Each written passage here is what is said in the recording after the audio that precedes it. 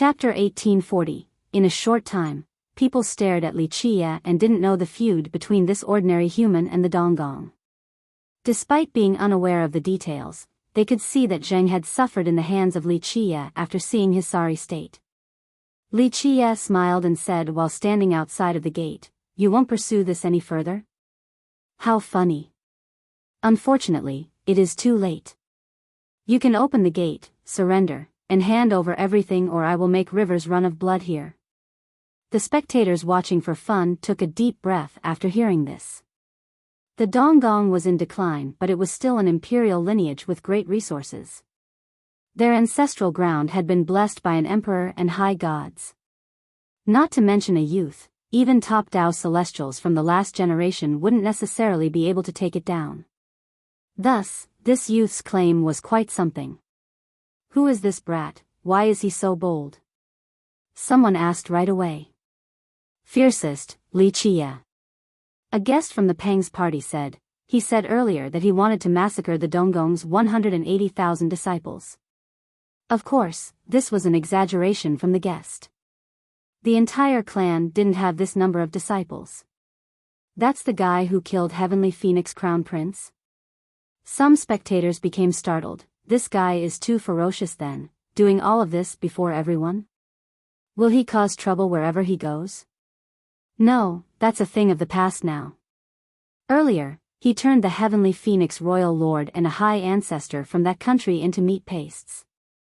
The Royal Lord tried to avenge his son, but he only lost his life in the process. The party guest revealed. What? The unaware cultivators here were shocked. One of them said, That's too much. Is he not afraid of implicating his sect after killing Jin Ji's father-in-law? No, he didn't give a damn about Jin Gu since he even declared war against the war monarch earlier and looked down on the Qian clan. The guest embellished. Is the crazy brat tired of living? The spectators were astounded again and retreated from Li Qia. Offending the Qian was a terrifying matter. What is his backing then to not be afraid of a war with the monarch clan? Is he also from an imperial lineage? Only heaven-searching sect and dragon citadel are strong enough to go against the war monarch, but I've never heard of a disciple like him from those two clans. Even top Dao celestials couldn't see through Li Qia. This was only a junior with several hundred chaos units, yet he was able to kill the royal lord. Quite an unbelievable matter. Amidst the hushed discussions, Zheng standing on a high wall was both scared and furious at the same time. He was truly spooked this time, so his tone was a lot more subdued than normal. You shouldn't push us too far. Our clan isn't that easily bullied, not by you. If our high god comes out, your death is certain. Be smart and leave now, then we can mind our own business. Zheng shouted. Since when is the Donggong so nice? Cultivators from Outer Realm found this perplexing. This clan wasn't so nice in this region, but it felt rather weak today. Only the party guests understood why Zheng was so scared after being chased like a dog back to his clan. No, the right way to put it is that I am merciful in giving your clan a choice. Otherwise, you wouldn't be standing up there right now. Surrender or don't blame me for being ruthless. Li Qia smiled and said. Zheng loudly retorted, Li, don't have no sense of propriety. Take half a step inside the clan and our high god will take care of you. Everyone could hear the weakness in his retort. They didn't believe him either, since the clan no longer had someone of that level. Their final high god was already killed by Star Stomper. So now, people thought that he was only boasting in order to scare Li Qia. Li Qia chuckled in response, I'm actually missing an appetizer to go with my wine. If your clan still has a high god, he'll make a good dish. People glanced at each other again and thought that this brat was too outrageous. He acted as if these powerful beings were nothing but drifting clouds in the sky. Such words were too arrogant and overbearing. Fire! Zheng ordered. He was buying time earlier for his disciples to prepare the divine crossbows meant for defending the clan. Whoosh! The sky turned dark due to the massive amount of arrows raining down. These arrows were actually made out of refined laws. They locked onto the coordinates and left no room for anyone to escape. These countless arrows could break through any thick defensive line. This was something personally prepared by a high god with a terrifying destructive power. A Tao celestial wouldn't be able to withstand this unless they had a divine or imperial armament. Li Qiye slightly looked up and casually threw out a treasure. Crank, crack. This treasure crazily assembled into a majestic wall blocking in front of him. This treasure was a three-colored sphere, looked like gold but wasn't made out of gold, looked like wood but not wood. It seemed that this sphere was created from numerous tiny pieces latching together. It only took the blink of an eye for this tiny sphere to turn into a divine wall. Though the arrows made out of sharp laws were quite fierce, the wall managed to repel their onslaught. This casual treasure thrown out by him was mightier than these arrows. Its name was Ancestral 18 Transformations, made from the 3 ancestral trees of the ancestral Terra and refined by the laws of the world. It was as if it had the power of 3 ancestral trees. More wind-cutting sounds came from the arrows pouring down. The disciples from the clan unleashed one arrow barrage after another like a swarm of locusts in the sky. They made an arc in the sky before fixating on Li Qiye with extreme velocity, intending to make a sieve out of him. The treasure instantly turned into a shield before covering Li Qiye entirely like an upside-down pot. Boom! Boom! Boom! All the arrows were stopped again. The relentless onslaught of the clan's high god weapon couldn't break through this strange defensive artifact. Remember, this was a treasure shaped by the true bodies of 3 ancestral trees. These were existences that could handle an imperial attack. Thus, these arrows had no way of breaking through the treasure's defense. In other words, this Ancestral 18 Transformations was much better than an imperial weapon because it contained the pure power of an ancestral tree. Thus, Li Qiye didn't need any merit law or power to control it. He had already imprinted his seal on the artifact. It essentially became a part of his body, allowing him to control it on a whim. Chapter 1841, A break finally happened for the arrow barrages. Li Qiye smiled and said, "My turn." Crack. The gigantic shield instantly disappeared. Whoosh. Whoosh. Whoosh. The sky turned dark with a torrent of sharp pins raining down. Ah! Screaming was all that could be heard in the clan during this period. Many experts were taken down, especially the ones on the walls. They were the first to die after having many holes added to their body. This scene was too horrifying. The artifact turned into numerous needles and rained down. In fact, calling it a rain wasn't enough.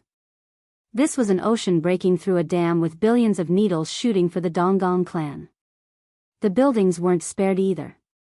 Pavilions and temples were completely pierced. Whoosh! The needles crazily returned from the clan like a river flowing backward due to a reverse of time. They flew back into Li Qiye's palm and became a tiny, 3-colored sphere again. Go! Li Qiye once again threw the sphere out. Crank! Crack! The sphere transformed with an amazing speed beyond the naked eye's perception. Boom! It turned into a rolling ball that was 100 feet tall. Rumble! As it continued, it rolled even faster and became bigger. Boom! The walls blessed by many generations couldn't withstand this force. The main gate got annihilated as well. The ball continued its unstoppable trajectory through the clan. At this moment, it was already the size of a mountain and nearly blotted out the sky. People looked up and watched in awe. It wasn't only increasing in speed and size, its weight was also being amplified. Everything was flattened completely under its roll. In just a short time, the buildings in the clan became nothingness, resulting in a magnificent scene of destruction.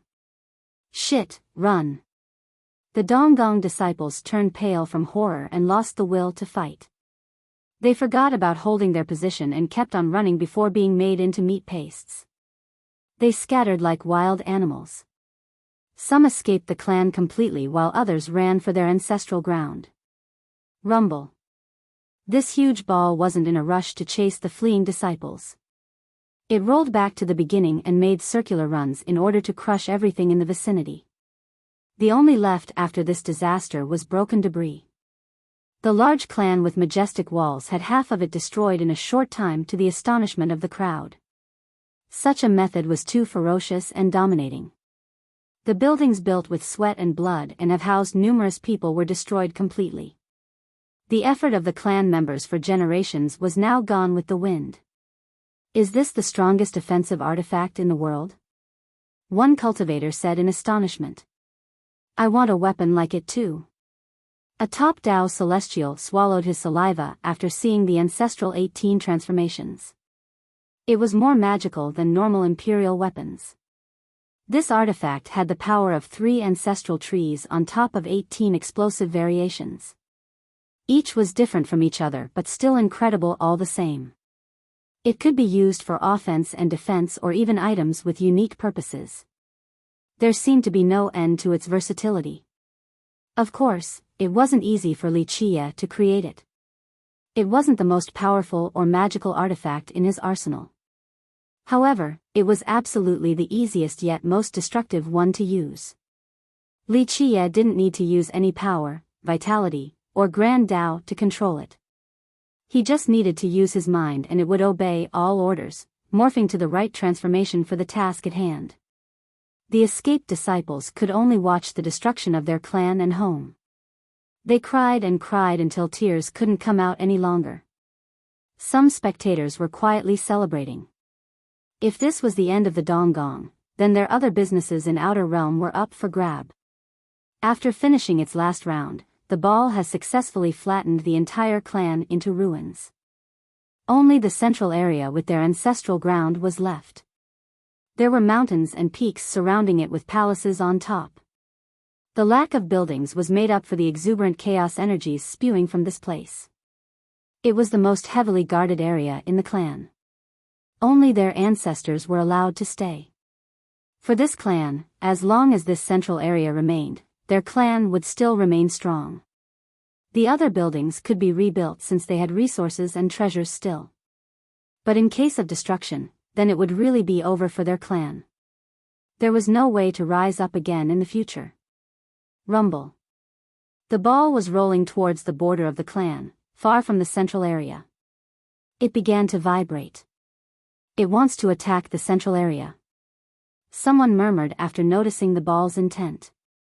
Everyone became excited and wanted to know if this strange ball could actually take down the Donggong's ancestral ground or not. It wasn't that easy destroying an imperial-level defensive barrier. The disciples from Donggong were praying before this scene, "Ancestors, please protect our clan." Losing the central area would be akin to losing all resources to the enemy. The clan would be truly finished. Even if its disciples were to survive, they would only be dogs without a master. Start the defensive barrier. Donggong Zheng was lucky enough to return to the ancestral ground and shouted. Buzz. Defensive layers of scintillating light were erected from the ancestral ground. Chapter 1842, Rumble. The ball became larger and heavier after each vibration. Go. Once it reached a particular level, Wuxia smiled and gave the order. In a flash, the huge ball crazily spun with an insane speed towards the central area. Meanwhile, the ancestors of the clan poured out a monstrous amount of chaos and primordial energy into the defensive barriers, causing them to shine even more. Powerful supreme runes appeared on the layers. These belonged to the blessing of their ancestors for generations. Time did not diminish its power. Rumble. The ball left behind a deep trail on the ruins. After its velocity reached a certain point, it left the ground and accelerated even more before flying towards the ancestral ground like a meteor. The Donggong disciples felt their heart hanging on a string. Some covered their mouth to avoid screaming. Boom! The world quaked with an explosion nearly rupturing everyone's eardrums. They felt as if the world was sinking down. They saw the gigantic ball slamming into the defensive barriers. These barriers became unreasonably caved in till the limit. It was only a bit before the ball could touch the mountains in the central area. Nevertheless, under the boost of the ancestors, the runes on the barriers exerted the brightest of light. This eternal power resembling an ocean stopped the ball. Bang! The ball was bounced back all the way out of Outer Realm City and disappeared into the vast sky. Yes! The disciples couldn't help but cheer loudly. Their final defense finally stopped the might of this ball. They heaved a sigh of relief and could finally breathe easy.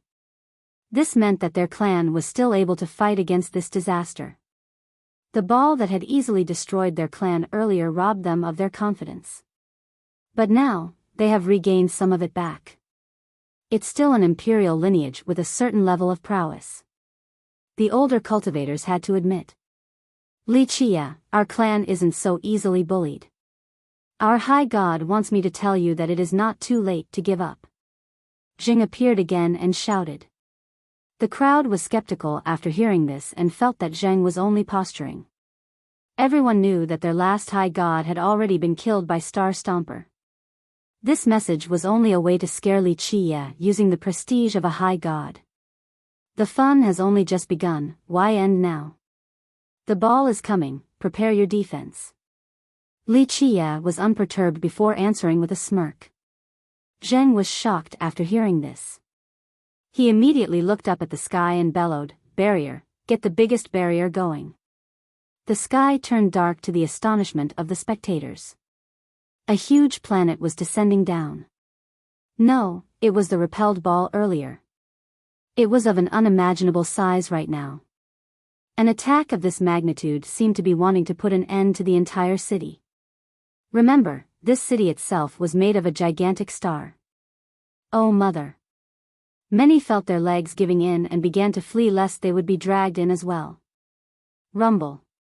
When the ball was about to hit the ancestral ground, the explosive noises finally came from the horizon.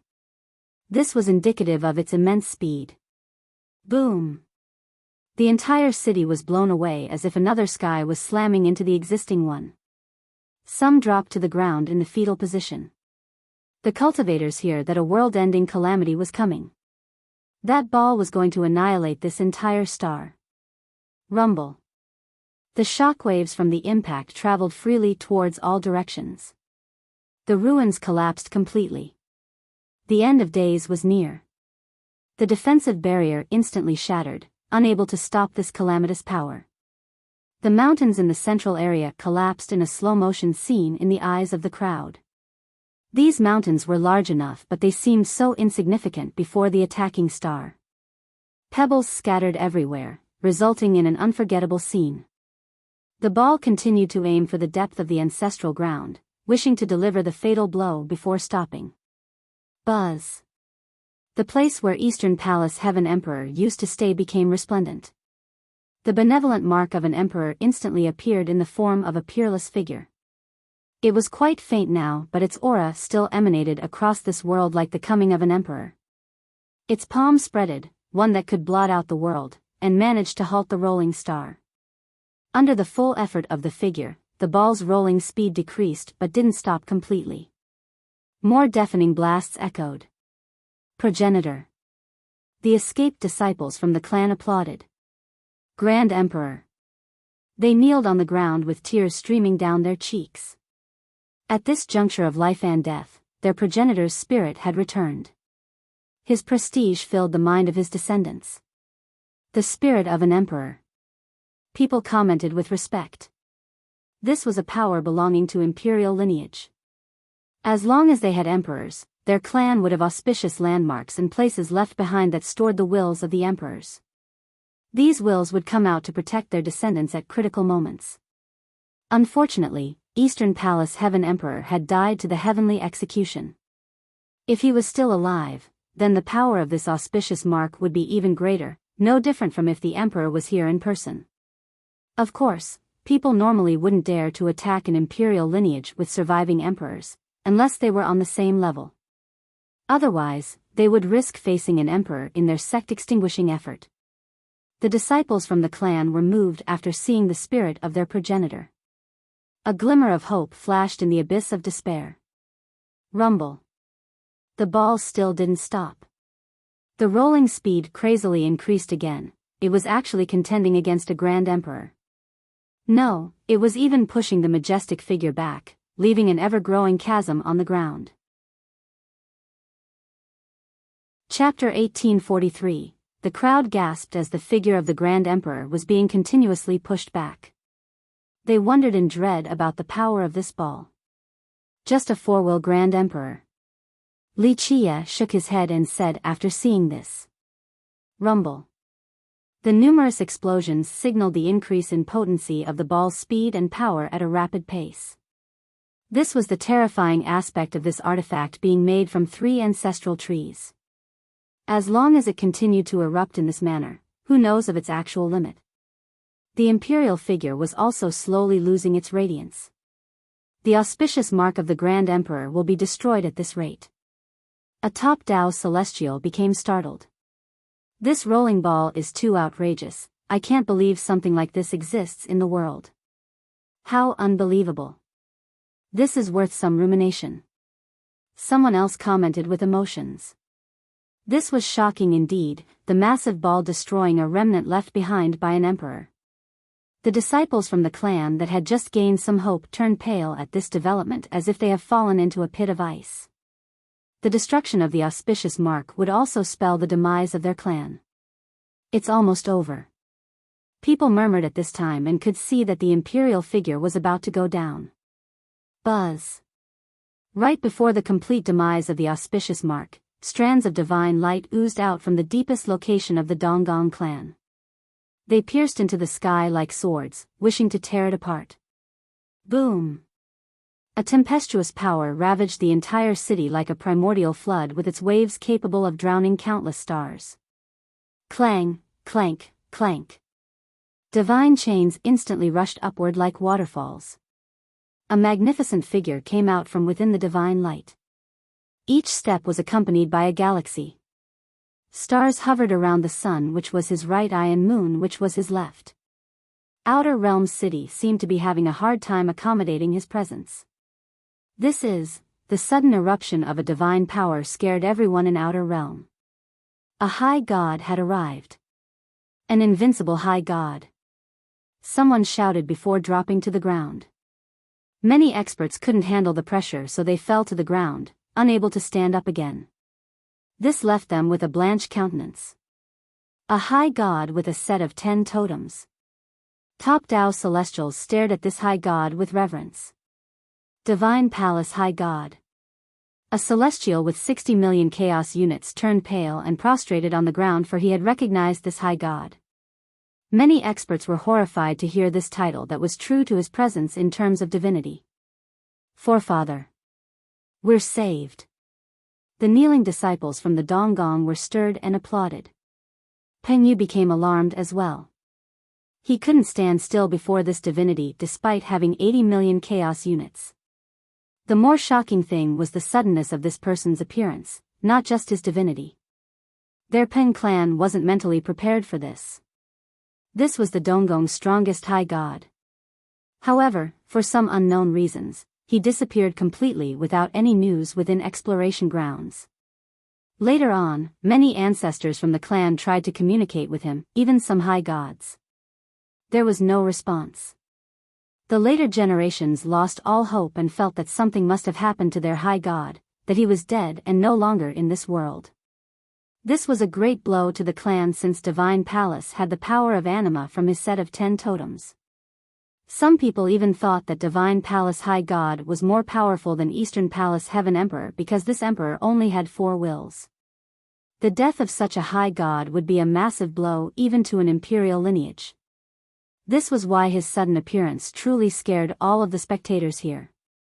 Donggong Jing did send a message from his high god earlier, but everyone thought that it was mere posturing in order to scare Li Chia. Who would have thought that it was indeed the truth? Their missing high god had returned. After regaining their sanity, the disciples from Donggong became jubilated. There was still a chance for their clan to survive. No, they could even rise to prosperity and power again. Peng Yu and Peng Yi lost colors on their face. This high god was still alive while there was no news of their Star Stomper high god.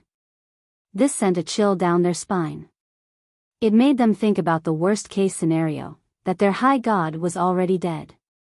One of the reasons for this birthday celebration was to show those who had been watching their clan that their high god was still alive. But now, Peng Yu wasn't confident at all. The Peng and the Donggong had a mortal feud right now. If Li Qie were to die to Divine Palace, their clan would be next. He saw a vision of the destruction of his clan after thinking that Li Qie wouldn't be able to stop Divine Palace. There are 10 totems. Everyone was suppressed as this high god walked over. None could get back up on their feet. Though he wasn't actively pushing them down, just his mighty divinity alone was too much to take. Just imagine, could one stand up straight when an emperor with 4 wills like Eastern Palace was in front of them? This high god was even more powerful than the emperor. Even a real expert with 300 million chaos units wouldn't be able to withstand this power and drop to the ground. Boom! Divine Palace raised his palm with a sky-shouldering force in order to repel the rolling ball. Rumble. The ball rolled slower and weakening explosions before finally stopping. Yes! The kneeling Donggong disciples roared in a frenzy. Their forefather had finally put an end to this terrible nightmare. Crank. Crack. The ball disassembled into countless pieces and flew back into Li Qie's palm. It was as if time had reversed, since all people could see was a gigantic ball shrinking back into a 3-colored sphere the size of a thumb. If people didn't see it with their own eyes, they wouldn't believe that this tiny sphere had destroyed the Donggong clan. Its power was quite awe-inspiring. They stared at this artifact while salivating.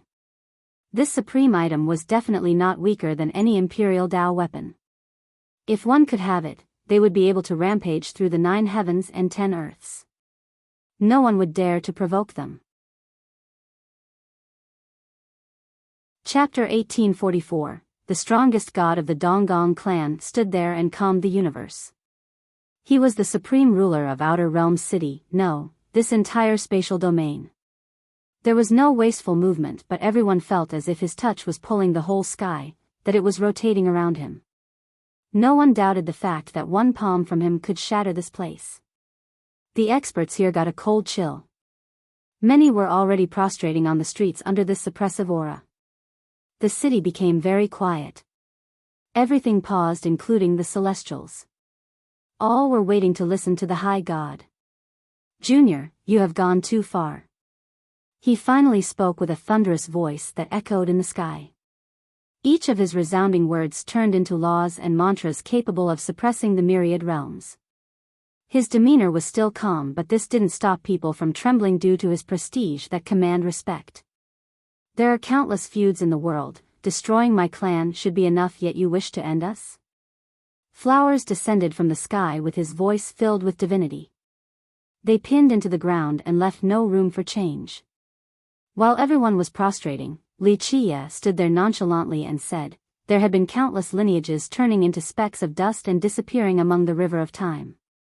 It is a kill or be killed world. If I don't extinguish your clan today, your clan will annihilate the Peng tomorrow. This is only a change of order with me seizing the initiative. People didn't dare for Li Qie's background anymore. To be able to articulate so clearly in front of a 10-totem high god with such calmness and resolution already impressed them. The big shots from the last generation kneeling on the ground felt that his courage was peerless and worthy of respect. So you wish to intervene for the sake of the Peng? The high god responded. Not quite.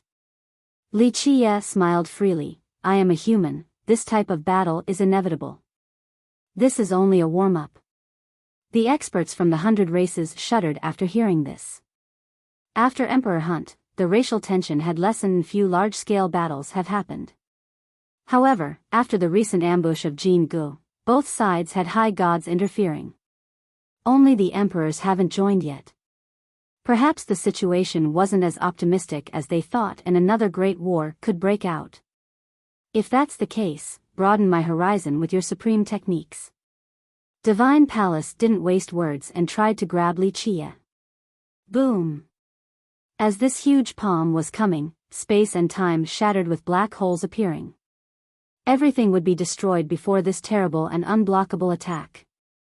Dao Celestials with 300 million chaos units were still scared out of their mind because this attack could instantly annihilate them. Anything below the realm of High God were less than insects. It wasn't an exaggeration to say that this strike could kill every single person here. Bang! The resulting blast wasn't as loud as expected. It was just like a palm attack of a mortal, yet everyone could hear it. When the dust settled, this attack was actually stopped by someone. No destructive shockwaves could be found. The crowd was astounded. A palm attack from a 10-totem High God was stopped so easily? In the beginning, people thought that it was Wuxia stopping this attack. However, they found that it was an old man. He was tall and sturdy like a majestic mountain. His hair was gray and face filled with wrinkles. However, his features seemed to be carved by a knife. Each line was full of power, especially his unyielding pair of eyes. Nothing in this world could touch them. There were no divinity or supreme laws accompanying him. He stood there calmly yet was able to stop the shocking attack from Divine Palace. The old man revealed a bright smile after seeing Wuxia, one that was as comfortable and sunny like the sun. Wuxia also leisurely smiled back without being surprised. Fellow Daoist Star Stomper, you're still choosing to come out. Divine Palace moved his hand back and said without any hint of fear. These old bones couldn't handle it before, so I needed to rest for a bit. But resting too much will make me moldy, so I'm here to exercise. After several 100,000 years since our last meeting, fellow Daoist Divine Palace is still as vigorous as before. Quite enviable. The old man replied in a friendly manner. Star Stomper High God. The reveal of this old man's identity shocked everyone. 2 top High Gods have appeared in just one day. They were both prestigious, especially Star Stomper, who had experienced many battles, including Emperor Hunt that had been eternalized in the historical annals. He was essentially a living fossil that had experienced the change of th-100 races. Star Stomper High God. People from the 100 races voluntarily kowtowed with reverence. It wasn't due to his divinity, only his contribution to the 100 races. The 100 races wouldn't have their status and prosperity today without Emperor Hunt. Star Stomper's effort in the war was worthy of respect. Forefather. Peng Yu was trembling from excitement. This was a pleasant surprise. Their clan was willing to pay any price as long as their forefather was around. They found his presence to be a panacea for the mind, putting them at ease. The prostrating Peng Yi lifted his head to look at his forefather. He grew up listening to the forefathers' tales and knew them like the back of his hand. To be able to see his hero in person was the most exciting thing possible. Today was destined to be extraordinary in Outer Realm due to the appearances of these High Gods. In a short time, all eyes were on them. One was a 10-totem High God while the other had 9 totems on top of the 9 cauldrons bloodline. People became curious about the stronger one of the two. The victor didn't matter since the crowd was eager to see the fight between the 2 gods. In terms of battle record, Star Stomper was the more decorated one due to Emperor Hunt and his successful ambush of Jin Gu. He even killed a High God from the Donggong clan during that battle. Thus, everyone thought he had the upper hand with regards to battle experience. However, Divine Palace had his own advantages, the clearest one being his 10 totems. Moreover, there were rumors of him saving his strength and resting all this time, so his vitality was even more plentiful than younger High Gods. He maintained his peak state just like his youth, so if he were to take action, it would always be a decisive blow. The experts from the 100 races were naturally on Star Stomper's side. However, they were worried about his injuries from the previous battle. If he had yet to recover, this would be quite detrimental. The 2 gods showed no sign of relenting, so the crowd held their breath, ready to see an inevitable battle between the gods. Chapter 1845. During this confrontation, Divine Palace fully activated his divinity with sharp rays tearing apart the sky. He looked like the ruler of the world, each of his gestures could destroy everything, a single thought could dry up the ocean. On the other hand, Star Stomper was very ordinary, looking like a neighborly old man. There was no oppressive aura, but he presided in the world like a mountain. Just this casual stance alone was unshakable and impenetrable. It looks like a fight is inevitable today, fellow Daoist Star Stomper. Divine Palace slowly spewed out mantras. Each word was powerful and resounding. I agree. Star Stomper smiled and said, fellow Daoist Divine Palace, don't you want to experiment your new techniques on this old man anyway? Looks like you have heard quite a bit, fellow Daoist Star Stomper. Divine Palace thunderously said, such quick information meant that you have eyes and ears everywhere. It's no secret. Star Stomper said flatly, you entered an ancient ground back then went back to your lair without any news from then on. Your appearance today certainly symbolized a fortuitous harvest, one that is enough for you to concoct a grand plan. Many people glanced at each other after hearing the conversation. So it turned out that Divine Palace's disappearance was due to gaining something amazing. Remember, this was a god with a set of 10 totems. His merit laws and refined treasures were not necessarily inferior to an emperor's. Thus, just imagine how wondrous this fortune must have been and made it worth it for a high god to go into seclusive cultivation. Ordinary things couldn't get into his sight, so everyone became curious. Very well, it's time to settle the feud between our clans.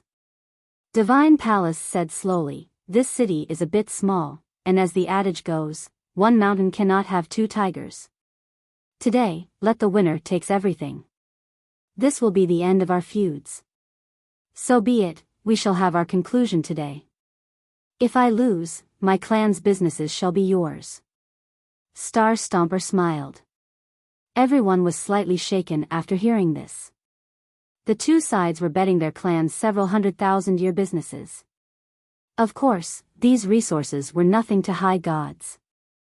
The two simply wanted to settle the score, so this shouldn't be too surprising. It was only a matter of time. Both the Peng and the Donggong were in decline. In order to rise again, they must swallow the other. With the appearance of their high gods now, one would surely rise again on the ashes of the other. Moreover, the Peng was part of the human race and the Donggong was part of the heaven race. The tension was naturally inevitable. It certainly didn't help when Star Stomper killed the Donggong's high god. The Donggong would never forget this feud, one that was both personal and racial. There was no chance of them sitting down for a peaceful resolution. Members of both clans were shaken with no words to describe their current emotion. They didn't know whether to be happy or sad at this moment. This battle was going to determine their fate. If their ancestor were to win, then a golden era was about to come. They would be the sole tyrant of Outer Realm. But in case of defeat, they would lose everything, including their home in this place. The disciples held their breath and quietly prayed for their ancestor to return triumphantly. They palpitated from the anticipation. Fellow Daoist, let us fight up there. Divine Palace suggested and stepped into the sky. Very well, hurting the sceneries of this tranquil land is a scene. Star Stomper smiled and also stepped into the upper sphere. The two high gods still maintained an air of courtesy despite their fight to the death. Both were still as amicable like old friends, no trace of anger in any of them. Just their graceful attitude towards the enemy was admirable enough. This was the style of high gods, a manner worthy of their position and status. Come, let's watch. The capable big shots all rushed to the sky and opened their heavenly gaze to watch from afar. They didn't dare to enter the upper sphere because remnant shockwaves could render them to ashes. Go back now, tell the ancestors to activate the heavenly mirrors. Some juniors immediately ran back home in order to watch with the mirrors. In the depth of space, two high gods calmly stood there and were surrounded by many large stars and floating meteorites. All of this was a part of the galaxy system here. A fight between them would have a devastating effect on the surrounding, thus they needed to fight in space. Outer Realm City wouldn't be able to handle the impact. Even ordinary ancient battlefields wouldn't be able to contain them either. It needed to be a high-level one. In a short time, big shots everywhere, and clans used heavenly gazes and mirrors in order to watch this incredible battle. The Nine Cauldrons bloodline of the human race is full of legends. This fight will be worth it because I will get to see it. Divine Palace spoke. His left eye was the moon and his right the sun. An endless light poured out and turned into a yin-yang symbol. The lucky spectators became even more excited. The Nine Cauldrons was one of the 8 grand ancient bloodlines.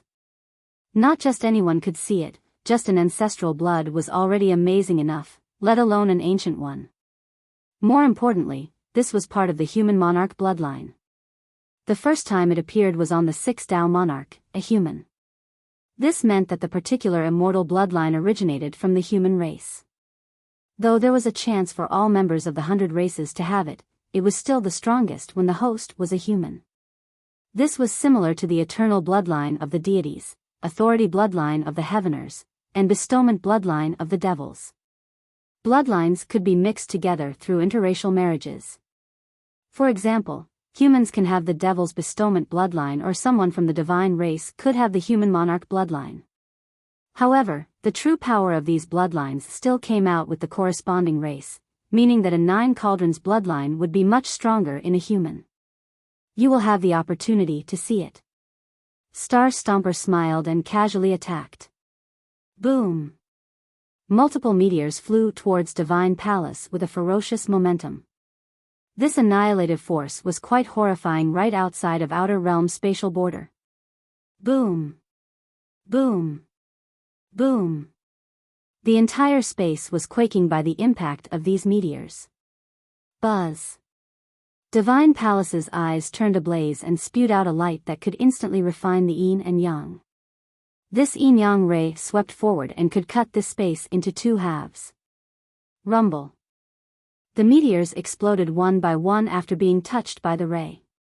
Just imagine, numerous stars instantly exploded. This was such a magnificent scene with engulfing smoke and fire illuminating the entire area. Everything else paled in comparison. This might have been the most incredible scene of fire the spectators had ever seen. After the yin-yang ray destroyed all the meteors, the black and white portions came together to form a pulsing ray with the radius of 1,000 miles. This new beam shot straight at Star Stomper. 1. Ancestral-Ancient-Immortal. Chapter 1846. The new beam could sever the reincarnation cycle. Even a high god would go down after touched by this light. The spectators found the attack dreadful. Only a high god would have this type of ability to instantly pierce through the earth and annihilate a great power. It was simply catastrophic. Activate. Star Stomper didn't try to hide at all. He shouted and took out a galaxy disk that turned into a huge shield.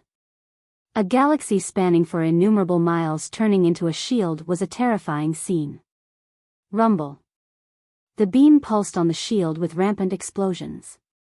The shockwaves could shatter all the meteorites nearby. This was a world-destroying force. Crumbs of stars went flying after the galaxy shield shattered. The stars couldn't handle the power of the yin and yang. This magnificent scene looked like a universe spewing out debris into the sky. Each little piece could shatter an entire continent. Star Stomper let out a battle roar after the collapse of his artifact and threw out what was left of the shield. It shattered the void, resulting in a black hole. Next, it pierced through it and instantly appeared in front of Divine Palace. This gigantic shield was flying straight for his head. Dao Celestial simply couldn't stop such an attack. This was the difference between a high god and a Dao Celestial. The gap between the 2 realms was unsurpassable. No one could make up for the difference in cultivation. Rumble. Divine Palace was not shaken before this shield. His eyes became even brighter like the explosion of 1,000 suns. Another yin-yang beam shot out and turned the shield to ashes. Eat this. Star Stomper roared and created 7 stars with floating runes. These runes locked the entire area and soared straight at Divine Palace.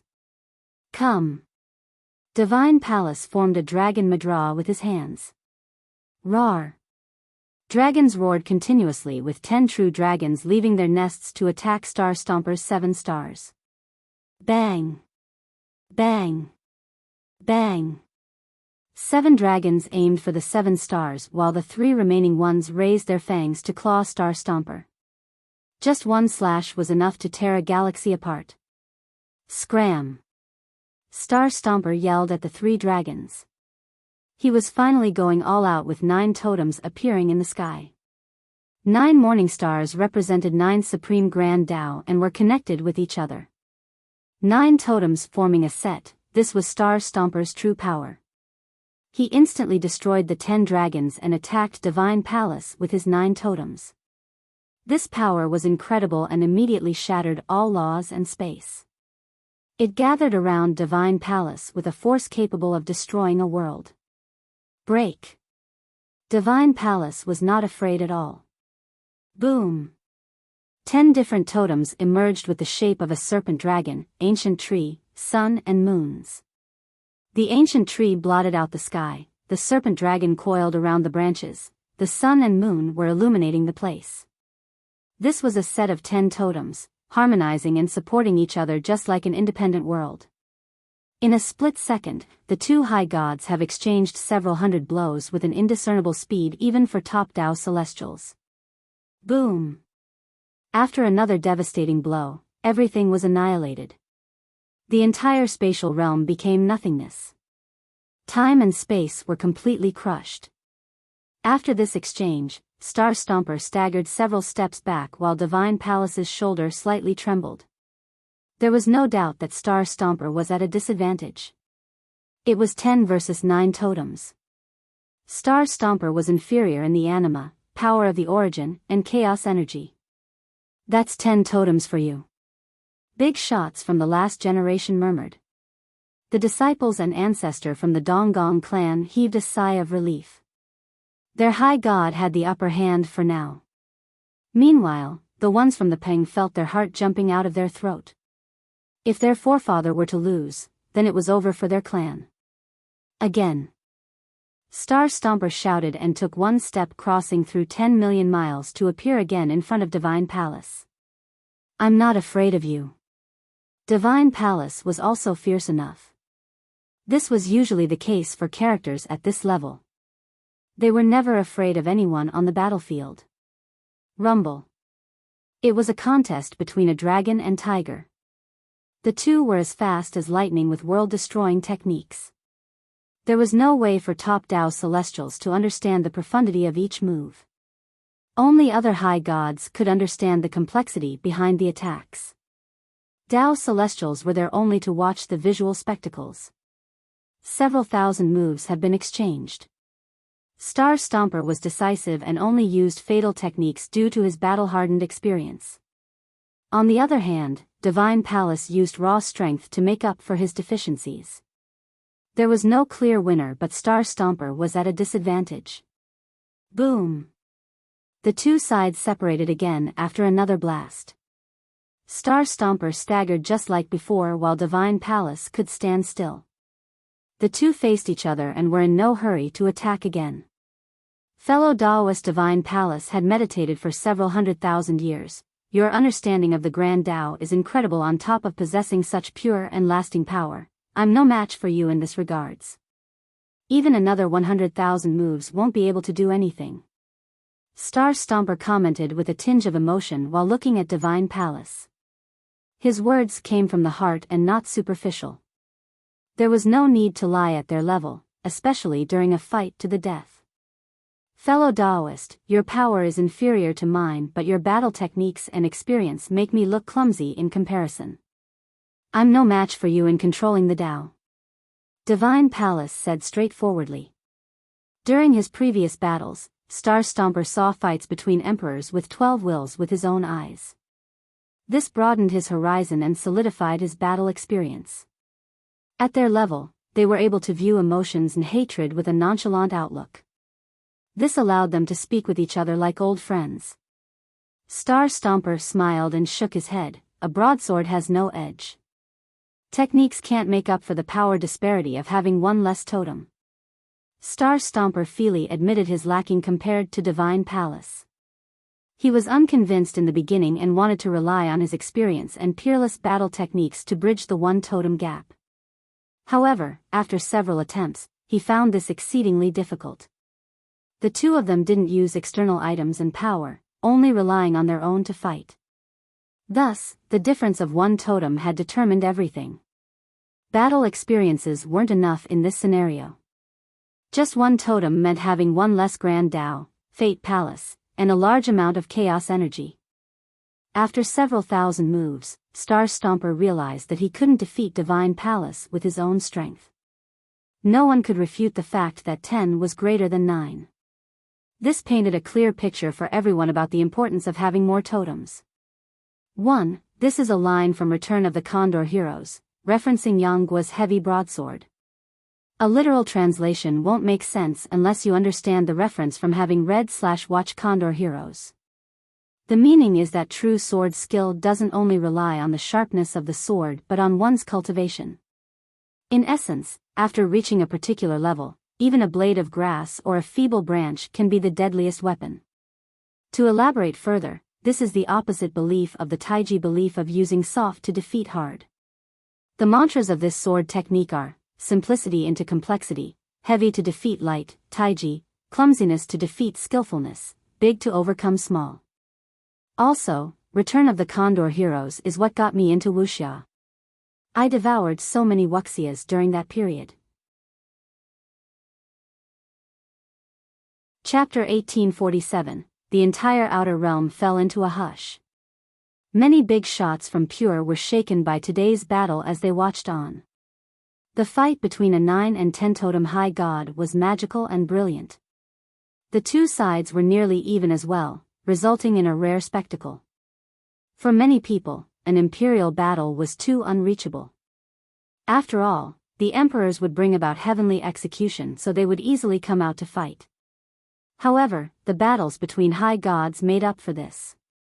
An imperial fight might happen once in every 10,000 years, but a divine fight commonly occurred. Because of this, experts were able to witness true invincibility and broaden their own horizon. The memories would become a foundation for their future path towards godhood. A fight between low-level high gods wasn't that exceptional, but this one was different. They were nearly at the apex of this branch and weren't weaker than some emperors. Their style, Grand Dao, and profundity truly benefited the spectators. The low-level high gods were shaken. Some even came out in person just to watch this amazing battle. Warm-up time is over, time to fight for real now. Star Stomper stretched and laughed. Very well, to the death. Divine Palace was not afraid at all and let out a roar. It was only an appetizer earlier between the two with physical techniques. They haven't used their weapons just yet. It was an assessing attempt, so neither used external powers. The crowd was startled. Just their warm-up was already frightening enough. If the two were to use their real murderous attack, even low-level high gods wouldn't be able to withstand a few moves. Kill. Star Stomper made the distance of several planets with a single jump and appeared inside Divine Palace's sphere. Clank. His armament instantly appeared. He was riding a celestial steed with a cosmic bow. This particular set emitted an orange glow of the stars. Pluff. Light particles turned into an arrow that was already next to Divine Palace's chest in the blink of an eye. This speed was virtually peerless.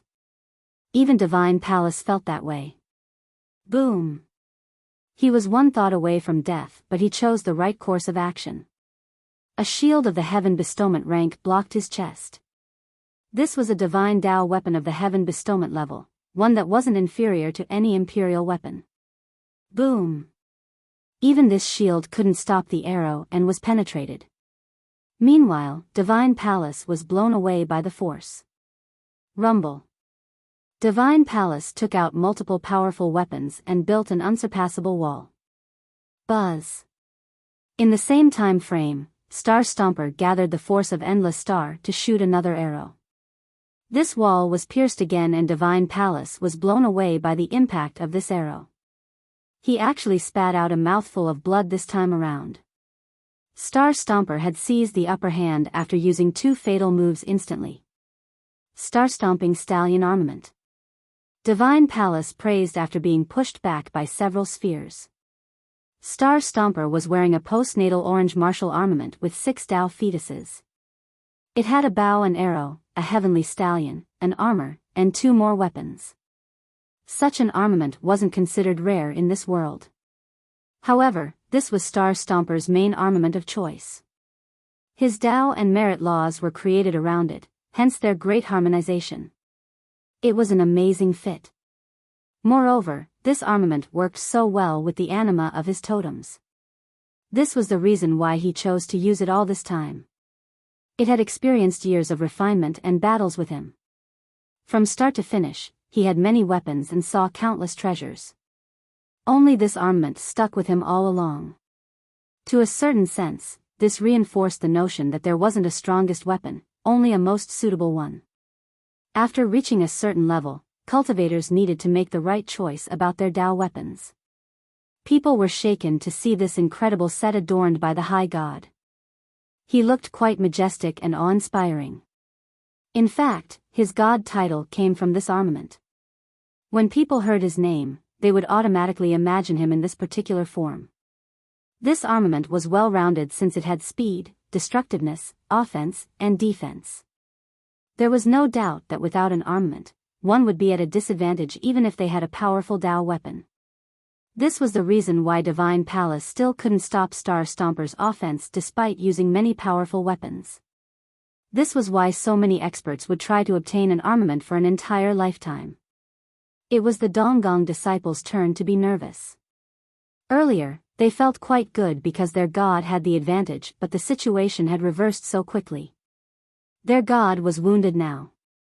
It is time for you to use your move, earned after several 100,000 years of rumination, fellow Daoist. Star Stomper didn't give chase. He stopped and calmly said. He clearly had the upper hand, but instead of pushing for victory, he became quite vigilant and careful. The Grand Dao isn't easy, the power of an individual isn't enough to gaze into the heavenly way. Divine Palace sighed sentimentally and uttered a confusing response. Clank. He slowly unsheathed a crescent saber completely shrouded in a cold aura. The blade wasn't as white as snow, there were only faint pulsing lights of a gray shade. People got the illusion that this grayness was death itself. This saber wasn't complete since a side of the blade was broken. However, it seemed to be born in this manner, that it was already a broken blade upon inception. Despite lacking an invincible glint and oppressive aura, people still lost control of their mind after gazing at it. This blade seemed capable of reaping their lives without any problem. A High Heaven War Scroll. A low-level high god was astounded and blurted out. However, there were young cultivators who had no idea what it was. No wonder why you have been so reclusive for so long, it is all because of this saber, a war scroll. I suppose it is worth it. Star Stomper's eyes became serious after seeing this weapon and said. It's only a broken half-scroll. Divine Palace said, 100,000 years to break the sail, another to incubate the blade, then the same period to comprehend the text. All of this was required to have today's result. An individual is too weak, it's not easy to gaze at the claw of the high heaven at all. Star Stomper looked at the saber and said, it's enough already. This is a primordial form of this scroll and you are its first master, grasping the oldest primal force. It's the same as wielding the high heaven's trusted tool. This saber will allow you to do whatever you want, no wonder why you came into being today. If it was me, I would also want to test this saber against a high god of the same level. Maybe I'll be the one sacrificed to the saber. Divine Palace didn't become complacent, this ferocious blade will either kill the enemy or its user.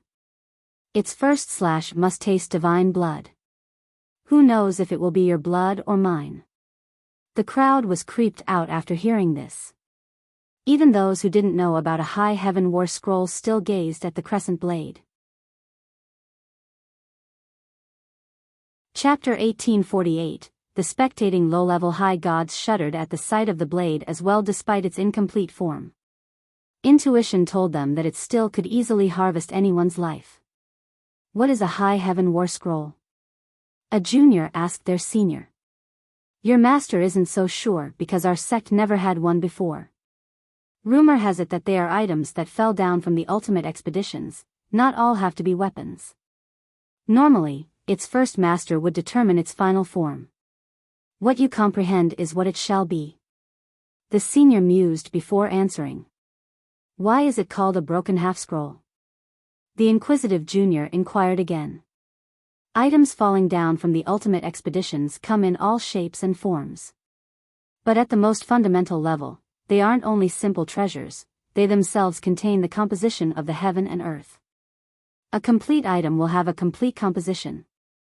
Later on, some supreme emperors separated the compositional laws from the items, wishing to turn these laws into amazing hereditary techniques.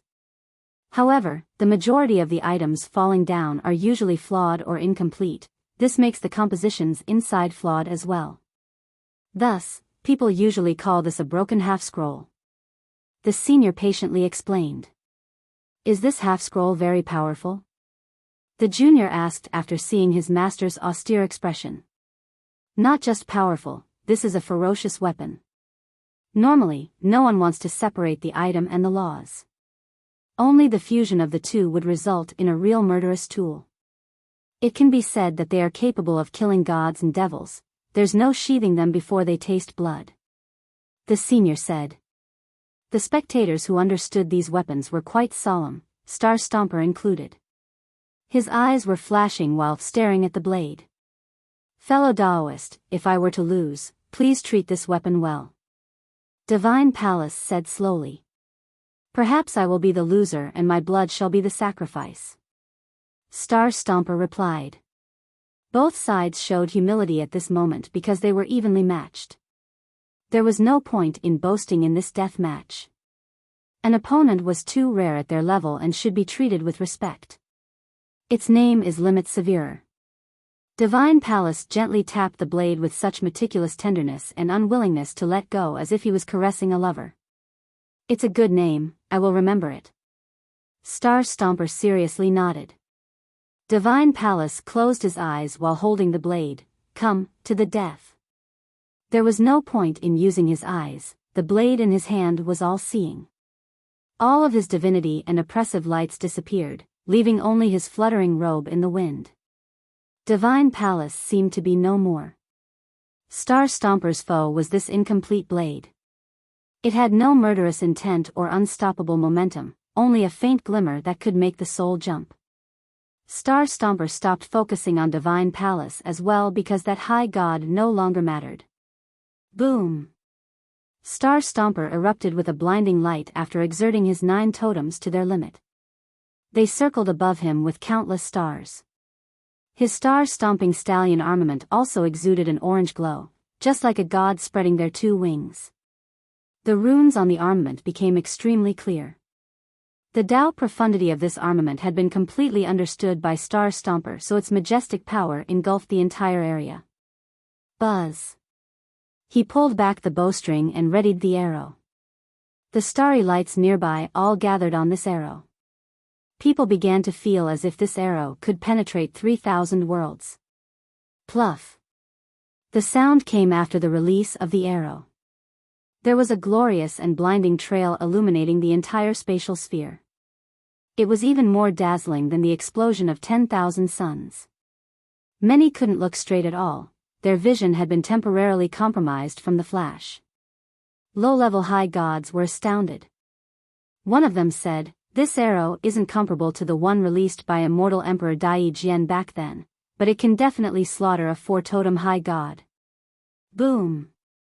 The arrow crossed the countless distance and made it to Divine Palace's throat. Despite containing the power of endless stars, it was only the size of a finger. Nevertheless, its sharpness could pierce through all things. In this split second, Divine Palace finally slashed his blade forward in a direct and simple manner. There was no decoration in this slash, but it was enough to split the invincible arrow into 2 halves. The trail of light disappeared and the arrow lost its power. Whoosh! Star Stomper's 2 weapons to his left and right immediately raided in a crisscross manner. It looked like a golden dragon scissor, capable of severing the yin and yang, the reincarnation cycle, and the 3,000 worlds. Nothing could be connected after its cut. This scissor also aimed for Divine Palace's head, wishing to decapitate him with unbelievable speed. There was no chance for people to retaliate. The scissor was fast, but Divine Palace's saber was even faster. No one could see it clearly, but he had knocked away the two ambushing weapons. Next, this saber was coming for Star Stomper's chest through endless space. Distance seemed to be meaningless before its offense. This all happened in the blink of an eye, from the first slash stopping the arrow to the second stopping the scissor to this third attack. It was as if Divine Palace had slashed 3 times instantly. The slashes were flawlessly connected. There was no technique or variation to this third place, it was only a simple cut without the profundity of the Tao. Just the beautiful slash itself was enough, no need for garish spectacles. Star Stomper was very fast due to his stallion armament. However, he couldn't evade this slash either. Even low-level high gods couldn't see it at all. Bang! The slash finally connected and blood stained the blade. One could hear the pattering noises of blood dripping down the blade, the crimson blood of a high god. Each drop was full of divinity. Star Stomper's armor had been cleaved open by the slash. There was a shocking wound on his chest since one could see the ribcage. The slash had almost split Star Stomper into 2 halves. The thing that saved Star Stomper's life was a short halberd. Alas, a scar had been left behind on the weapon. This halberd looked ugly and seemed to be a rushed job, but it was taking in and out a frightening aura. It could break the heaven above and punish hell below. Nothing could ever stop this halberd from achieving victory. It looked as if it was made for killing, this was too apparent due to its destructive aura. It also had an imperial presence and the supreme will of a grand emperor. This will could slaughter everything in the world. Chapter 1849. After seeing his forefather bleeding, even an ancestor like Peng Yu was scared out of his mind and shuddered. He didn't calm down until the forefather had successfully stopped the saber. On the other hand, the disciples and ancestors from the Donggong were ecstatic and found it regrettable that it wasn't the end of the battle. Nevertheless, this gave them hope that their forefather would be the victorious one. What weapon is that, capable of stopping a broken half-scroll? Top Dao Celestials were stirred and took a deep breath. Remember that Star Stomper's armament was incredible and capable of stopping Imperial Dao weapons, yet it was cut open so easily by the slash. One could imagine just how sharp and terrifying this saber was. However, the short halberd was able to stop it. There was no doubt that this particular weapon was superior to his stallion armament. This is, a low-level high god recalled a rumor to his horror. A heaven-punishing imperial weapon. Divine Palace raised his brows after seeing this weapon with an emotional stir in his voice. Keen you are, fellow Daoist. Star Stomper didn't bother to look at the wound on his chest and let blood continue to stain his armor. An injury caused by a high heaven war scroll was hard to close, so he wasn't in a rush. Moreover, he was already used to having injuries. I didn't expect you to have a heaven-punishing weapon. This is quite surprising indeed. Normally, emperors wouldn't pass down these weapons to the world, so yours is very precious. Divine Palace spoke with austerity. People glanced at each other. Someone who has never heard of the item asked, "What is a heaven-punishing weapon?" Even a few disciples from imperial lineages had never seen them before. These are weapons prepared by emperors specifically for the ultimate expedition. They have magnificent power, far above regular imperial weapons. An imperial ancestor elaborated. Benevolent halberd. Li Qie gently sighed after seeing the weapon. The emperor still needed to be careful when facing the ultimate expedition. Choosing to go wasn't a hasty decision, it required preparation and planning. Thus, they would create specific weapons called heaven-punishing. It is thanks to the generosity of immortal Emperor Minren. Star Stomper didn't gloat. He slowly said, the emperor had always wanted to go on the expedition, so he experienced creating man weapons. Unfortunately, some failed and couldn't compare with his true immortal armament. During Emperor Hunt, he personally bestowed this weapon to me for protection. The crowd was shocked since they didn't expect this weapon to have such an amazing origin. Immortal Emperor Min Ren was a title that could be heard anywhere in the 13 continents. Even though he was a quiet emperor was from the 9 worlds, he was simply unstoppable during Emperor Hunt. His cultivation was strong enough on top of possessing a true immortal armament. This gave him the ability to fight against the peak emperors from the 3 races. Some considered him to be on the same level as Immortal Emperor Jiao Heng, Empress Hong Tian, Immortal Emperor Fei, and World Emperor. Thus, he was absolutely part of the highest echelon of the Imperial Order. The 5th expedition was started by him. This and his achievements in Emperor Hunt gave him an everlasting fame throughout history. Immortal Emperor Min Ren is a hero. It is an honor to witness the Emperor's heaven-punishing weapon. Fellow Daoist, let us finish this. Having said that, he aimed his limit severer at Star Stomper. Buzz. His saber emitted strings of light that weren't overly bright yet. As they were spreading out, they looked like remnants of light from the beginning of the heaven and earth. They pierced straight to the soul. Not to mention ordinary experts, even top Dao Celestials felt their soul being peeled off. Their neck uncontrollably presented itself for a decapitation without a chance to resist. The low-level high gods shuddered as well. Their true fate was untouchable, but it still trembled all the same. Very well, let's go again. Star Stomper loudly responded with a voice as crisp as a bell. Boom! His vitality crazily surged into the sky like an apocalyptic tsunami. This energy condensed together to form an ancient cauldron. With another loud explosion, the cauldron illuminated everything before fusing with the high god's body. Runes appeared everywhere on his body as if each of his muscles had been polished by them. In the blink of an eye, faint bronze rays exuded from him. It wasn't blinding, but there was an ancient power within. At this moment, it looked like his body was created by this ancient cauldron. The 9 Cauldrons bloodline lives up to its fame. Divine Palace was slightly moved at this sight. Even a god found this bloodline astonishing. One of our 2 human ancestral bloodlines. So many people became envious. All races would love to have this bloodline since there were only 8 in the world. To see one in person was a stirring event. The members of the Peng clan were even more shaken. This bloodline has been their pride all this time because even imperial lineages couldn't have one. Some of these imperial lineages even wanted a marriage alliance with them just to have the chance for this bloodline.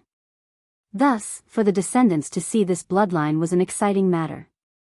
Unfortunately, it also reminded them that no one else in their clan had it outside of Star Stomper. Time to end this. Star Stomper took one step forward in this new cauldron state. It could shoulder the world or cover the 13 continents, even calming the myriad ages. Boom! Star Stomper instantly closed the distance and thrust his halberd forward. The weapon pierced through the void and aimed straight for Divine Palace's chest. Boundless severer. Divine Palace's expression turned dark and answered back with a reverse slash from the ground up. Clank. The saber dragged a trail of long, faint image. Its faintness could still sever the myriad ages. The 6 Dao and time itself were instantly cut off. This image of a saber crossed through the halberd thrust but also managed to stop it entirely. Pluff. This long saber image instantly made contact with Star Stomper, wanting to annihilate him. It wasn't only fast but also destructive enough to grasp the entire universe. No one could escape. Star Stomper had no choice but to face it directly. The spectators gasped as the blade was going to hit Star Stomper. Chapter 1850, Pluff. The slash was still going to hit Star Stomper. In this interim, the high god's body suddenly emitted an ancient light as the runes on his skin floated around. It looked as if he had an old armor on. Bang! The saber image struck the armor with sparks flying everywhere. The armor managed to stop the initial slash, but the blade's shadow continued for Star Stomper's body. A terrible blade wound appeared on his body. However, with buzzing noises, this wound quickly came together and disappeared. The first wound earlier was gone as well. The Nine Cauldrons bloodline was incredible due to its unshakable property. It resembled 9 cauldrons calming 9 continents or locking the myriad ages. It was capable of withstanding many attacks. Divine Palace was surprised to see the failed attack and quickly retreated through 10 spatial spheres. Wow, this is too heaven-defying, capable of stopping a high heaven war scroll. Even the emperors might not necessarily be able to do so. A low-level high god saw through the fight and took a deep breath. That's an ancestral blood for you. Wuxia commented as well. There's a reason why people say that bloodlines determine everything in the 13 continents. Even a grand completion indestructible diamond physique might need 1,000 years of recuperation in bed after that strike. Physiques weren't a thing in the 13 continents, only bloodlines. This was because bloodlines have exceeded the physiques. For example, 9 Cauldrons bloodline was different from the diamond physique, but their effect was similar. However, this bloodline was even better than the diamond physique. It didn't only protect one's body, it also boosted the user's vitality, talents, and true fate. In the 9 worlds, the physiques only boosted one's body while the bloodlines at the 13 continents were all-encompassing. The low-level high gods couldn't believe it. A physical body was able to stop a high god with 10 palaces using a broken half-scroll. Divine Palace was very confident in his saber. Not to mention a 9-totem high god, he thought he could even take down one with 11 totems. The 9 Cauldrons bloodline is unbelievable. Divine Palace was caught off guard by the power of this bloodline. He was certainly stronger than Star Stomper, but he lost all of his advantages the moment Star Stomper used his bloodline. Let's settle this with one move. Star Stomper laughed and exuded endless light from his body. He looked just like an ancient bronze statue now. Heaven-breaking thrust. Star Stomper roared. All of his bronze light gathered on the halberd before piercing through the sky. The galaxy itself seemed insignificant before this heavenly halberd's powered-up form. Boom! The halberd swept by with an annihilative momentum. All laws collapsed, they were so fragile before this attack. This was a heaven-punishing technique created by immortal Emperor Minren. He didn't use it and passed it down to Star Stomper instead. Low-level high gods thought that this attack could instantly render them to ashes. Activate. Divine Palace crazily howled and did another reverse slash with his saber. Limit Sever was accompanied with boundless primordial chaos and the power of the high heaven. The sharpness of this slash could cut through everything in this world. Clank. The two weapons collided with a force shaking 3,000 worlds. The ensuing fiery sparks could destroy many galaxies and pierce through the void. However, the slash was stopped and didn't leave a mark behind on the halberd. The first slash left a scar behind, not this time around. This wasn't only because of the heaven-breaking thrust, because the peerless bloodline played a big part as well. It made Star Stomper virtually invincible, and when he channeled this energy into his weapon, it became untouchable as well. Boom! Limit Sever went flying after Divine Palace lost his grip. The halberd slammed down on Divine Palace. Many could hear a horrifying sound of bone breaking. The high god screamed before collapsing. His vitality dissipated as he left one last comment, still one step below. Having said that, he closed his eyes and embarked for the Yellow River. This was the end of a 10-totem high god. The entire place became quiet. The only audible noises were the ragged breathing of the excited crowd. The curtain had finally fallen for this battle. Divine Palace High God had lost his life. No one mocked him at this moment since none was qualified to do so. If it was another high god, the outcome might have been even worse. Not to mention low-level high gods, even an ordinary emperor might need to think carefully before challenging Star Stomper. No. After coming back from their stupor, the disciples and ancestors from the Donggong clan miserably bellowed. They all fell into an abyss of despair. Their forefather had died in battle. This also meant the end of their clan. They must leave Outer Realm in the future or even the cultivation world. They had a hard time accepting this but were also powerless to do anything. Star Stomper brought Divine Palace's corpse back to the Donggong clan. He handed it to a disciple from that clan and said flatly, "Find a treasure land and bury your forefather." Despite being enemies, all grievances and animosities have ended with Divine Palace's death. Someone of Star Stomper's level wouldn't bother dealing with these Donggong juniors now. These young ones didn't dare to say anything and accepted their forefather's corpse with teary eyes. From today on, your Donggong clan is disbanded. Your businesses shall be taken by our Pen clan. I allow you all to pack up your treasures and leave. Star Stomper declared. There was no resistance to this demand. It would only be throwing eggs at a rock for the Donggong disciples. They might as well just try their best to stay alive in order to keep the clan going. The ancestors and disciples quietly packed up despite any unwillingness. They didn't wish to leave the land and home that had fed them, but there was no other choice. There was no place for them in Outer Realm any longer. The Pen clan was already merciful enough for not kicking a dog while it's down. Yes. Yes. Yes. Even an ancestor like Peng Yu couldn't help but applaud 3 times. The rest of the Peng disciples cheered as well. They could finally breathe easy now since this battle had solidified their position in Outer Realm once more. Their high god had returned triumphantly. Nothing could be better than this for them. Li Qie simply chuckled at this outcome since it was within his expectation. Star Stomper was once his follower, so he was confident in the guy's abilities. After the end of the battle, he returned to the Pen clan with the same calmness as always. In just one day, the situation at Outer Realm had changed completely.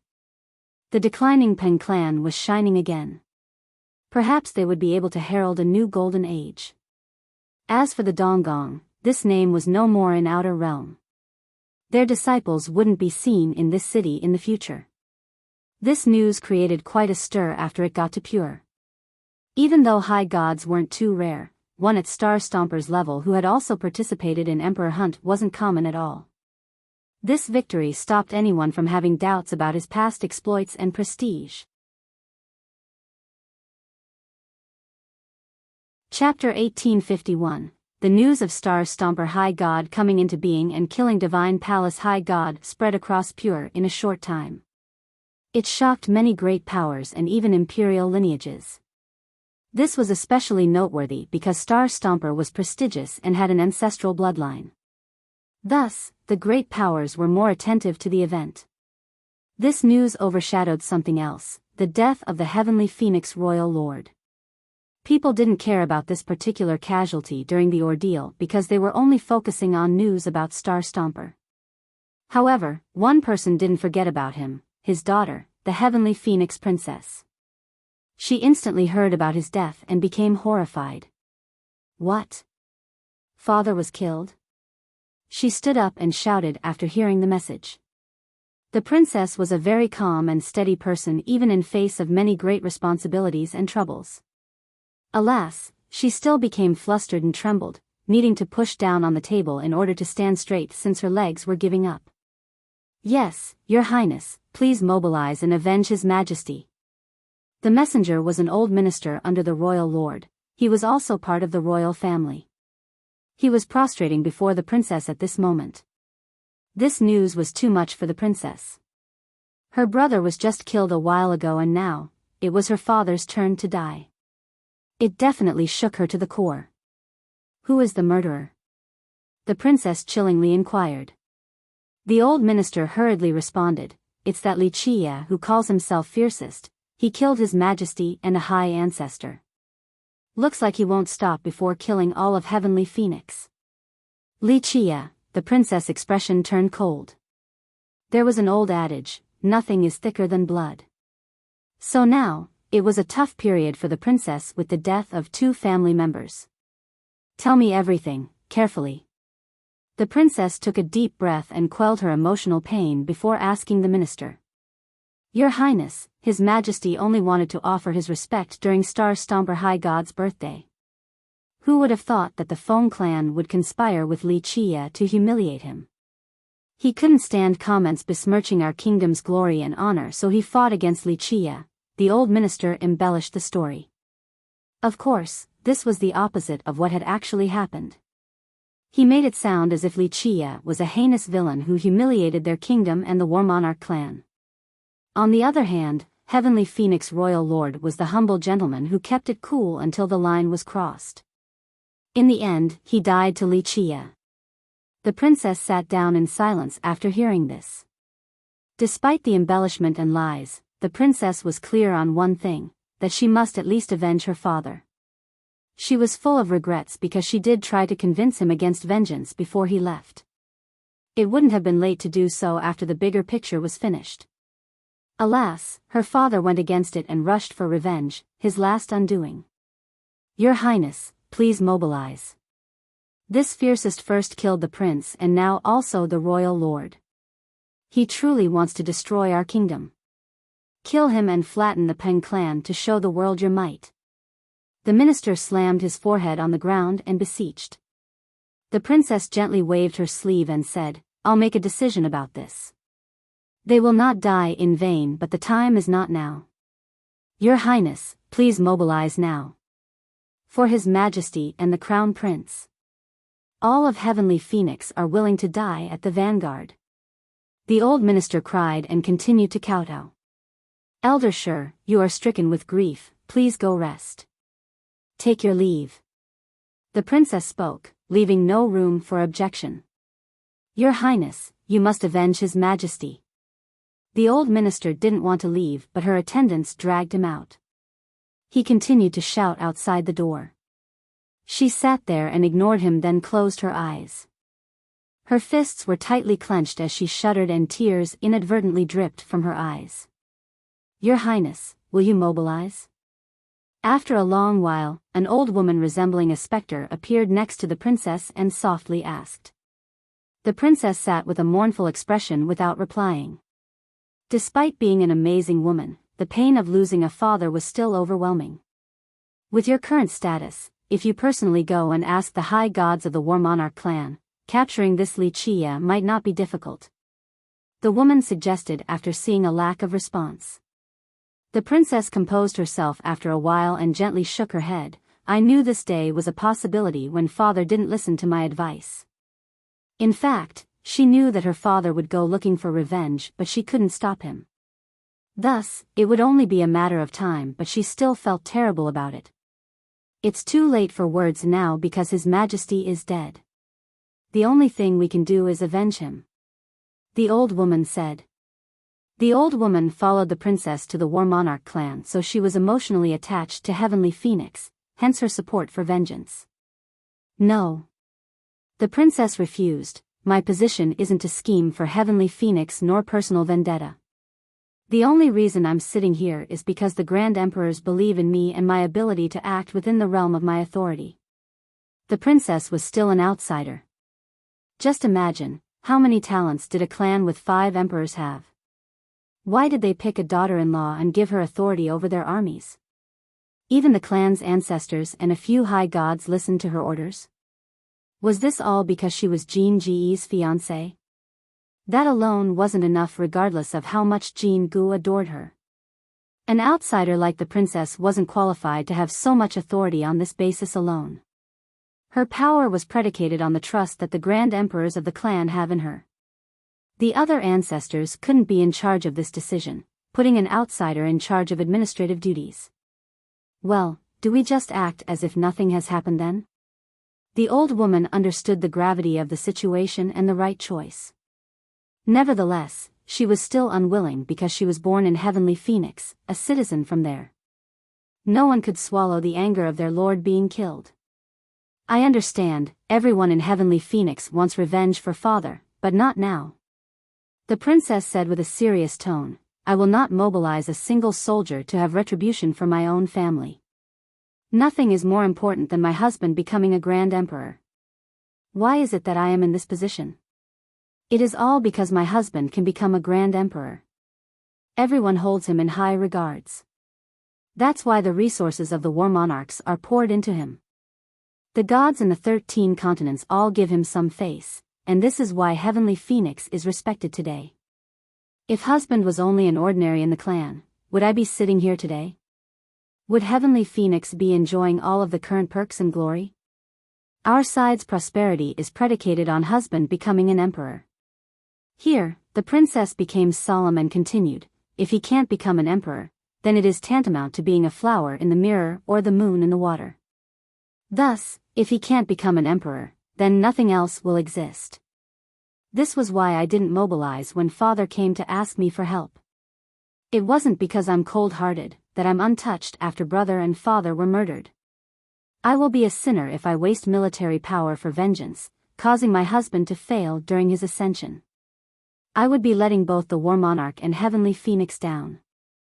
Without the War Monarchs, how much stronger can our kingdom grow? Without the protection of a son-in-law Grand Emperor, can we become stronger than we are currently? The princess said sternly. 1. Can't touch a flower in the mirror or the moon's reflection in the water, meaning ephemeral or a lack of true sustenance, I suppose. Chapter 1852. The old woman shuddered and was drenched in cold sweat. She kneeled and asked for forgiveness. Your Highness, please forgive my short-sightedness. I simply wanted revenge for His Majesty. The princess sighed while looking at the old woman. Rise, you have followed me for so long, it is understandable that you want revenge for father. She stared at the horizon and said helplessly, I also hate the fact that I can't avenge them right now. As long as Groom can become a Grand Emperor, all of this will be easily dealt with. The old woman said. That's all we can do. If husband can't become a Grand Emperor, then all will be for naught. Power and fame will turn into smoke. At that point, our kingdom will be ridden with trouble too. The princess stared austerely at the old woman. Earlier, the old woman was blinded with hatred, but now, she could see the sun hiding behind the receding clouds. After the marriage alliance with the War Monarch, their kingdom's status soared. However, they only had one emperor and couldn't compare to the stronger lineages. However, this new power and status weren't won by them personally. It was all because of Jin Gu. If he couldn't become a Grand Emperor, then they would be assaulted on all sides, maybe even by the War Monarchs. Groom must become a Grand Emperor. The old woman muttered after understanding the implications. Revenge was not important, for all will end if Jin Gu were to fail. Yes. The princess replied, there can't be any mistake during this ascension. I won't allow it, and neither will the War Monarchs. My military power won't be used for anything outside of this event. She was very determined and considered this task to be her number one priority, even over avenging her father. I will fully support you. The old woman said. The princess nodded. Mama, you are an influential person in the royal clan, so I need you to return to Heavenly Phoenix and take charge. The clan will want revenge after the death of the Lord, so you need to stop this camp. I don't want them to cause more trouble before the ascension. I understand and will take care of this for you, princess. The old woman said. Go tell those dukes and princes to not mobilize themselves. No one will provoke Li Chia and especially the Peng clan without my permission. She added, Li Chia did whatever he wanted back at Jilin, this shows that he has plenty of strength. Those who provoke him will be ruining my important business. As for the Peng, their star stomper high god is out now, provoking him is suicidal. Plus, this high god is very influential among the 100 races. We are still a part of the 100 races. Even if we are close to the Heaveners now, it doesn't mean we are opposing the 100 races.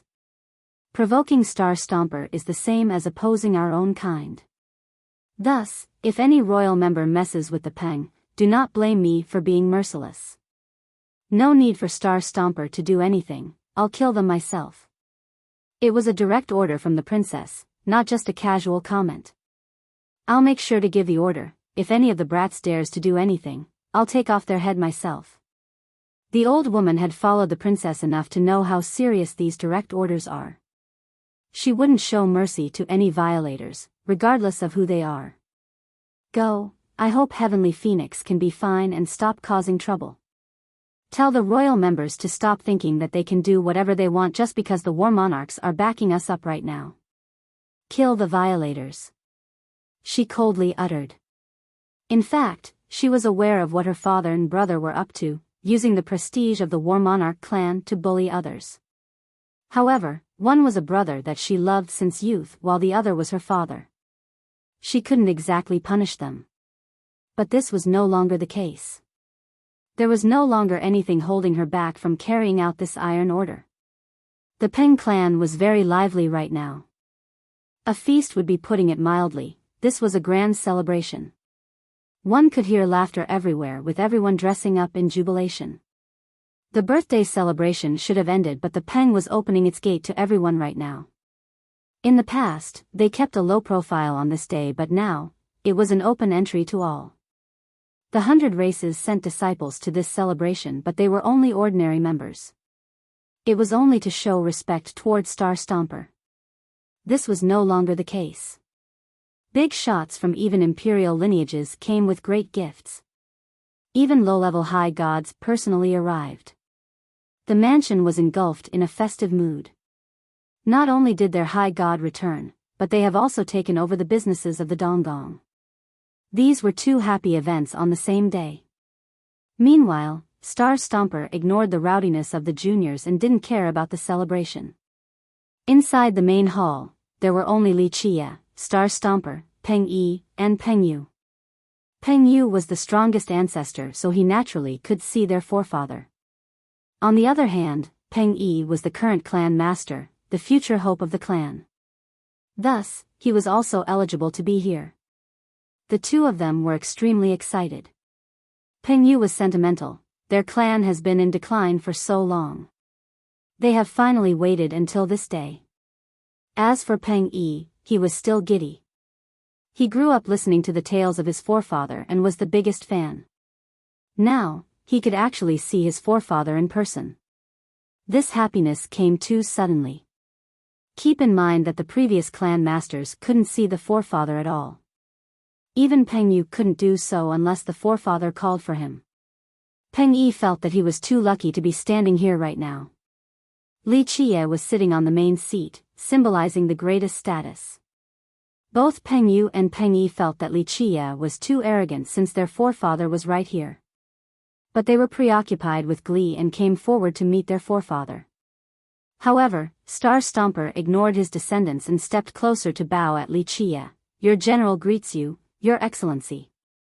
I'm embarrassed for not personally welcoming you even though you are here with your real body." Li Chia smiled and helped him up. "No need for this type of formality between us. Sit, this is your birthday, don't be so polite." The high god couldn't help but smile. "How can I be at ease now after hearing this, Your Excellency? The fact that you are here to celebrate will make me lose a few years." This was a reasonable take. In the eyes of others, Star Stomper was much older than Li Chia. The truth was that he was only a junior before Li Chia. The guy even taught him when he was still a hot-headed youth. Li Chia smiled after hearing this. Peng Yi and Peng Yu became slack-jawed and couldn't calm down at all. They stood there, petrified. For their clan, Star Stomper was a supreme existence who was looked up by all the descendants. In fact, due to his bloodline and power, he was a pivotal character in all of Pure. Otherwise, Ren Xing wouldn't have personally come to ask for Star Stomper's help for the ambush against Jin Gu. It wasn't only because Star Stomper was powerful. It was more that Star Stomper was very influential among the 100 races. Many people would answer his call. The word groom here is one with respect. There isn't an equivalent in English. Servants would call the groom by this title. I thought about replacing it with sir since this is usually my go-to for certain honorifics with no direct translation, but it doesn't fit entirely here too. Mama is what they call their wet nurse or female caretaker. This is a literal translation. This is one of the reasons why I'm afraid of translating court/political novels. There are so many terms that don't have a direct translation. Chapter 1853. At this moment, their forefather, Star Stomper High God, actually performed such a grand gesture towards Li Qia and even considered himself a junior. This scared the soul out of Peng Yu and Peng Yi. Remember that he was a prestigious high god, even on the same level as certain emperors. Just who the hell was this Li Qia? This made the two shudder with cold sweat. He might be a supreme overlord walking in the mundane world, quite a rare and horrifying occurrence. Peng Yi was even more affected. In the last 2 days, he had been calling Li Qia, brother. If his forefather was assuming the role of Li Qia's junior, it meant that he was overstepping his bounds. This thought made his legs tremble even though he was no coward. It was already impressive that he didn't drop to the ground. Star Stomper also sat down with a happy expression. Even though they weren't master-disciple in status, Li Qia had indeed taught him before. His current achievement was due to Li Qia. Back in Emperor Hunt, he followed Li Qia everywhere and rampaged the battlefield on command. Star Stomper was one of the longest followers of Li Qia among the high gods, but he stopped seeing Li Qia after the guy went back to the 9 worlds. Thus, it was understandable for him to rejoice after seeing Li Qia's real body. The two of you, come over here.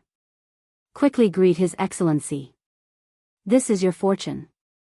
Star Stomper gestured at the 2 kneeling men. The 2 regained their wits after hearing their forefather. They quickly came over and prostrated with fear. We lowly ones greet you, Your Excellency. They didn't know who he was, but it couldn't be wrong to kneel right now. Peng Yi didn't dare to look up and eventually said, I was too blind to know about your presence, please forgive me. His words were trembling from having been too casual with an overlord. Rise, you didn't know. Li Qia looked at him and smiled. The 2 of them heaved a sigh of relief and prayed their fortune that this person was benevolent enough. Star Stomper couldn't help shaking his head while looking at the 2. That's my unworthy descendants. Looks like the clan's decline is inevitable, just like the setting sun. This god might be powerful, but he couldn't stay in the mundane world. He needed to hide in exploration grounds. Thus, even if he wanted to help, he didn't have the time or the energy to put in the effort. The 2 lowered their head in shame. Their clan had enough resources and ordinary lineages didn't dare to provoke them when their forefather is still alive. However, they couldn't produce any talent recently. The older generation was withering while the young had no accomplishments. This resulted in the clan not being as prosperous as before. Li Qia chuckled in response after hearing the negative evaluation. Peng Yi is still cultivable. His talents are a bit lacking with an unpolished Dao heart, but he is reasonable and understands propriety. Even if he won't have any achievements on the Dao path, he'll be just fine being in charge of the clan. There is still hope for a resurgence. Peng Yi was indeed mediocre in terms of cultivation. However, he was capable of reading situations and act accordingly. His biggest flaw was his lack of experience. If Your Excellency thinks so, then he is worthy of grooming. Star Stomper nodded and told Peng Yi, stay with me in the next month then, I'll personally train you. Do not disappoint us, the responsibility of the clan falls on your shoulder. Star Stomper was aware of His Excellency's ability to see through everything. Peng Yi's evaluation showed his potential. Because of this, he decided to keep the boy around for training. The Peng clan required talents in the future. Peng Yi was stunned to hear this and couldn't calm down. It took a while before he kneeled down and said, I will do my best, forefather. This happiness came too sudden. He didn't expect to be able to spend time with his forefather just because of a single comment from Li Qia. Peng Yu was excited for him too. It was very difficult to hang around the forefather, only the most talented of disciples. Peng Yi was an exception to the rule now. This was an amazing opportunity for him. Leave. The high god gently waved his sleeve. The 2 kneeled and bowed again before leaving quietly. After they left, the high god had to ask, Your Excellency, you're here now with your real body. Are you about to go all out and declare war against the 3 races? Going all out is for certain, but whether I'll be declaring war or not on the 3 races is dependent on their own awareness. If they still think they're the only ones qualified to be the masters of this world, then it is time for a rude awakening. But if they are willing to live in peace with the 100 races, I don't think I'm a war-loving fanatic. Li Qie smiled and said. That's hard. Even if World Emperor and his group can change their stance, the other lineages from the 3 races like Celestial Palace might not accept our status. World Emperor is a visionary, but he alone can't decide everything for the 3 races. He needs support from top players like Profound Emperor. Otherwise, it's hard for the other lineages to not be influenced by Celestial Palace. Star Stomper shook his head after this reflection. Despite hiding in exploration grounds, he had lived long enough to have an insightful outlook on the current political climate of the 13 continents. That's fine, it'll just be another war at worst. It won't just be Emperor Hunt anymore, it'll be named Emperor Massacre instead. In short, I don't want to see any thorn before I embark on the final battle. I'll take care of everything first. Li Qie leisurely said. I am willing to follow you again for the second time, to the final battle. Star Stomper said with excitement. Li Qie replied, there will be a chance. But for now, you need to cultivate in peace back in your abode. According to my calculation, you haven't caused a visual phenomenon for a while now. The heavenly execution might come soon. Yes, I do feel that one is coming. Star Stomper said, I wouldn't have left so early during the previous ambush, but I was afraid of one. Even top emperors with 12 wills couldn't do anything, let alone a high god like him. Staying in the mundane realm was certain death. His only choice was to go back and hide in exploration grounds. You have done enough, always thinking about the 100 races' well-being. Even if you don't come into being again, no one is qualified to criticize you.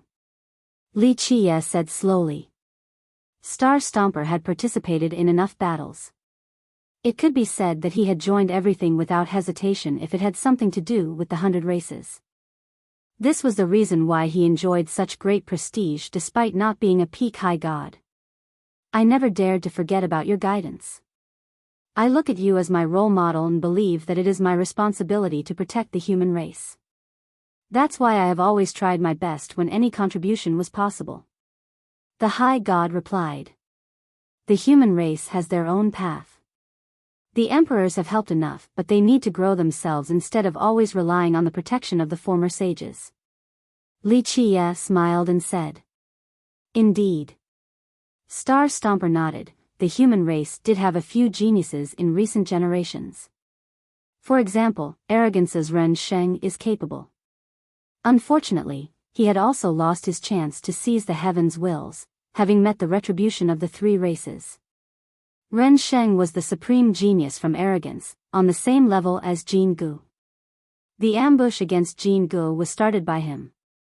Jin Gu failed his ascension and the same thing happened to Ren Sheng. The 3 races also ambushed him for revenge, so he lost his chance as well. This wasn't surprising at all. The Heaveners lost a Grand Emperor because of him, so they couldn't take it sitting down. Nevertheless, Ren Sheng was still strong enough to survive the ambush. Everlastingness requires polishing. Li Qie said, Grand Emperors, Immortal Monarchs, and Immortal Emperors all have a long future ahead of them. Shouldering the heavens is only the beginning and require a firm Tao heart. Otherwise, having amazing talents alone might not be a good thing. Fortunes and disasters are always intertwined. Chapter 1854. True indeed, Your Excellency. Shouldering the will is only the beginning, not the end. Star Stomper High God emotionally commented. Someone of his level knew quite a bit about the mysteries of this realm. He continued, that brat, Ren Sheng, had lost one chance, but he still has potential. More importantly, he has the unstoppable bloodline. If you are interested, you can go have a look. No wonder why Star Stomper was recommending a human junior. This person's unstoppable bloodline was one of the 2 human ancestral bloodlines right below the human monarch bloodline. It was on the same level as the 9 cauldrons. If such a youth could become an immortal monarch, his future was indeed promising. Leave that up to fate. The opportunity will be there if it's meant to be. Li Qie chuckled and said. Star Stomper nodded after hearing this. Ren Sheng might be incredible, but His Excellency had met too many geniuses, some with an immortal bloodline. Just an ancestral bloodline might not necessarily interest him. Your Excellency, where are you going this time? To exploration grounds and see some emperors? Star Stomper asked. Many emperors and gods were hiding in the boundless exploration grounds. A being eligible for a meeting of this level would need to go there to see them. Yes. Li Chia nodded, but I haven't decided whether I want to see the emperors. I'm planning on visiting remote Wildland. That place is connected to me as well. Remote Wildland, Star Stomper slightly frowned. That's not an easy place to be. I heard World Emperor took a trip there and came back empty-handed. This was a place even emperors didn't carelessly visit. It's fine. Li Chia leisurely said, a few things can't be forced. It is only an attempt, it's fine to fail because this is too old to retrace and understand. I know you can do it, Your Excellency. If you can't, others won't have a chance. Star Stomper smiled. Li Chia smiled and agreed with a nod. Whose idea is it to close off the 13 continents this time? I didn't participate in the conference, but I heard that it had something to do with the Heaveners and Celestial Palace. World Emperor has nothing to do with this. During the few generations of your absence, there had been visual phenomenons, resulting in all kinds of speculation. This generation has even more than before. Because of this, the emperors discussed the sealing of the 13 continents and sever the passageways between them, so that they won't be caught entirely off guard when a disaster descends. It's a reasonable take. Li Chia chuckled. Who knows what will happen after the ultimate expedition? They still haven't forgotten about the lesson of the ancient Ming setting a precedence. It's better to be careful and prepared. In my opinion, they're selling dog meat disguised as deer. The 6th expedition happened so long ago and they're doing this now? There are some ulterior motives. The High God smiled. I believe they are afraid of you coming to the 10th world again, so they took the initiative to seal the continents and hide all divination in order to ambush you. That's inconsequential. Even without the seal and any reinforcement, I've already talked to the others about it before leaving. World Emperor had opposed me long enough. He is aware of many things but chose against divulging them. Li Chia said. I'm sure they will try to settle the score. Star Stomper said, the 3 races still haven't forgotten about Emperor Hunt. They won't let it go so easily. Li Chia gently shook his head. Who knows the real assailants at that point? The future is impossible to grasp. We might not be the only prey then, even the 3 races might not be able to escape this fate. Your Excellency, you mean? Star Stomper was aghast. Li Chia's comment meant that the situation wasn't optimistic at all. Li Chia replied, it's only a possibility. Enough time had passed, this level of accumulation can be considered a golden age. There are laws and order to everything in this world, such as a decline after the apex. It's not surprising. Star Stomper became dejected and said, will I have to see that day? Li Chia shook his head, hard to say. Well, let us stop talking about this since it will only bring about needless anxiety. Let it go. Very well. Star Stomper smiled back. The two haven't met for a long time, so they decided to catch up instead of focusing on bigger problems. The Pen clan was jubilated because of their forefather's return. Many wanted to meet him, but he didn't care at all. Li Chia stays at the mansion as a guest for a few days and talked about recent events in the 13 continents with Star Stomper. He was gone even before the 6th expedition, so these conversations gave him a better understanding of the last few generations. Jilin Princess came as per their agreement. She first came to see the High God and Li Chia was there as well. The bearing of an immortal monarch's descendant. Star Stomper nodded approvingly after seeing the princess. The Jilin has a successor. You're too kind, High God. The princess was very respectful towards the High God due to his power and contribution to the 100 races. If you see immortal monarch Jilin later, give him my regards. Star Stomper said. These words might be improper coming from someone else, but it sounded natural and not arrogant in this case. Immortal monarch Jilin had 10 palaces and 8 wills, an above average being among the emperors. In terms of power, Star Stomper was weaker, but when it came to status and prestige, they were on the same level. Moreover, he had met the monarch in the past. If I could see the progenitor later, I'll certainly pass it on. The princess replied. Her talents were good and the clan was bullish about her future. Nevertheless, she wasn't qualified to see Jilin Immortal Monarch in exploration grounds right now. You will have the chance. Star Stomper nodded. It's too bad Nightfall Immortal Monarch isn't here with us at Pure. If she was, she would never allow for those old men from War Monarch to be so arrogant. He emotionally added. Nightfall was immensely influential in Pure as well. Her power was enough to threaten the other emperors. Unfortunately, she and Immortal Emperor Qi Zhen had embarked on the ultimate expedition with the other female emperors. The princess listened with her head lowered. A junior like her couldn't ask about the business of emperors. Li Chia chuckled and told the princess, "Go find a ship, we're going to remote Wildland, the sooner the better." To remote Wildland? She was surprised. In the beginning, she thought Li Chia was only going to take her to other places in exploration ground. She had heard of many terrorizing legends about remote Wildland. Even emperors steered clear of it. Yes. Li Chia confirmed. While the princess was still in a daze, Star Stomper kindly reminded her, "This is a fortune others could only dream about. Treasure it, if you can grasp it, it will grant you a lifetime of benefits." "I understand, Senior." The princess bowed towards the high god and told Li Chia, "I will go prepare." After she left, Star Stomper asked Li Chia, "Your Excellency, will you need my service during this long trip?" "No." Li Chia softly spoke, "You are busy right now. This might be the chance for your clan to rise, no need to waste your precious time on me." "Thank you, Your Excellency." Star Stomper took a deep breath and said sentimentally, "This might be my last time exerting some efforts for the little descendants.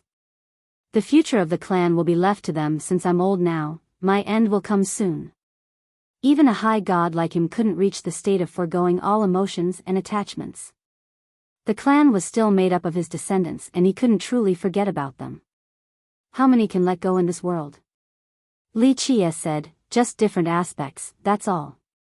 Some can't forget about their descendants, others can't forget about their race. But being able to let go can be salvation. The world is a prison with shackles forcing you to stop. Yes, that's why the emperors who embarked on the expeditions are extraordinarily brave. Despite lingering sentiments and ties, they still decisively walked forward knowing that there was no going back. These soldiers and sages are necessary in order to preserve the brilliance of the 3,000 worlds." Li Chia concluded. Chapter 1855, Jilin Princess found a ship heading to remote Wildland for Li Chia within one short day. It wasn't so easy reaching this area since it required crossing many dangerous areas in exploration grounds. Moreover, the journey was long.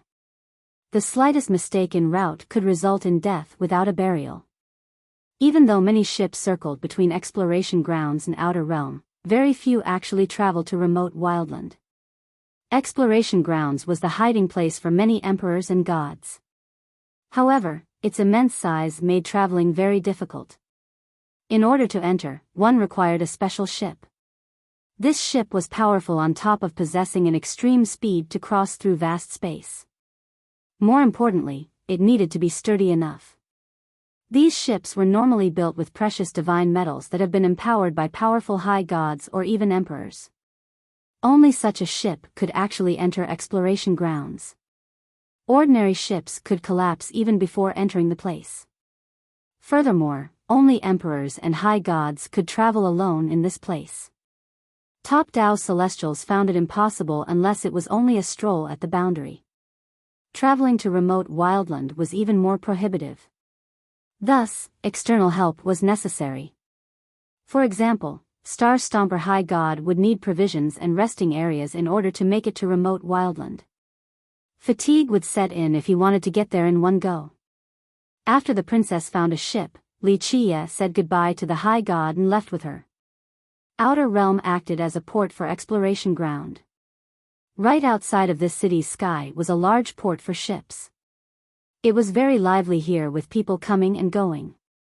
Many ships were anchored in this place. These ships had all shapes and forms. Some were only staying here temporarily before setting off for the unknown again. It was very easy to recognize ships meant for exploration grounds. They were gigantic in size. Soaring Dragon is traveling to Hope Corner. Today is the last day. Come buy tickets already. Soaring Dragon is totally worth the price. The engines are made from the finest chaos stones. It will travel with lightning speed across exploration grounds. Many workers were hawking for customers. To Imperial Change City, stay at Echo Corner for 5 days.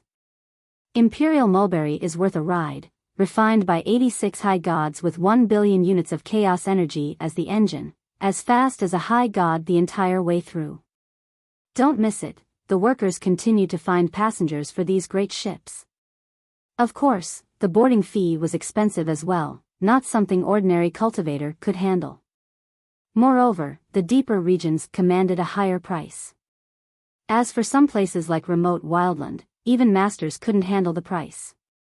The princes brought Wuxia to this area and were greeted by workers even before they made it to the boarding area. More workers continued to wave and shouted at the port. Eternal, the Lord of Exploration Grounds, spanning for 1,000,000 miles and accommodating 1,000,000 passengers. The ship was refined by emperors and ancient gods, using imperial chaos stones only.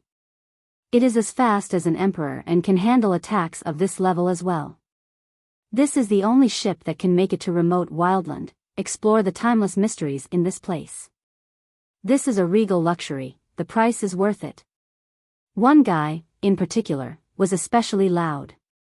People could hear him from far away. Wuxia's chosen ship was actually eternal. The word, gigantic, was not enough to describe it. It was anchored at the very end of this port. Every other ship next to it seemed tiny in comparison. It was more accurate to call it a flying continent since its size was unbelievable. It wasn't an exaggeration when people say that it could accommodate 1 million. In fact, even more than 10 millions wasn't a problem. It looked just as big as Outer Realms City, so it could also be considered a flying world. While standing in front of it, people would find that the ship was actually made from a huge star. The makers added divine metals to this star and used an awesome technique to create it. Because it was made from a star, this behemoth actually had rolling hills and rivers on top since it was more than just a ship. It was a magnificent spectacle. Jilin Princess. Many cultivators recognized the princess at the port. In Pure, the princess was famous for both her cultivation and beauty. Many young cultivators wanted to chase her. Who is that? To be able to walk with the princess like that, are they a couple? Many talked about them walking together. Wuxia looked ordinary, so it became a strange scene when he was together with the princess. This attracted a lot of stares. Normally, only an imperial prince or successors of big sects could walk together with her. Thus, many people became curious when she was with such an unattractive man. A couple? More like an errand boy. A young fan of the princess became unhappy after hearing the previous statement. Doesn't look like an errand boy to me. Look at their intimate appearance, he could be her fiancé. Another quietly murmured. Stop spouting crap, how could an ugly junior like that become the princess' fiancé? Stop dreaming. Her fans naturally didn't like hearing this. The two of them boarded Eternal. Because the princess bought a VIP ticket, they had a peak all to themselves. There were beautiful landscapes everywhere on this ship. Wuxia's group actually had the tallest peak. While on top of this peak, one could see everything nearby. There was no way to describe this beautiful nature. People would be mistaken that they were still in Pure, not on a ship. After getting in the mansion here, Wuxia told the princess, rest well and meditate, a fierce battle might be coming. The princess nodded, but she also became curious. Young noble, I heard remote wildland is unbelievably dangerous, even a grand emperor with 11 wills had died there, is this true? She had only heard of legends about remote wildland. The thing that shocked her the most when she was a kid was the death of this grand emperor. She thought that emperors were invincible, and this one even had 11 wills. Their nightfall immortal monarch had 11 wills and could threaten the 13 continents. Thus, one could see the looming danger if a similar existence had fallen here. It's true. Li Chia smiled. Emperors might be stronger, but there are even stronger beings. Dying in exploration grounds shouldn't be surprising, especially in remote wildland. Ordinary emperors wouldn't dare to say that they could enter and leave unscathed. Even stronger beings? The princess couldn't imagine this level of power. Everything is possible in exploration grounds. Even the high heaven doesn't have jurisdiction over this place, so no heavenly execution. Li Chia replied, these are remnants of epochs, the things left behind after monumental changes and events, the only place that can shield the emperors from executions. There are no other places like it in this world. The princess pondered in silence after hearing this. Juniors like her couldn't quite understand the profundity behind the elusive nature of exploration grounds. Chapter 1856. Eternal embarked right on schedule with more than 10,000 experts on board. Because this was the only ship heading to remote wildland, its journey would span across all the known space of exploration grounds. It would also stop at places like Hope Corner and Imperial Change City. These are the top locations for adventurers, so many qualified cultivators wanted to ride this ship. Outside of its route, this ship was also the safest of them all. The earlier advertisement wasn't a lie. It was indeed created by emperors and ancient gods, so it could withstand a similar level of assault. Moreover, no one dared to have any ideas about Eternal. There were professional robbers in exploration grounds, but they were smart enough to not mess with this ship. Rumor has it that several emperors and ancient gods were joint owners of the ship. This was their transportation method in the area. The captain of the ship declared to the guests that as long as they were on the ship, it would safely let them travel through exploration grounds and bring them back without a single injury. This safety made many cultivators treat it as a spectating vessel. They didn't venture outside and only stay on the ship to check out the sceneries here. See you. As the ship was leaving, the passengers waved goodbye to their friends and family members. The people back at port continued to wave towards Eternal's departing figure for a long time.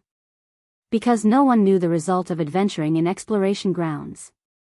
This was a place where emperors have died. This might be the last time they could see their friends. Some of the passengers didn't want to leave, but the temptation of the adventure was too much to take. This flying continent had a frightening speed despite its size. This was indeed the velocity at the imperial level. Of course, in a stricter sense, it was still slower than emperors. Nevertheless, it was the fastest one in this space zone. In just half a day, it had entered exploration grounds. We have arrived at exploration grounds. Esteemed guests, please get ready. Without the right conditions, please don't cultivate on the ship and absorb chaos energy. These chaos energies have been refined after entering the ship, but we can't guarantee that they are the same as our chaos energy. If anyone forces the issue, chi deviation might occur. We do not take responsibility for this. The workers quickly reminded the guests. Look, exploration grounds. The first-timers were especially excited and rushed to the front of the deck. There was a thick fog ahead, lowering all visibility. Even the stars became dimmed in the sky. There were many strange scenes inside the fog. One could see something resembling clouds up above. It looked both tangible and illusory at the same time. There were black lands ahead as well. It gave the feeling of an abyss, as if the moment one stepped on it, they would fall down towards eternal damnation. Hidden nebulas were around too. They looked so far away, as if they were not part of this epoch. They were shining to this place from an older epoch, real yet so distant. These scenes gave the spectators a strange feeling. This looked to be a mix of reality and illusion. There was no way to tell real from fake. This resulted in a very creepy feeling. There could be fierce beasts and devils slumbering in exploration grounds. Approach closer and be devoured by them. The entire place was filled with chaos energy.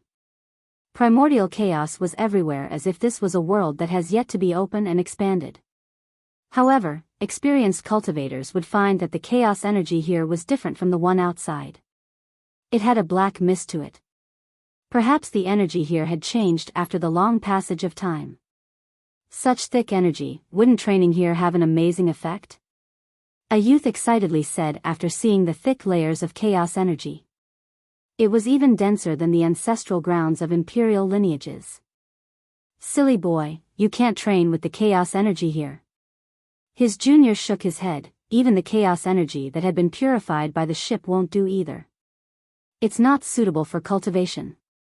Anyone who does it for a long time would be affected.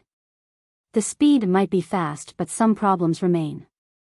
A light case would be chi deviation, a serious case would be death. Why? The junior didn't understand. No one knows the exact reason. Rumor has it that this chaos energy doesn't belong to our epoch. It was abandoned and ruined by destruction and corrosion, not full of life like ours. The senior slowly explained. Splash. Loud splashes resounded as Eternal moved forward and slammed into these large waves.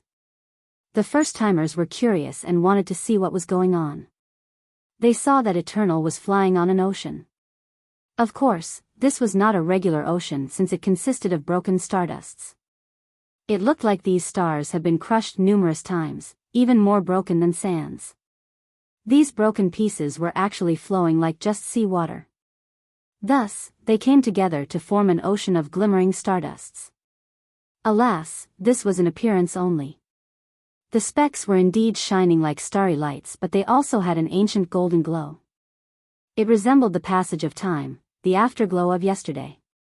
When a person continued to look at these flashing glimmers, they would eventually see illusions.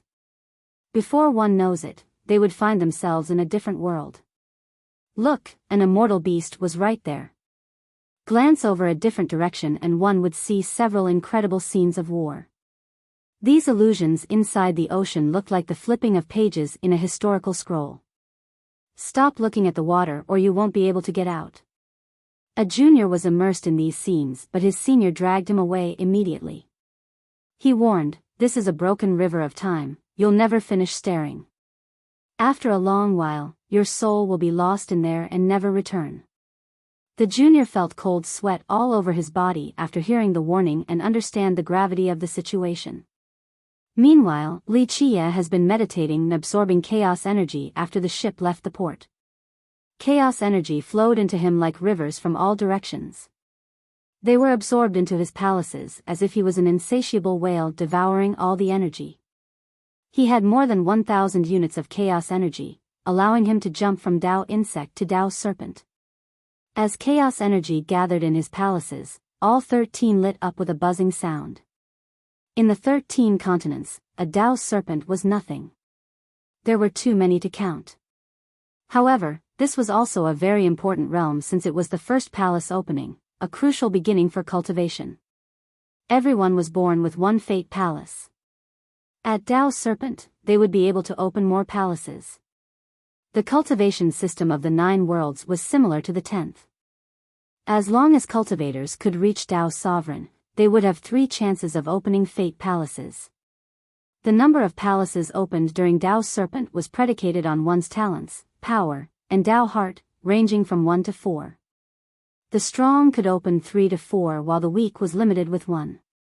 The latter case meant that their talents were simply insufficient. Of course, if one couldn't open any palace, it showed a natural deficiency. This type of cultivator would have limited success in the future. Chapter 1857. At this time, Wuxia already had 13 palaces, so this was already the extreme. Opening one more was no longer possible. At the very least, No one had gone as far as him, so if he wanted to break his own record, the difficulty would be prohibitive. Though there was no way to open a new 14th palace, Li Qiye's dimmed palaces have began to recover. The mysteries of the palaces began to derive themselves again. The number of palaces was very beneficial for him since it allowed for a large-scale absorption of chaos energy. The chaos energies in exploration ground weren't suitable for cultivation. Eternal was a mighty ship with a magnificent purifying formation, capable of refining the chaos energies in exploration ground. However, the resulting strands still weren't right for the majority of cultivators. Taking in a little amount was fine, but too much intake could result in many problems, even qi deviation. Li Qiye was absorbing energy like a whale but remained untouched. This was partly due to the mortal reversion art's powerful refinement process, but more importantly, the 13 palaces. They could jump out of all restraints since they had the ultimate profundities. They were strong enough to purify these energies without any effort. The energy was not different from the one outside at all. At the same time, he didn't need to crazily absorb the energy here as part of a special and sped-up training regiment. He simply wanted to test the power of his palaces, to see if they could escape all shackles within exploration grounds. After multiple attempts, he was very pleased with the palace's magical properties. They were truly freed from any restraining laws. Thus, outside of his Tao heart, the 13 palaces were more precious than any treasure or merit law. It allowed him to have unlimited possibilities. In the end, he recalled his palaces and stopped absorbing chaos energy. He slowly opened his eyes that were like two windows connected to the highest location in the world. It was as if they could illuminate and peer into all crevices of the world. In this blink of an eye, he was no longer Li Qiye. The high heaven he was, the ruler of all. No secrets and profundities could elude his gaze. Heaven Seer, the name given by Li Qiye to this particular technique. When he used his eyes, he could see all things just like the high heaven. Immortal Emperor Muzhua gave Li Qiye a yellow piece of paper. It contained the emperor's knowledge and epiphany on the high heaven. Li Qiye, with the help of his wisdom and experience, derived the emperor's knowledge into this amazing technique. The scene in his eyes changed continuously, from a majestic divine mountain to a stately clan, then another mysterious location. It was as if he could see any location in the 13 continents as long as his eyes were open. After more change of sceneries, he finally recalled his gaze and his eyes assumed their original appearance. He smiled and said, "I want to test its power eventually." Next, he took out an item and placed it on a table. This thing was completely black as if it had been burned before. It was the item from the upper sphere belonging to the Jilin clan. His heart became heavy while looking at it. Others weren't aware of its origin, but he was clear. It came from the place of the ultimate expedition, so, in a certain sense, it didn't belong to this world. Items would always fall down after each expedition. After all, there were so many emperors fighting together, so that level of power was extraordinary. Plus, they came fully prepared as well. Even if it was an unsuccessful attempt, they would still be able to do some damage. Thus, items would certainly fall down at that world's end. Li Qiye took a deep breath and slowly closed his eyes again while placing both hands on the item. Buzz, his 13 palaces appeared and exuded a vibrant light. They crazily derived all the mysteries of the world, including boundless laws and orders. In the end, numerous symbols were formed that became laws as large as the ocean with incredible speed. Strands of chaos energies hovered around Li Qiye's palms as if they had their own consciousness before drilling into the item from the outer sphere. There was nothing out of the ordinary after they came in. It took a long time before a crackle came about. Next, the scorched item was opened with a scene resembling petals opening from a black lotus. A gentle breeze came by and the outer layer of the item instantly dried up and scattered away, leaving one thing left with radiating brilliance. These items from the outer sphere were also called items of the high heaven. For example, Divine Palace High God's Limit Severer. He spent 100,000 years just to obtain the weapon and another 100,000 years to open it. The same period of time was required for research and comprehension. Ultimately, a high god with 10 palaces required 300,000 years before completing a broken half-scroll. Of course, he was no match for Li Qie. It wasn't only due to the latter possessing matchless experience. More importantly, he had the peerless 13 palaces that were above all shackles. Thus, it was able to open this outer layer in the shortest time. Li Qie's eyes narrowed while staring at this bright item. It wasn't overly dazzling, but it was difficult to look through the light. Li Qie's gaze became profound with an extraordinary calmness. The focus of this gaze could tear apart the primordial chaos. It took a lot of effort before he could see the item inside. It resembled a pebble but certainly wasn't one. There were faint markings on the surface, even older than time and the heaven and earth. It came upon inception, not from external causes.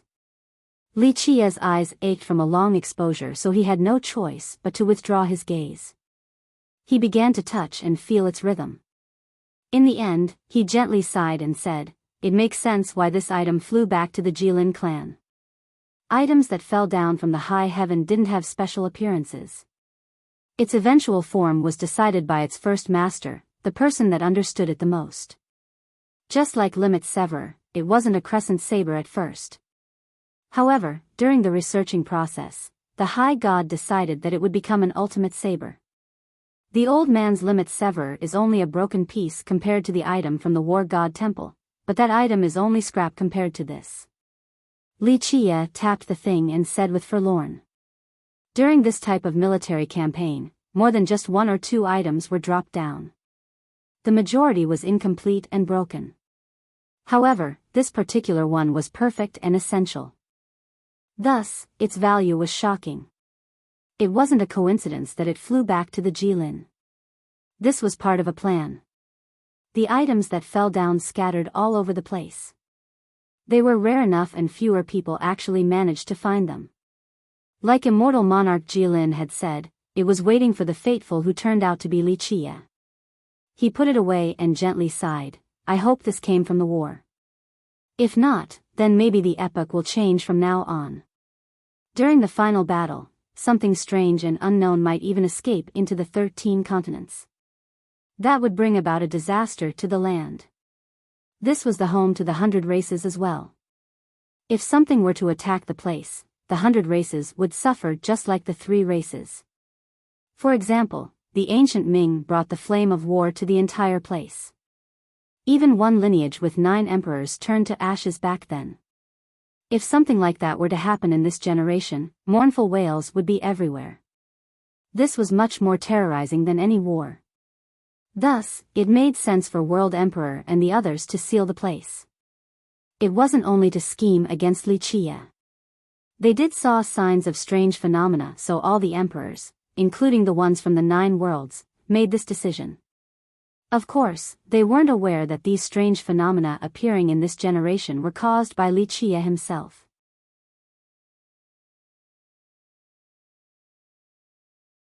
Chapter 1858, Eternal continued forward while Li Qie had gotten bored of staying at this peak for too long. He decided to go for a walk with the Jilin princess. There were spectating platforms on the ship. One could drink fine wine and taste delicious dishes while watching the waves hit the ship. It was a fun event basking in the special breeze from the oceans in exploration grounds. The two of them were sitting in the VIP section to look at the sceneries. They ate the finest meals from the ship and enjoyed the breeze. Li Qie was very familiar with this sea breeze. Time continued to flow and the world kept on changing.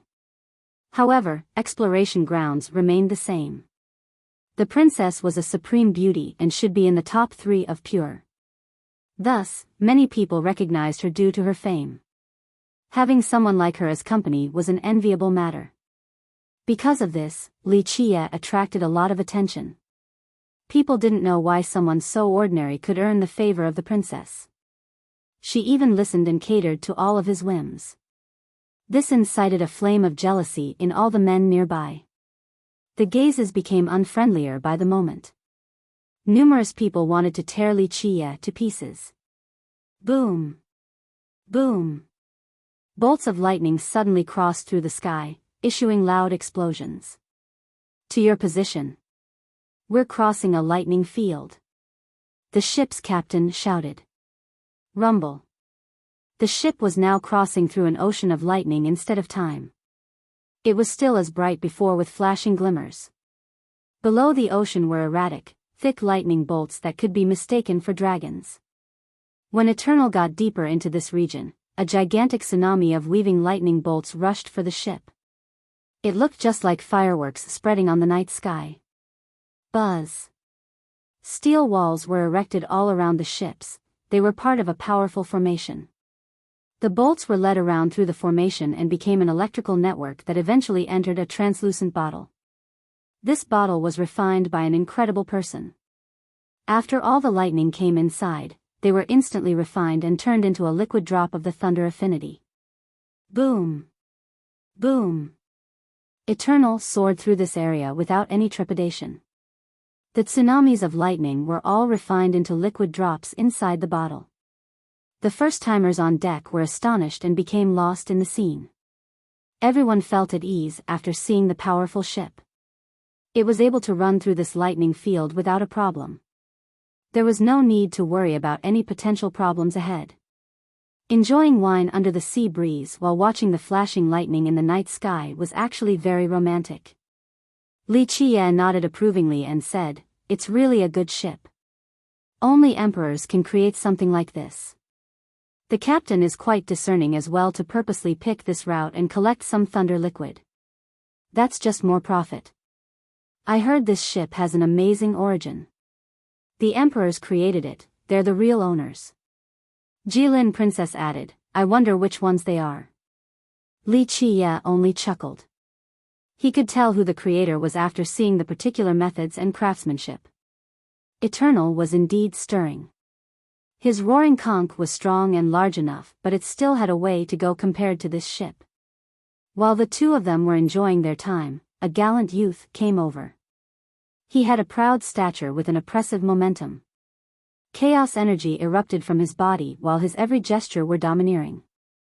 This was clearly an expert at the Tao's celestial level. In fact, this youth had been eyeing Li Qie for a long time now. He finally came over after being provoked by the two's intimacy. He bowed towards the princess in a respectful manner. "Your Highness, long time no see." The princess slightly nodded. "Young noble Feng Yi, long time no see." "Oh no, Your Highness, you are too kind, but this puts me in a difficult position. Please just call me, Little Feng." The youth hurriedly replied. The princess only nodded again without any change of expression. The youth continued, "Your Highness, my master is also on board, but he is cultivating right now. May I ask when you are free? My master wishes to talk about the Tao with you." Qin Bailey is also here. Some experts nearby took a deep breath after hearing this. "I'll meet Brother Qin when there's an opportunity," the princess calmly said. The youth was a bit lost after seeing her expression. His eyes fell on Li Qie and still spoke with a respectful attitude. "My name is Feng Yi of Heaven Searching. May I ask for your name?" "Only a no-name junior, not worth mentioning." Li Qie leisurely smiled and said. "Qin Bailey's disciple, Feng Yi." Those who have heard of Feng Yi's name before were startled. Qin Bailey was very famous in Pure. He was on the same level as Jin Gu despite being defeated eventually. This didn't deter his prestige. He came from Heaven Searching, a sect with 4 immortal monarchs and immense resources. Moreover, their progenitor, Heaven Searching Immortal Monarch, was the first monarch of the 100 races. Therefore, one could easily imagine how powerful this sect was. Qin Bailey is amazing indeed, even his disciple has more than 60 million chaos units. Just how strong is he then? An expert from the last generation could gauge Feng Yi's power and murmur in shock. Feng Yi slightly raised his brow after seeing Li Qie's nonchalant answer. Very few in Pure could stay calm after hearing the name of his sect. "Sir, you are surely an amazing man. I am always looking to learn, regardless of the sources. I wish to talk with you so we can study the Grand Tao further," Feng Yi said. Li Qie couldn't help but smile after seeing the youth's demeanor. He looked at him and asked, "Your master likes Menjiang?" The princess became a bit awkward and wanted to speak. However, he gently waved his sleeve so she stayed quiet. "My master and her highness is a perfect match created by the heaven and earth," Feng Yi confidently said without hiding. So it turned out that Feng Yi wanted to step up for his master. In the past, Heaven Searching wanted to be in-laws with the Jilin clan. Both powers were from the 100 races. Qin Bailey was a supreme genius while the princess also possessed an extraordinary gift, a perfect match indeed. However, the Jilin wanted the princess to inherit their Dao legacy, so this proposal was unsuccessful. Nevertheless, Feng Yi believed that only someone like his master was worthy of the princess. Alas, his master focused on cultivation without caring about romance. This made him very restless. He naturally hoped that his master could win her hand in marriage one day or at least try to court her. Now, the two met again on Eternal, but his master didn't try to pursue her again, and this Li Qie was with her. Moreover, their relationship wasn't simple, judging by their actions. Because of this, Feng Yi wanted to separate the pair for the sake of his master. The princess frowned after hearing this, but because of Li Qie's gesture earlier, she didn't bother to correct him. This marriage thing was only a proposal from Heaven Searching. "You're a good disciple, thinking for your master." Li Qie didn't become angry at all. "Sir, my master has a love for talents and always want to learn from the heroes of the world. Alas, he is cultivating right now. I might be a worthless disciple, but I still want to talk about the Tao with you in my master's stead. What say you?" Feng Yi slowly asked. He wanted to defeat Li Qie so that the guy would give up after realizing that only his master was worthy of a girl like the princess.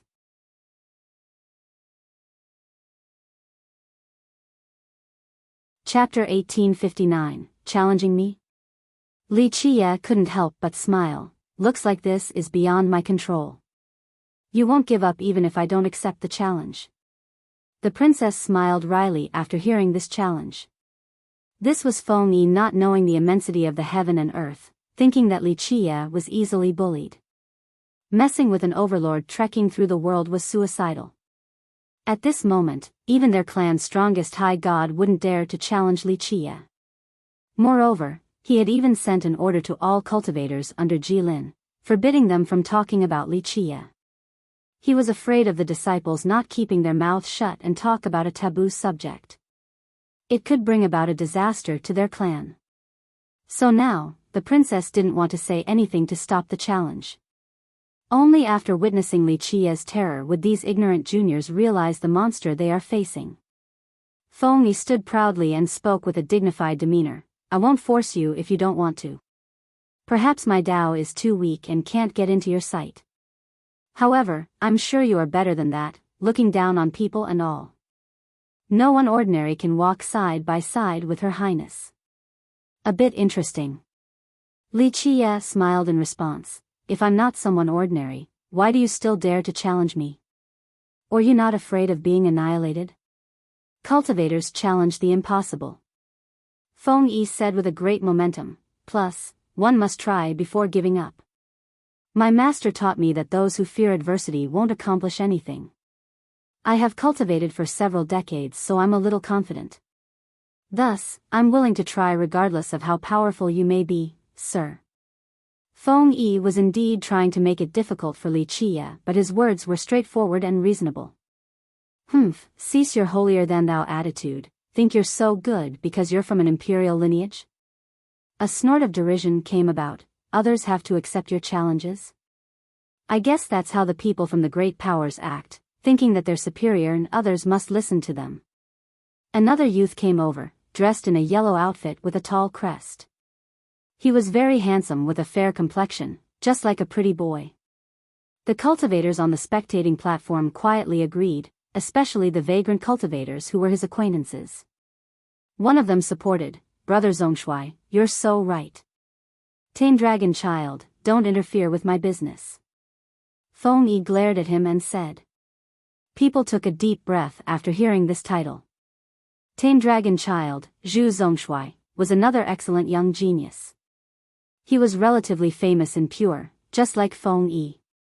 Despite being called child, he was no longer young and was much older than Feng Yi and even Feng Yi's master, Qin Bailey.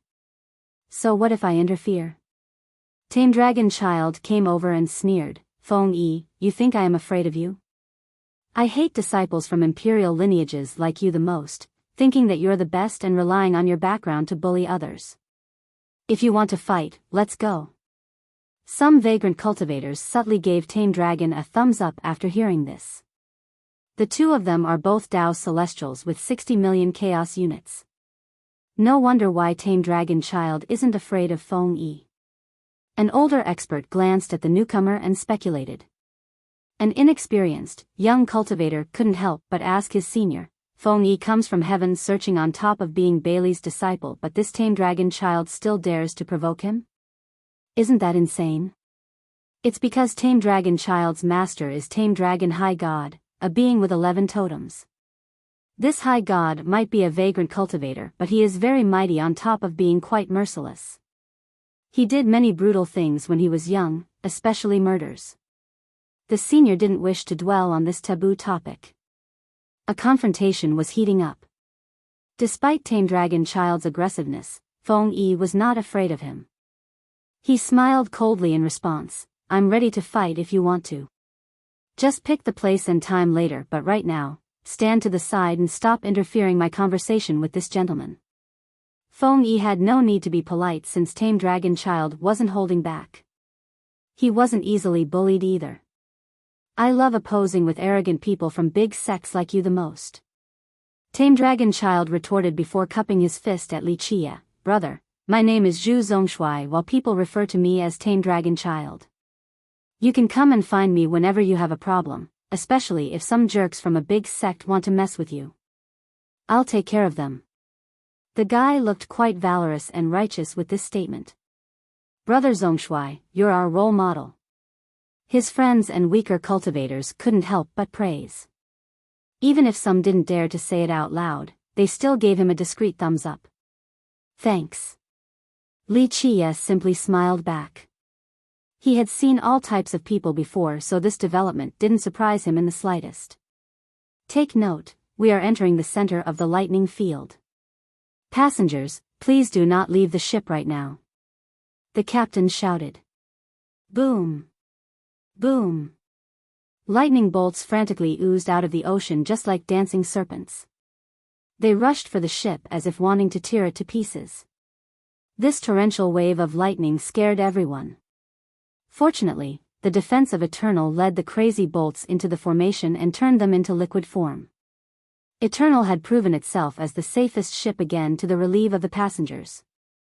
I hope to have a discussion with you in the future. Feng Yi knew that this was over because of Tame Dragon Child's involvement. Your Highness, please forgive me for bothering you. He remained polite and gave off a righteous air. Right when Feng Yi wanted to leave, Li Chia smiled and said, wait a minute now, no need to leave since you're already here. Didn't you say that you want to have a discussion with me? Very well, I'm in the mood today, how do you want to do this? Li Chia had experienced countless provocations, but someone standing up for his master was quite rare. Moreover, Feng Yi's manner in doing so was interesting as well. Feng Yi was surprised to hear this. He assumed that Li Chia didn't want to accept the challenge earlier, so now, he became excited with glimmers in his eyes and stood up straight like a pole withstanding the powerful gales. So you are interested then? The excited youth said, what kind of match do you want to have? A Dao discussion, a chess match, or a duel? The princess was feeling quite bad after seeing the youth's bright spirit. He didn't know that a beast was opening its bloody jaw, waiting for him to jump inside. Both literary and military challenges are fine. I'm an easygoing person, you pick and I'll indulge it. Li Chia smiled freely. Very well, you are quite decisive, sir. Just the way I like it. Feng Yi looked up and saw the lightning ocean. He smiled and said, are you interested in following me into this ocean and take a stroll through the lightning currents? This made the spectators look over at the ocean. They saw lightning bolts crazily rampaging the place, wanting to tear apart the world. They took a deep breath and thought that jumping into this ocean right now was courting death. Li Qie glanced at the ocean and chuckled. If you don't think that it's a good idea, we can try something else. Feng Yi said after seeing a lack of response. Li Qie smiled and said, looks like you are completely confident. You think you can make it through this lightning field? Not quite, around 60%. Feng Yi said with a natural demeanor, nothing is certain in this world. Anyone who wants such a safety net will never be able to start anything. 60% is enough for me. His voice became fierce at this moment. Only 60? You might die in there then. Li Qie gently shook his head. He was speaking the truth. Then I can only blame my lack of skills. Feng Yi laughed and said, your cultivation is clearly lower than mine. Thus, I have a great advantage in this particular challenge. If I don't dare to take this risk, how can I have the face to be representing my master? Feng Yi sounded arrogant and fierce, but which youth wasn't? Someone young like him should attempt crazy things like this. Just one of those words in titles like Dao Child. Doesn't make a lot of sense in the translation.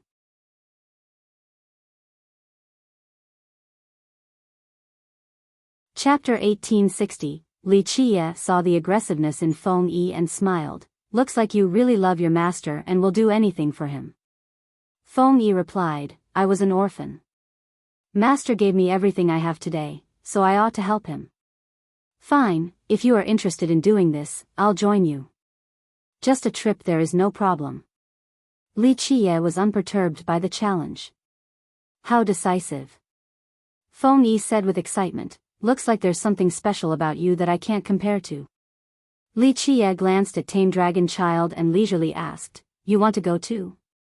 The more, the merrier. Tame Dragon Child was startled and instinctively looked at the dancing lightning bolts in the ocean. Feng Yi took this opportunity and challenged Tame Dragon Child with a cold smile as well. Tame Dragon, we'll do a bet too if you want, the three of us. Whoever can last longest in this lighting field will be the winner. Tame Dragon Child withdrew his gaze and said, Feng Yi, no need to try this, I'm not afraid of you. However, I don't want to steal this gentleman's thunder, so I won't involve myself with your bet so that you won't lose too badly. If you can survive after your match, then we can pick another time to fight. Tame Dragon Child turned to Li Qie and cupped his fist. You are indeed exceptional with such decisiveness. First, I hope that you will be victorious to suppress Heaven Searching's arrogance. Let them know that they can't act so imperious just because they have a strong background. Yes. Li Qie smiled and nodded his head. Very well, I won't force you either. We'll settle our score in the future. Feng Yi didn't bother messing with Tame Dragon Child. I'll be waiting. Tame Dragon Child snorted. We'll see just how much you have learned from your sex imperial arts. Feng Yi ignored him and gestured at Li Qie. Sir, this way. Li Qie stood up and went to the edge of the ship while Feng Yi bowed at the princess. Your Highness, excuse me now. He then followed Li Qie to the side. Tame Dragon Child began cheering. Let's do it, down with Heaven Searching. I will wait and cheer until you return triumphantly. Li Qie smiled and looked at the lightning field. Let's get started. Before they could begin, the captain loudly stated, the ship is not responsible for the lives of those who leave. Of course, these two didn't ask for Eternal to take responsibility. Feng Yi cupped his fist towards Li Qie. Sir, I do not know my own limits and will be going first. Let us meet over there. With that, he rushed out with the momentum of a dragon and might of a tiger towards the lightning field with an amazing speed. Eternal was quite fast and was praised for having an imperial level of speed. It slowed down in this lightning field but still maintained a frightening speed. However, Feng Yi soared through the sky at a faster pace than the ship. It couldn't catch up to him. Damn. Even those who didn't like him couldn't help giving him some respect. Everyone saw the power of this lightning field, but he dared to rush before the ship into the field. Just his courage alone was commendable enough. A big shot recognized the movement technique Feng Yi used and said, "Dragon Path. This is an amazing art created by heaven-searching immortal monarch. Rumor has it that the monarch could have a speed above a true dragon with this art. Feng Yi must have grasped its fundamentals to have this speed." Even those who weren't aware of this art could appreciate the high-level movement technique Feng Yi was using because he was able to go faster than Eternal. Boom! Boom! Boom! Lightning bolts as large as mountains assaulted him. Each bolt could destroy an entire zone or turn many experts to ashes. Activate! Feng Yi was not afraid at all and crazily roared. All of his chaos energies erupted with divine laws in the form of chains coming out. They weaved together to form a golden armor on his body. Golden, feathery wings spreaded from the armor. They looked like the protection of an immortal monarch, glowing with a world-creating light. Boom! The wings and the imperial glow stopped the lightning onslaught. After his brilliant wings stopped the bolts, he increased his speed even more to get deeper into the lightning field. Golden winged armor, a formidable defensive art. That's an imperial lineage for you. He's only using imperial techniques. A big shot from the last generation became envious. Heaven Searching had 4 immortal monarchs. This was a top lineage in pure. It had many imperial arts.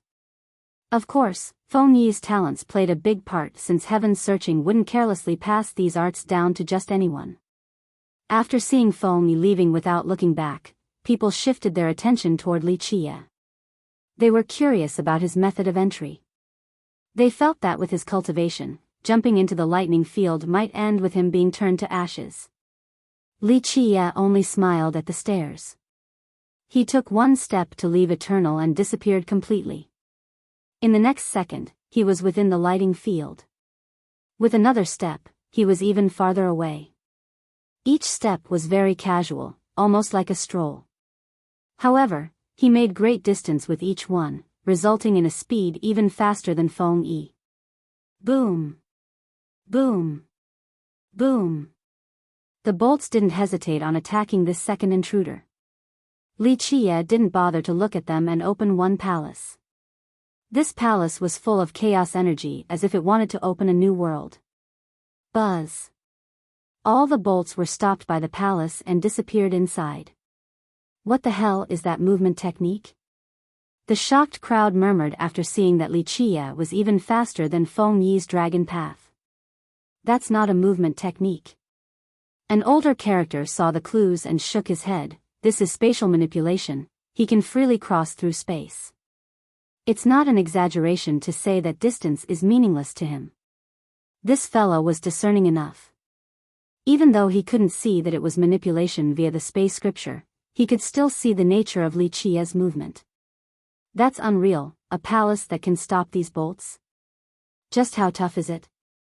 A different expert was startled by this sight. Everyone knew that cultivators were scared of things resembling the heavenly execution the most. Though these lightning bolts were not part of one, they were still power belonging to the heaven and earth. Once they did damage, recovery was quite difficult. But now, Wuxia used his fate palace to stop the bolt.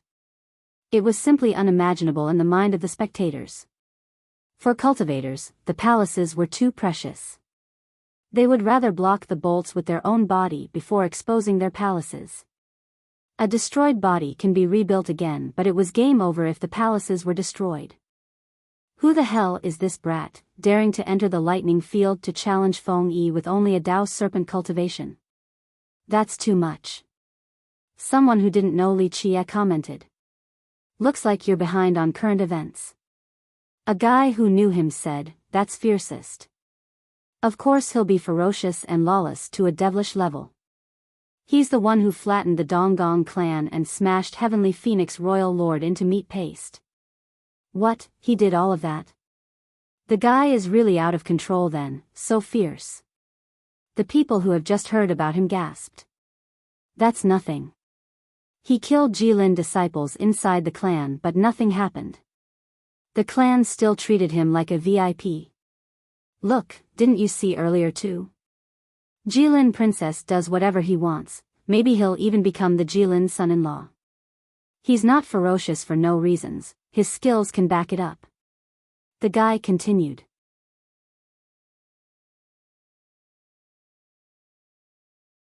Chapter 1861. The cultivators who were seeing Li Qia for the first time were shocked with disbelief. How can he only be a Dao serpent when he's so fierce? Is he hiding his true power? Who knows? If he dares to call himself fiercest, it's easy to imagine how tough he is. It's not easy being the number one in any category. But anyway, he's an aberration who isn't afraid of anyone, no, isn't afraid of killing anyone. No one knows his identity either. Someone else said, a storm will brew across the 13 continents because of this guy. Meanwhile, Li Qia was strolling through the lightning field. Each step was another world, so he quickly caught up to Feng Yi. Feng Yi was unconvinced and exerted his vitality to the limit. In the blink of an eye, an immortal light erupted around his body. The rays shot to the sky and the space around him suddenly trembled. His speed crazily increased just like a meteor. A sizable gap was created between the two. Li Qia simply smiled and continued walking across this perilous region. Boom! Boom! Boom! Countless lightning bolts frantically tried to interrupt his stroll. Even the word torrential wasn't enough to describe it. They seemed to have an unspeakable hatred towards him, unceasing until his death. But despite their crazy onslaught, his palace managed to stop everything. His position became the gathering place for lightning, much more than Feng Yi. He was entering a more concentrated area where the bolts coiled around him like vines, wishing to drown him. Something's not right. No, his palace isn't stopping the palace, it's actually devouring the power in this field, turning it into his own. A big shot from the last generation was startled. The other knowledgeable big shots began to get some clues. From the beginning, they thought that the palace acted as a shield, but this didn't seem to be the case any longer. I see, so the lightning field has lost control, he's devouring everything. Another expert murmured in a daze. Looks like fewer bolts are hitting us. Others began to notice the strange phenomenon as well.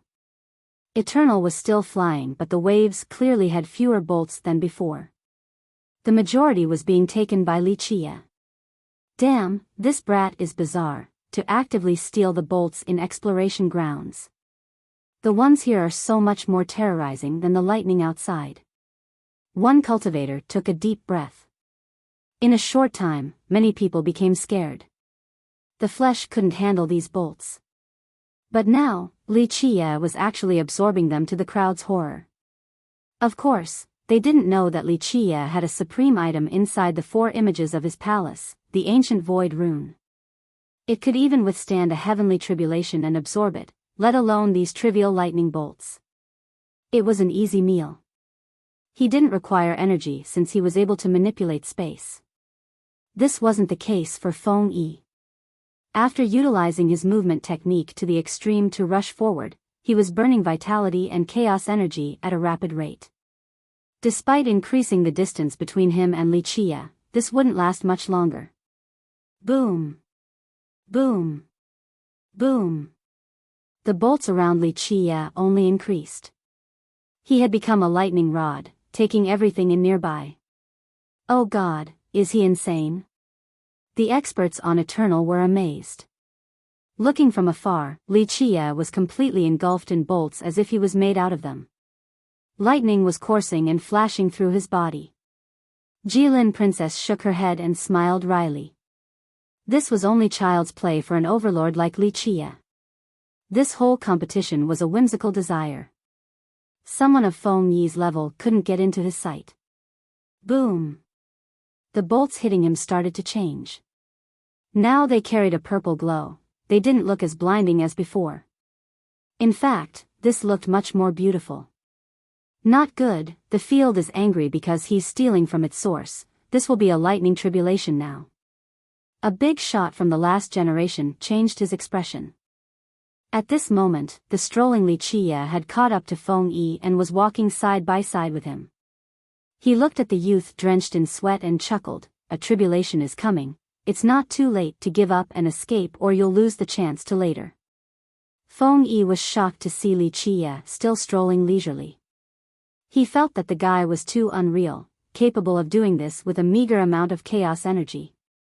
It looked just like black magic. I won't give up so easily without reaching the end. Despite his depleting vitality, Feng Yi still wouldn't yield. If you choose to be stubborn, I can't help you then. Run now, as fast as possible. The tribulation is coming, whether you make it out alive is up to your own fortune. Li Qie smiled and said, "Let's go." Feng Yi roared as his vitality and chaos energy crazily rolled out like a broken dam. Despite knowing that he had lost, he didn't want to surrender. He would rather go all out in reckless abandon, so he released all of his energy. This was a potentially fatal move. Even if he could reach the end of the field, it would leave behind lasting damages. It wasn't just about depleting chaos energy any longer. Boom! The new surge in speed created a new separation between the two. Bang! In this exact moment, all the lightning bolts exploded with rumbling blasts. An immense wave of bolts rose from the ocean, full of a purple shade. This torrential force could destroy everything in this world without slowing down. Not good. Everyone on Eternal was scared out of their mind. The new flood of purple lightning rushed for Li Qie with an unstoppable momentum. Damn! Feng Yi was aghast and took out multiple treasures. Even though there was a sizable distance between him and Li Qie, all of the lightning below the field was forced out, so even his area wasn't safe. There was no dodging for him since he was within the radius. Activate. All of his treasures became resplendent in order to build the strongest defense. Rumble. This was a disastrous flood of power, resulting in deafening detonations. Feng Yi's layers of defense were useless, they broke down like dried branches. He utilized his imperial arts instead, but they were not enough either. The lightning flood shattered his laws instantly. The bolts made contact with his body, causing smoke to come out. He could be rendered to ashes at any moment. No! Feng Yi panicked since there was nothing else he could do but watch the flood come for him. He was certain of his demise. It would be a death without a body left behind. It's over. The experts on Eternal were sure that he was done for as well.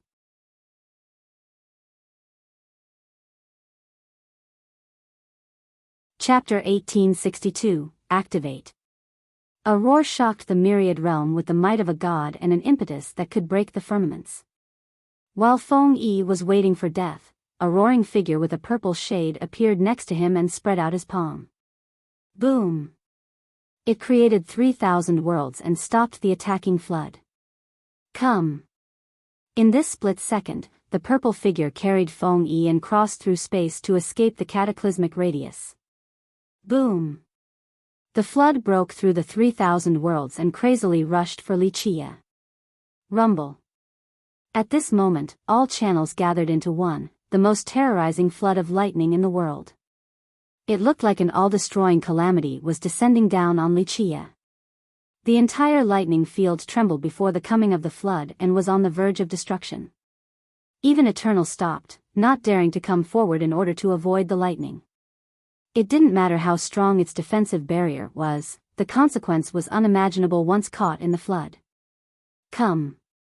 Li Qie was unperturbed and smiled. Buzz. His palace was ready to face the incoming disaster. Rumble. Loud explosions echoed in the sky. The flood was devoured by the palace and forced inside. The ancient void rune on the Pillar of Life had started working. It had turned into a boundless world to receive and refine the bolts. As time passed, there were less lightning bolts in the ocean. Eventually, only tiny strands were left in the lightning field. In the end, all the bolts were devoured. One couldn't find a trace of lightning in this so-called lightning field. There were only the occasional flashes of thunder left. The devouring process happened in a short period. The torrential lightning field turned into a frightening serenity like a dead zone. Everyone was aghast at this sight. He made lightning bolts into a meal. Surely, some people thought that he was actually a lightning eater. When people regained their sanity, they found Feng Yi had been brought back to eternal by someone. His savior was a man that wasn't that much older than Feng Yi. He wore a purple robe and had a haze around him. He was ancient in appearance. Ancient was a strange word to describe someone, but there was no other way to envision him outside of this word. It was as if he came from an ancient era, carrying its time-worn atmosphere. The surrounding haze made him look like an old immortal. He was as majestic as a mountain. Being beaten by the long years didn't bend his proud stature. Nothing could wear down his appearance. Qin Bailey. Someone recognized him and shouted in astonishment. Even those who didn't recognize him knew of his name and gasped in response. It's Sect Master Qin. Members of the crowd quietly reminded. Qin Bailey was a resounding name in Pure. He was even more famous than Jin Gu in the past. He was once the ultimate genius of this generation. He came from heaven searching and rose to prominence with an unprecedented speed. People thought that he was the most likely to become an emperor from the 100 races. Unfortunately, Jin Gu was even more exceptional. A fight between the two was inevitable and Qin Bailey lost despite debuting earlier. In just one night, Jin Gu became famous and took Qin Bailey's spotlight. Bailey rarely appeared from then on. Some believed that he was mentally shaken by the loss, others said that he was cultivating in seclusion. Nevertheless, his prestige was still strong despite losing. After all, he had experienced many battles and his power was recognized by people. Is he a god now? Even top experts with 80 million chaos units couldn't see through Qin Bailey. He was unfathomable, like an abyss, as if he had jumped out of the Tao celestial realm. He didn't shoulder a heaven's will to become an emperor, so godhood was the only explanation. In the present, he was extremely strong and acting as the sect master of heaven, searching with full authority. If the elders gave him full authority at his age, it meant that they valued and trusted him. The guy was capable enough to take on this responsibility. Keep in mind that heaven searching had 4 emperors. This place was full of hidden dragons and crouching tigers, yet he was still the chosen one. The ancestors surely had great confidence in him.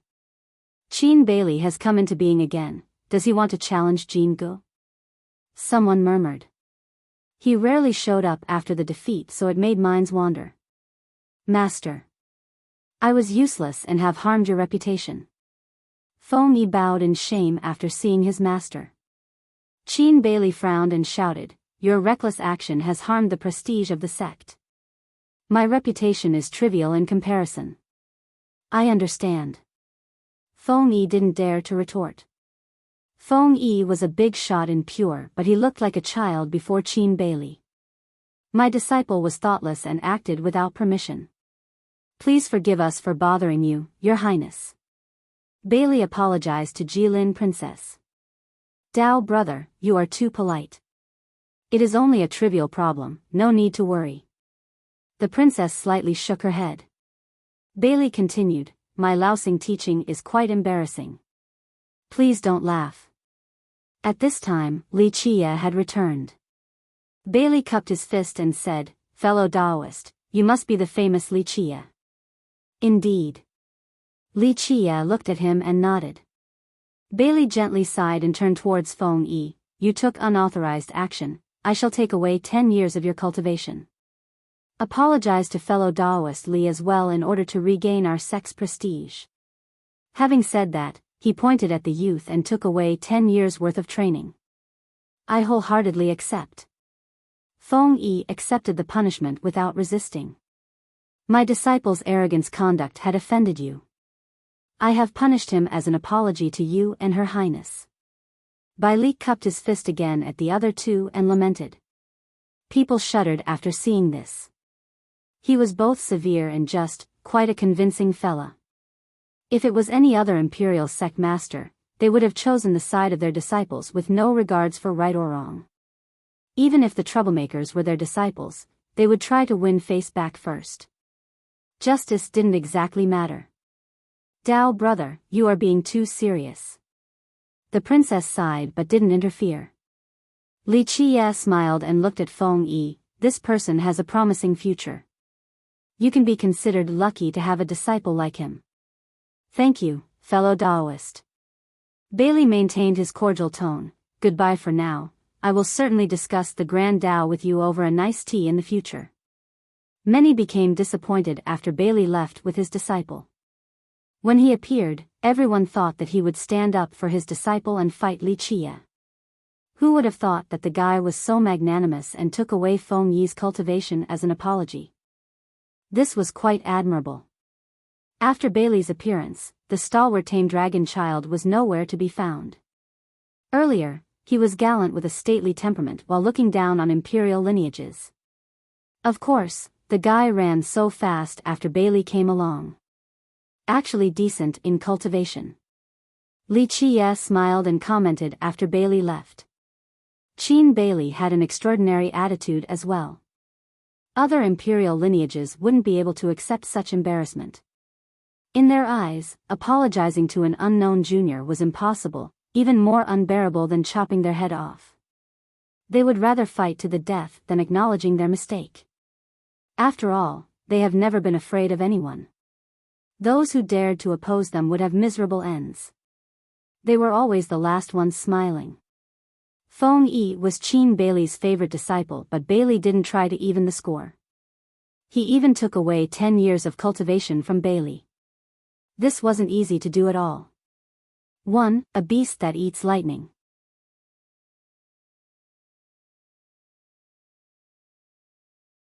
Chapter 1863. Jilin Princess agreed with Li Qie.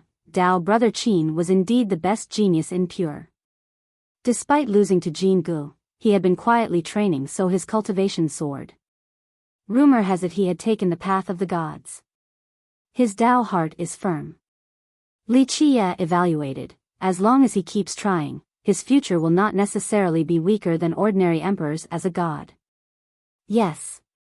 He lost to Jin Gu when his fame was at the apex, but he didn't wallow in misery and give up. He continued to take one step at a time in cultivating. Even if he stops competing with Jin Gu for the heavens will, he'll still become an amazing high god. The princess said. Heaven's Searching and the Jilin clan were both sects of the 100 races, so they had a good relationship. The princess was knowledgeable about the sect. Defeat is commonplace for cultivators. Losing once doesn't mean losing for a lifetime.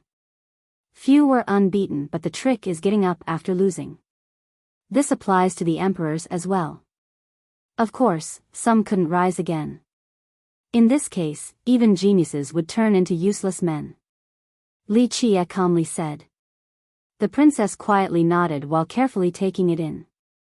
The Dao heart was truly important for cultivators. Some geniuses were done for after one defeat and disappeared in the river of time due to their unstable Dao heart. Like Qin Bailey, he was peerlessly famous with great potential in Pure. However, people considered his defeat to Jin Gu to be the lowest point of his life. Others would most likely hate themselves after losing. But Bailey continued to train just like before. His Dao heart was even better now. It meant that even if he wasn't going to be an emperor, his future was still bright. Let's go back. Li Qie glanced outside and smiled. Eternal was continuing forward with full speed because all the lightning bolts had been absorbed by Li Qie. When Li Qie and the princess wanted to return, a woman stopped them. She had an aura to her. It wasn't overly aggressive, just stately like a true dragon. She wore a draconic armor with a flashing golden glow. The armors had dragon runes with immense power. It didn't look like it was cast from divine metal, but rather the scales of a true dragon. Because of this, people could faintly hear the roar of a dragon soaring to the 9 firmament. The armor couldn't hide her curvaceous lines and plump peaks. Her long and thin legs accentuated her overall figure, tempting people at first sight. Nevertheless, people would only steal a glance at her, never a full look. This was because of her oppressive and noble temperament, resembling both a dragon and a king. Her phoenix eyes were bright and sharp, just like a snow-white saber. It could instantly illuminate someone's mind. Just a glance from her could instill a shuddering chill. When people saw her, they would instantly think of this. It's a shame that she's not a man, or she would become a king with such a lofty temperament. Wu Fengying. Someone shouted in astonishment. Shoo, call her Dragon Citadel Lord, don't say her name or she'll beat you up. A friend reminded him. People shuddered after hearing her name. Many people glanced at her, but no one dared to utter a single word. This was due to her notorious foul temper. She would resort to violence after a minor disagreement. Many have been beaten by her till they cried for their parents. Lord Wu, long time no see. 6 years flashed by after our last meeting at the Citadel. The princess was secretly lamenting this meeting. A fight might be coming. Young sis, long time no see, we'll talk later on, but I have business with him right now. The princess smiled wryly after hearing this. A fight was coming indeed. Wu Fengying was the current lord of Dragon Citadel, in charge of its future direction. This was a lineage with 4 emperors, so it was above the Jilin clan in pure. It was started by immortal Emperor Qianlong of the 9 worlds. He took in cultivators from all over the worlds without limitation. Even the members of the 3 races could join. Because of this, outside of him and the 3rd immortal monarch, the other 2 were grand emperors. This was a unique sect in pure since the races lived together in harmony.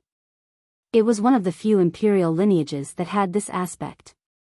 Amazing talents, powerful cultivation, beauty, and authority weren't the reason why Fengying was so famous. Her fame was due to her brutish and fiery nature. Many in pure knew that she had a penchant for fighting. It didn't matter whether they were an ancestor or an imperial successor. She would mercilessly beat them until they are unrecognizable. An imperial lineage of the Citadel's level should have a staid and magnanimous lord. One was prudent and wouldn't threaten violence at the first slight. Alas, Wu Fengying was the opposite of that. Even after becoming the Citadel Lord, her temperament and fierce nature remained the same. Just imagine, a beautiful lord beating people down to the ground with a ferocious demeanor. At that point, her features and charming figure wouldn't matter as much. That's why some said that it would have been better for her to be a man, since her God-given good looks were wasted like this. Jilin Princess knew that trouble was brewing the moment Wu Lingfeng got here. Hey, what's inside your palace? Lingfeng blocked in front of Li Qia and asked. Could you imagine a supreme beauty blocking another man in such a rough manner? Li Qia only smiled and ignored her. Hey, you listening? I'm talking to you. Fengying immediately glared her pretty eyes at him. He finally gave her the time of day and leisurely said, First of all, my name is not, hey, it's Li Qia. Secondly, if you have a question for me, you need to be gentler and polite. You may call me young noble, or sacred teacher, if you truly want to know. She maintained her glare and said, You're a healthy man, why do you speak so slowly like an old woman? He didn't become angry and calmly retorted, You're a healthy woman, why do you speak in such a brutish manner like an erroneous reincarnation? Bullshit. She postured aggressively with both hands on her waist and shouted, Who says a woman can't be brutish? Li Qia smiled and said, You're right. Who says a man can't be calm with his words? You. She couldn't come up with a fast response. Arguing wasn't her forte. Her tongue was clearly not as sharp as Li Qia. You think I won't beat the crap out of you? She instantly punched at his face. Boom. It didn't make contact, something blocked it. Bang. Before she could reach, an invisible hand slammed her down on the deck. People were startled after seeing the takedown. This guy was too devilish, but more shockingly, he was so domineering, to go as far as fighting against Wu Fengying. That's more like it. If you're so capable, release me and we'll fight for real. She was unconvinced of the submission. Li Qia glanced at her and insipidly said, Since you do not bear ill will, I won't trouble you. Think before you act next time, or I'll kill you and strip you naked before throwing you down the ocean. Having said that, he recalled his thought and turned to leave. She shouted back in fury, We won't know who'll be doing the stripping just yet. Stay and fight if you dare. I'll strip you clean. Everyone became silly after hearing this. A girl, no matter how bold she might be, would never utter such words. Alas, Fengying wasn't reserved at all. 1. He's saying that she reincarnated into the wrong sex, that she was a man in her previous life. This statement isn't as jarring in Chinese at all, just a witty remark.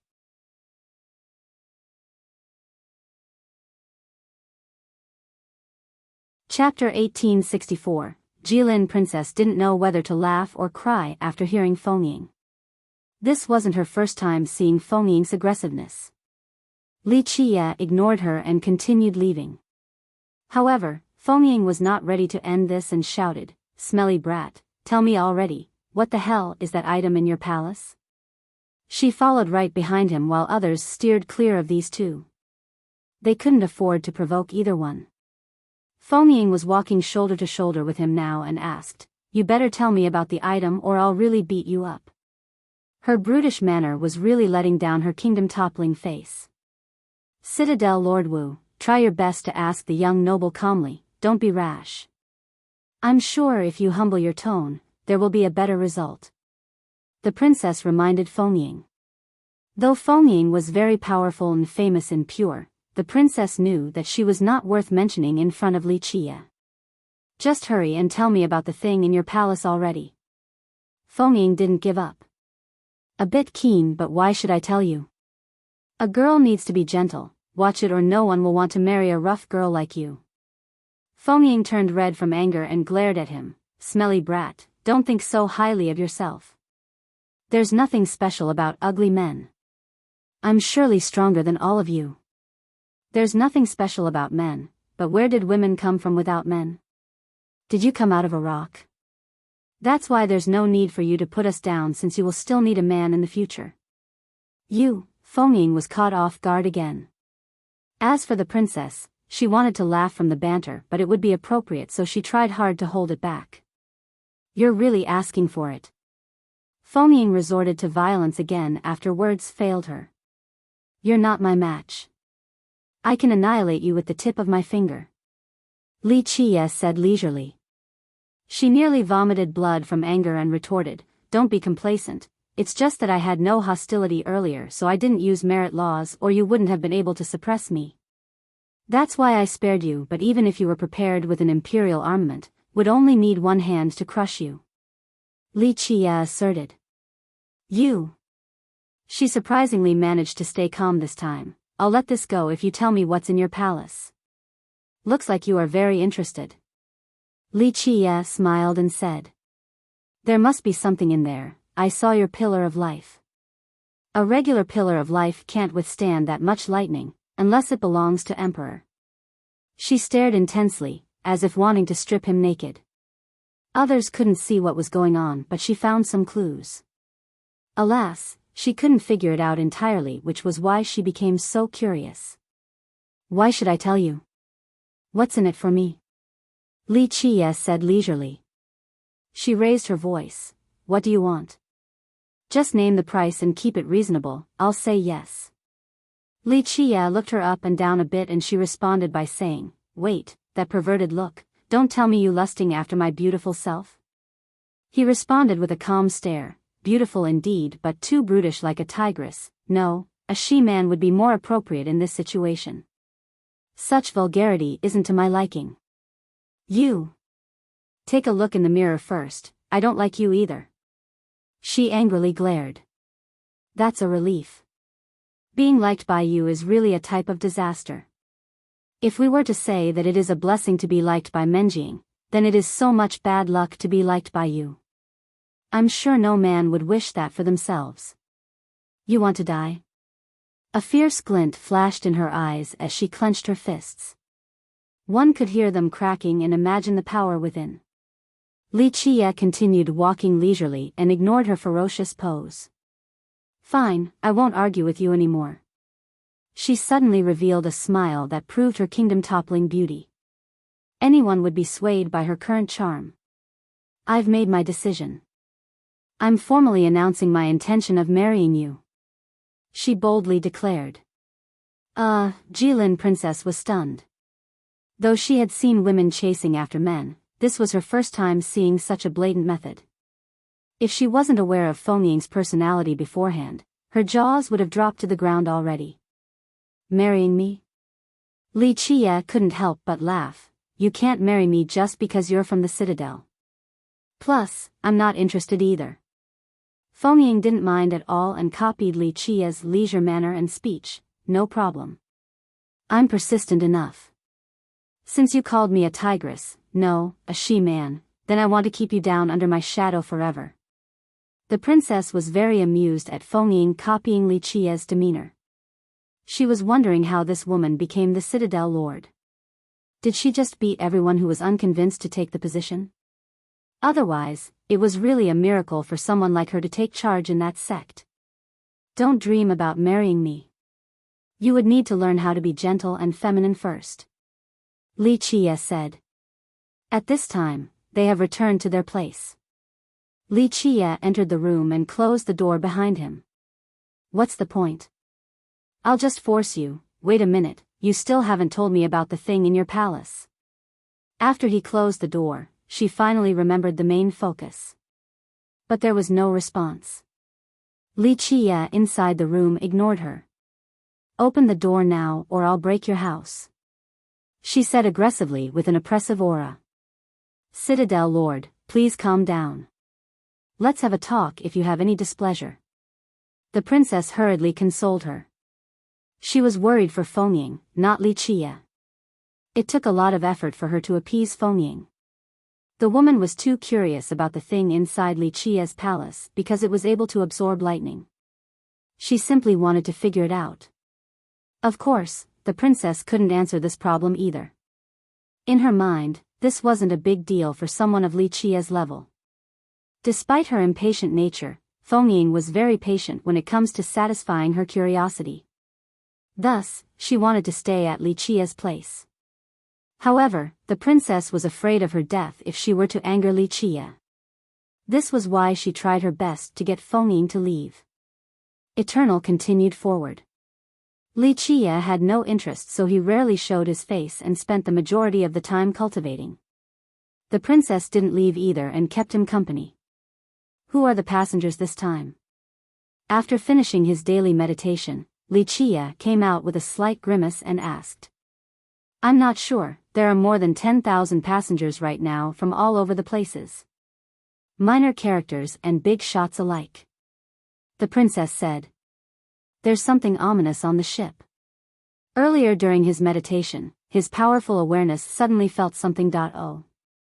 It was mighty enough that nothing happening on the ship could hide from his sense. Ominous? What kind? The princess became startled.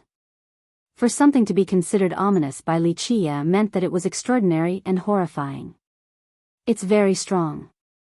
Someone is hiding its presence beneath the deck. Li Qie said.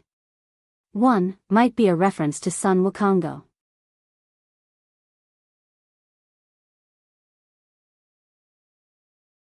Chapter 1865. It was truly horrifying thinking that there was something so powerful hiding inside the ship. The princess quietly asked, should we secretly take a look? Just let it be. Li Qie said flatly, I don't care if it's evil or not as long as it doesn't mess with me. If it's foolish enough, I'll end it. The princess heaved a sigh of relief after hearing this. Staying by Li Qie's side was safer than anything else. As long as he was around, even a more terrorizing event wasn't worth mentioning. We're about to reach Hope Corner. Would you like to leave the ship for a look, young noble? She asked. Hope has been excavated completely long ago. Anything good there is gone now. The ones left must be ominous stuff that even emperors don't want to deal with in order to avoid a disaster. Li Qie chuckled and shook his head. The princess quietly nodded and didn't say anything else. On the second day, Eternal anchored far outside of Hope. From the distance, Hope looked like a vast continent filled with chaos energy. Alas, this place engulfed in energy didn't have a sliver of life. It was devoid of any tree, not even a blade of wild grass could be found. There were mountains everywhere that looked like sleeping dragons. Thus, the terrain was certainly impressive enough outside of not having any vegetation. It was a land of black, fertile yet lifeless. Hope Corner was the first stop of exploration grounds, the place found first in this area. No one knows if this was the truth, but the majority of cultivators did indeed start in this place. Emperors weren't included in this group. There was a very simple reason for its popularity: safety. It had been excavated in while, so there was no danger to speak of. It was considered the safest location of exploration grounds. At the same time, there were naturally places left pristine despite the effort of the mass. Occasionally, someone would find a treasure or dig out something interesting. This also added to its popularity at the entry location for exploration grounds. Moreover, those who only came to sightseeing found this place the best. It was cheap and safe. This could become a nice conversational topic in the future, not to mention finding some items if they were lucky enough. Esteemed passengers, we have arrived at Hope Corner. Please exit the ship if you wish. We will be stopping here for 5 days. Those who are going to other areas, remember to come back on time. We will definitely leave in 5 days without delay. The captain announced. People rapidly left after hearing the announcement.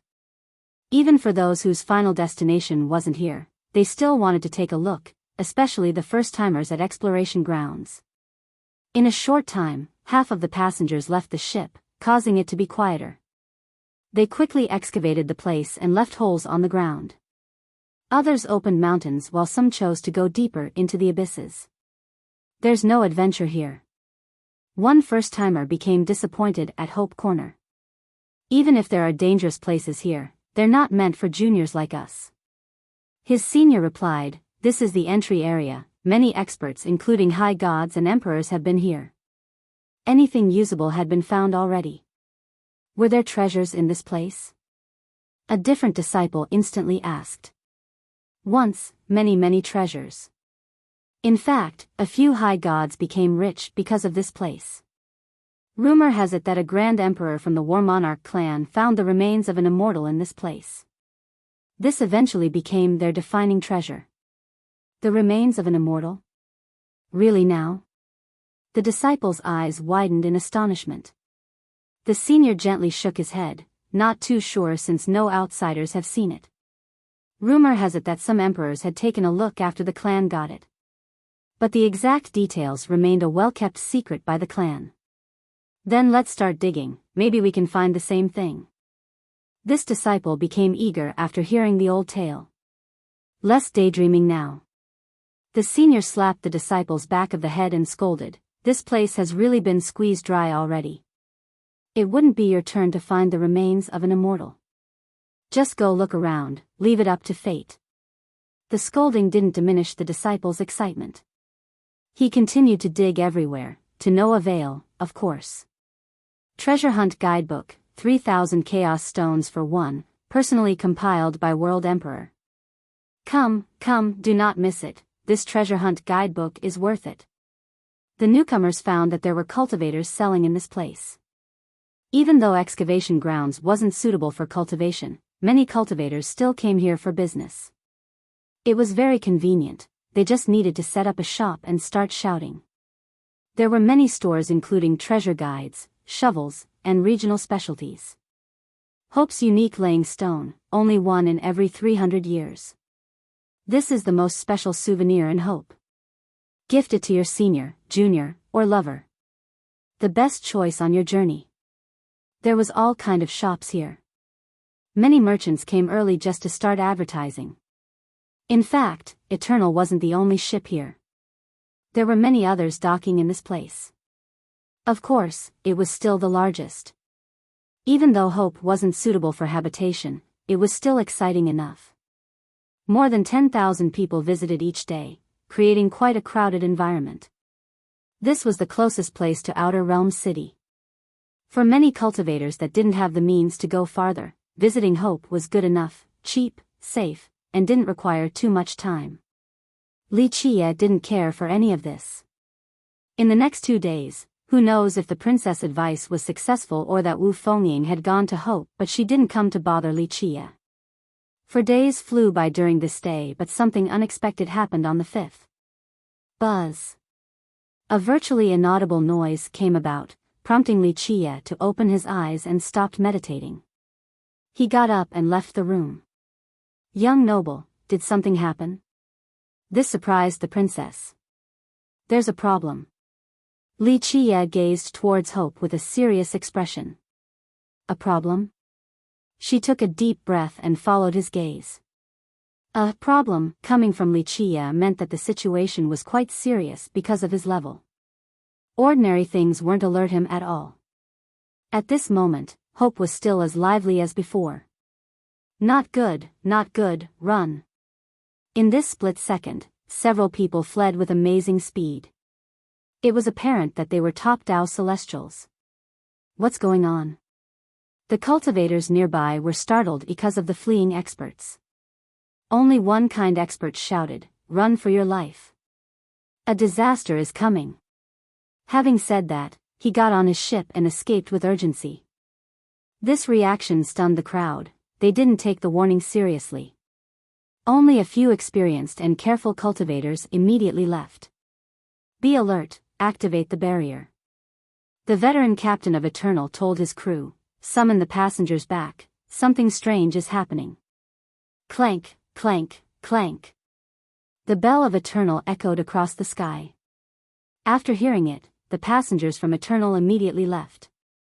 Others lingered around out of curiosity.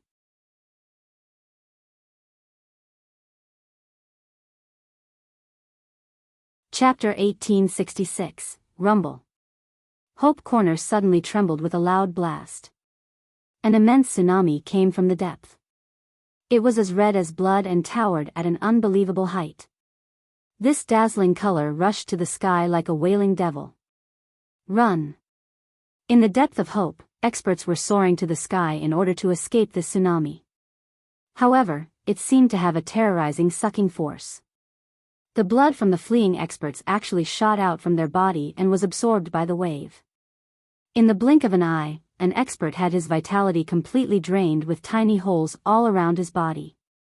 Only a dried-up body was left behind on the ground. Rumble. The tsunami suddenly detonated and became even larger than before. Ah! Screams emanated as one cultivator after another was drained completely, leaving behind only skin and bones. This tsunami was like the tongue of a terrible monster. Being licked by it would rob any existence of their life force and vitality. Run! All the cultivators were scared out of their mind and started to run while the tsunami rushed closer behind them. They ran for their lives and wished that they could have more legs in order to escape Hope even faster. Ah! More screams resounded. The majority of them couldn't escape this disaster. They were fast, but the tsunami was even faster.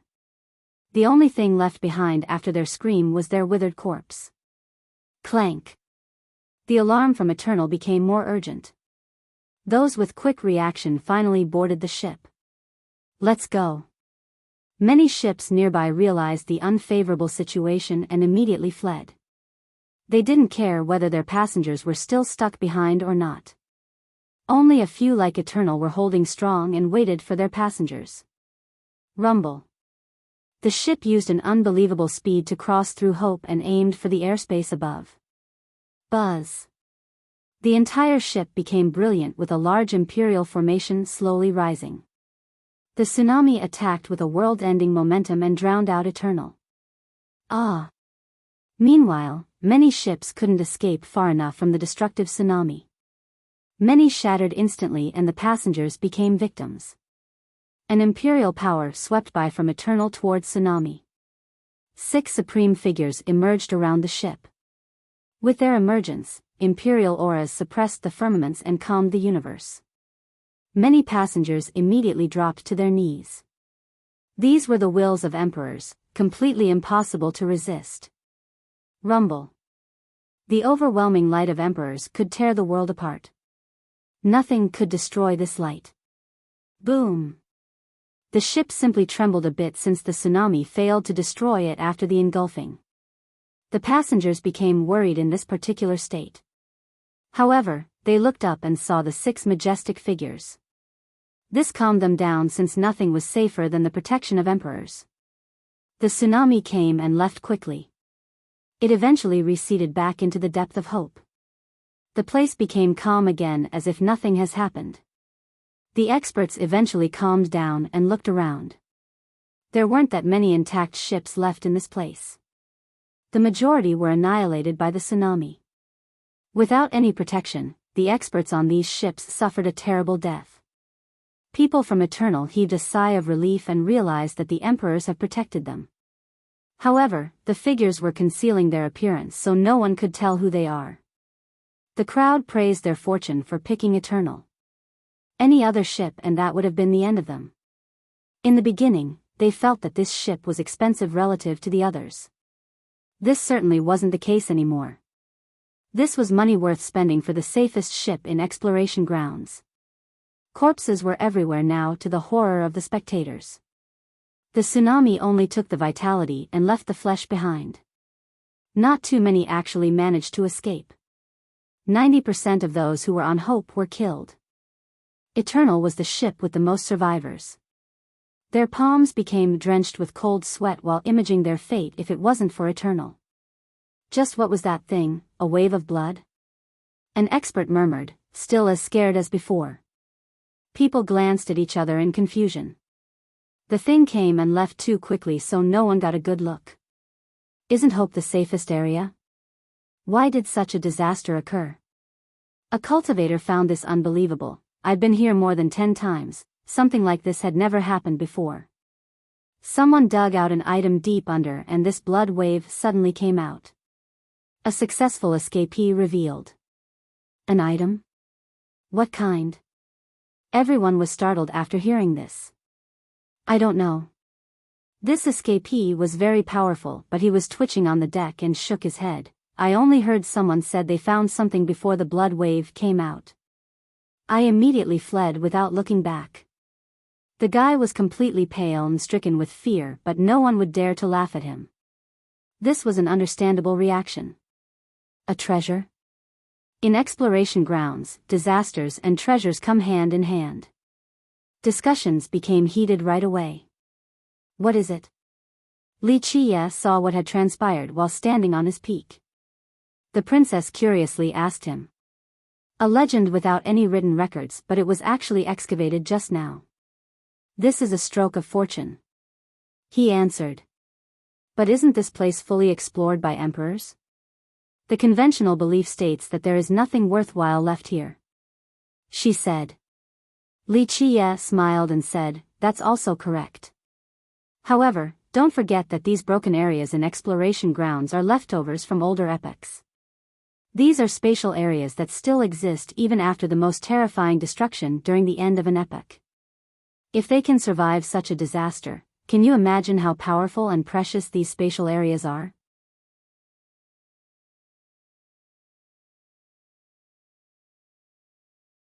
Chapter 1867. For this particular thing, even emperors can't take it away? The princess inquired. Li Qie looked at Hope and smiled. It requires luck and nothing good will come if an emperor were to force the issue since it will incite karma. Plus, this is exploration grounds.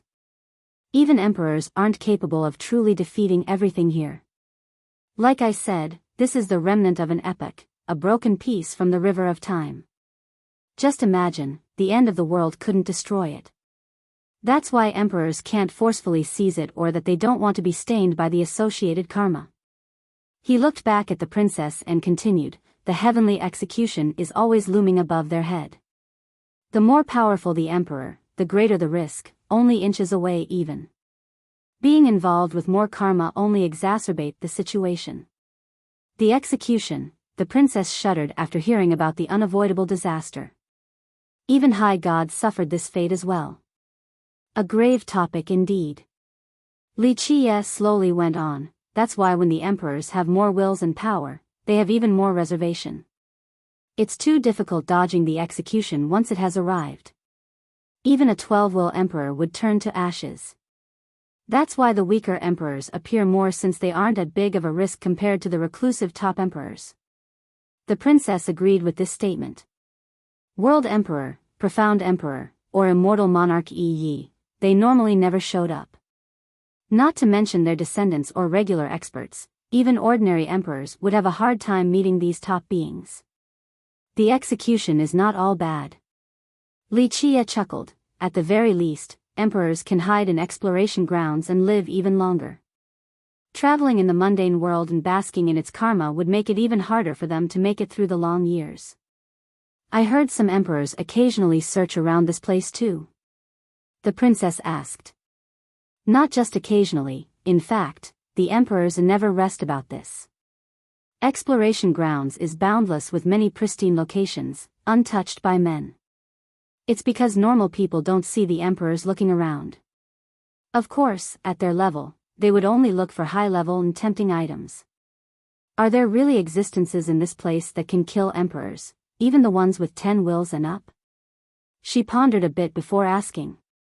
In fact, she had heard of this legend before but was never certain of it. Emperors were known to be invincible, especially the ones with 10 wills and up. Nevertheless, there were still rumors of them being killed. She was very skeptical about these rumors and couldn't imagine this type of god-slaying existences. Yes, not few in number either.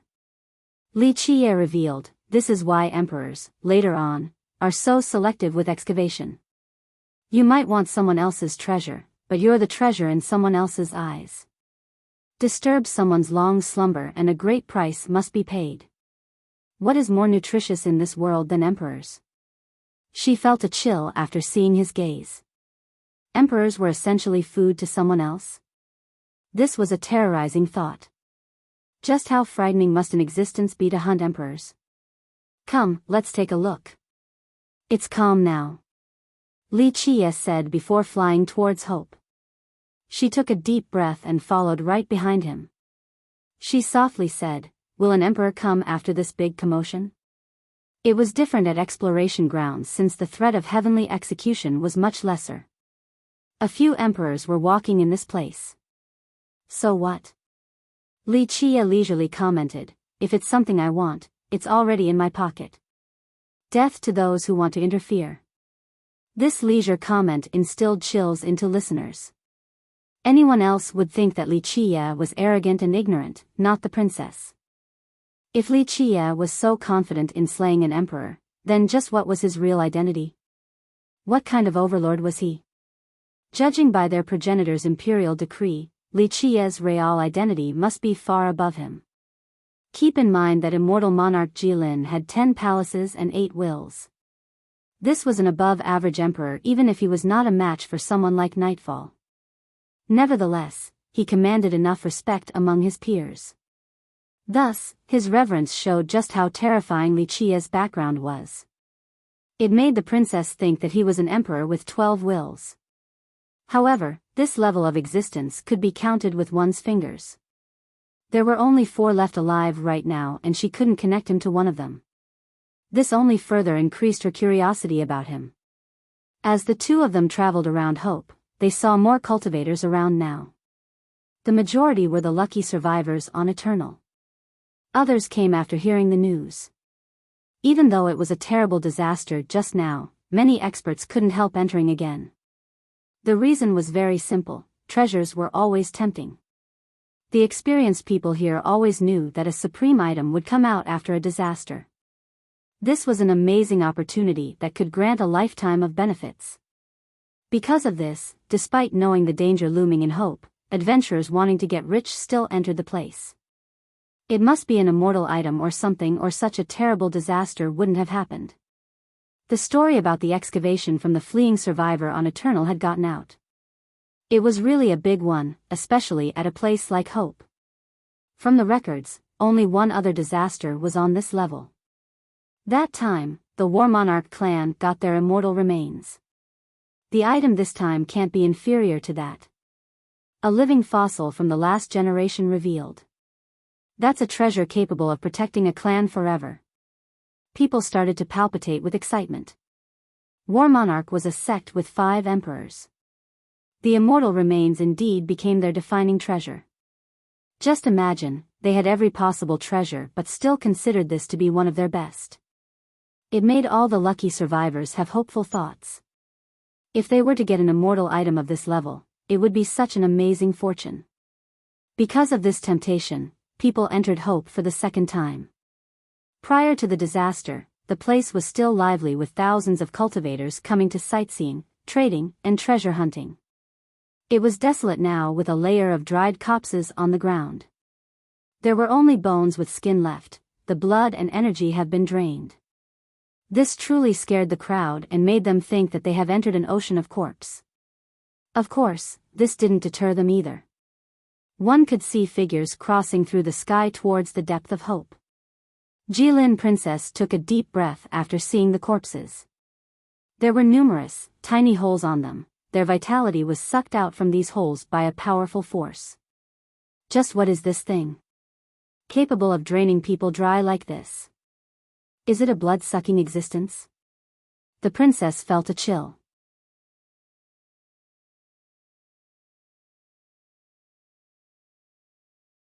Chapter 1868. Li Qie glanced at the scattered corpses and shook his head. It's not a living being, just an ancient ceremony that had been excavated again. When an old ceremony like this appeared, it required a sacrifice. A sacrifice? The princess had an ominous feeling. This wasn't a good word at all, a life offering? Nothing to be surprised about. Li Qie smiled, not to mention the untraceable epochs, even in our own. So many sacrifices have happened among the long years. For certain powerful people, others were mere ants. 1,000,000 or 10 millions are only a number, virtually the same thing. Li Qie's nonchalant words made her feel even more anxious. She had also heard of these legends when she was younger, but it had a different significance when it came from Li Qie. It meant that certain old tales actually happened. A sacrifice on such an immense scale? She murmured. These evil events never stopped. It happened in the past and will again in the future. Perhaps you live in a generation for one too. Li Qie leisurely said. No one can stop it. Her heart sank and had to ask. Everyone knew that after reaching a particular level, a fight between cultivators was devastating. However, these fights normally took place in the sky. Plus, a sacrificial offering was different from a battle. Sacrificing so many living beings was such a cruel deed. For a few things, once it reaches a certain threshold, they are inevitable. When one finds it hard to stay alive themselves, there's no time to worry about others' business, let alone worrying about ants. For example, if you were to burn a forest, do you actually care about killing 1 or 10 million ants? Li Qie said emotionlessly. This made the princess think in silence and had a moment of self-reflection. But the ones being sacrificed are humans, just like us. I would definitely take it seriously. She eventually said after a long lull. Because you are not standing at the apex. If you are an ant, you will care for the welfare of ants, not wanting to burn them to death. If you are a human right now, you won't care about these ants. Right. The princess had to admit this logic. Even though these words were cruel, one still had to accept it. If she were to burn a forest, she wouldn't care about these tiny creatures. She would care about humans because she was also one. At the very top, these supreme existences only saw other cultivators as ants. They wouldn't give a damn about the number of death. Sacrificing millions is only child's play. At the end of an epoch, lives are not worth a single coin. Mortals, cultivators, and even emperors, under the grand momentum, all are insignificant. At that time, even 1 trillion is not a big deal. He stared straight at her and continued, for their own survival, someone could sacrifice the heaven and earth along with all the existences inside. Both the 9 worlds and the 13 continents are only nutrients for them to live longer. It is only another method for them to employ. That can't be, the princess shuddered mentally before softly asking, how could someone even accomplish such a task? That's impossible. Li Qie chuckled, nothing is impossible. Look at the cruelties of exploration grounds. They are the broken pieces of epochs. What I described earlier had happened in these past epochs, and not just once. Existences have sacrificed the entire world before. She was overwhelmed by this revelation. Sacrificing an entire world and all living beings? That is too cruel. This was all she could muster. As a cultivator, especially an imperial successor, she naturally understood the merciless nature of the Tao. Death was an ordinary occurrence. Sect destruction happened on a daily basis in the 13 continents. However, this was the law of the jungle between cultivators. She didn't dare to think about treating the world as a sacrifice. The Tao is merciless, only the heart has emotions. Li Qie slowly said, "Remember, there is no savior in this world, don't count on one. In order to jump out of this world, you need to make yourself stronger." The princess contemplated before looking at him with a great earnest. "Young noble, what will you do if this epoch is about to collapse?" Her earnest expression made him smile. "You can be more direct than that. Your question is, whether I will sacrifice the world if the epoch is nearing an end?" Such frankness made it difficult for the princess. Nevertheless, her stare remained strong. "Don't worry, I won't sacrifice this world. The only thing I will do is to fight on. Death is not scary to me since it is also a kind of release. I don't need to live on like a coward, no need to sacrifice the world." Li Qie answered. The princess found solace in this answer because perhaps the guy was possible of this task. This was someone even her progenitor respected. But it also worried her. What did this supreme existence experience to consider death as relief? She felt a tough weight in her mind. No need to be excited. Li Qie amusingly said, "Even if I don't do it, someone else will." She blurted out, "I don't think anyone in the world can do such a thing. Plus, World Emperor and the others will protect their own races." She had her reasons. If anyone in the world was capable of this task, it should be someone among the apex emperors. World Emperor, Profound Emperor, and Immortal Monarch Yi could probably do this by working together. But she found this impossible, for this wasn't in their nature. These emperors have started wars before, only for the survival and prosperity of their race. In other words, these emperors fought and protected their kind. How could they sacrifice their people? You're not at the level to see the ever-looming darkness. Even ordinary emperors can't. Li Qie shook his head. Certain things are beyond the control of Geezer Qian as well, even if he wants to protect his race. Why? She wasn't quite a frog under the well, but she couldn't possibly imagine something troubling World Emperor outside of the heavenly execution. You might not be eligible to know even after winning the throne. Once you reach a particular level or join the heavenly authority, you will understand a little more. Of course, even the emperors from your clan couldn't join it. Li Qie said. Heavenly authority. The princess gasped. This was the strongest organization in the 13 continents. It was rumored to be the oldest organization of the Heaveners. The form it took remained unknown. The ancestors in the clan told her that even ordinary Grand Emperors from the Heaven race couldn't join this organization. Only Grand Emperors with 10 wills and up were eligible. This organization was the symbol of the Heaven race. All of their members would want to join after reaching a certain power level. This was also the highest symbol of authority in the 13 continents, the strongest group available. It was more terrifying than any existing imperial lineage.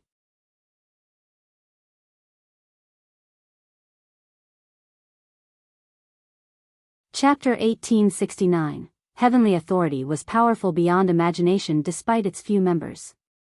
Even its date of inception was completely unknown. Rumor has it that it was much older than any imperial lineage. The world didn't know which emperor was part of it, but one thing was certain: the person currently in charge was the renowned World Emperor. Heavenly authority, unstoppable across the myriad ages. The princess regained her wits and said softly. This title commanded immense respect.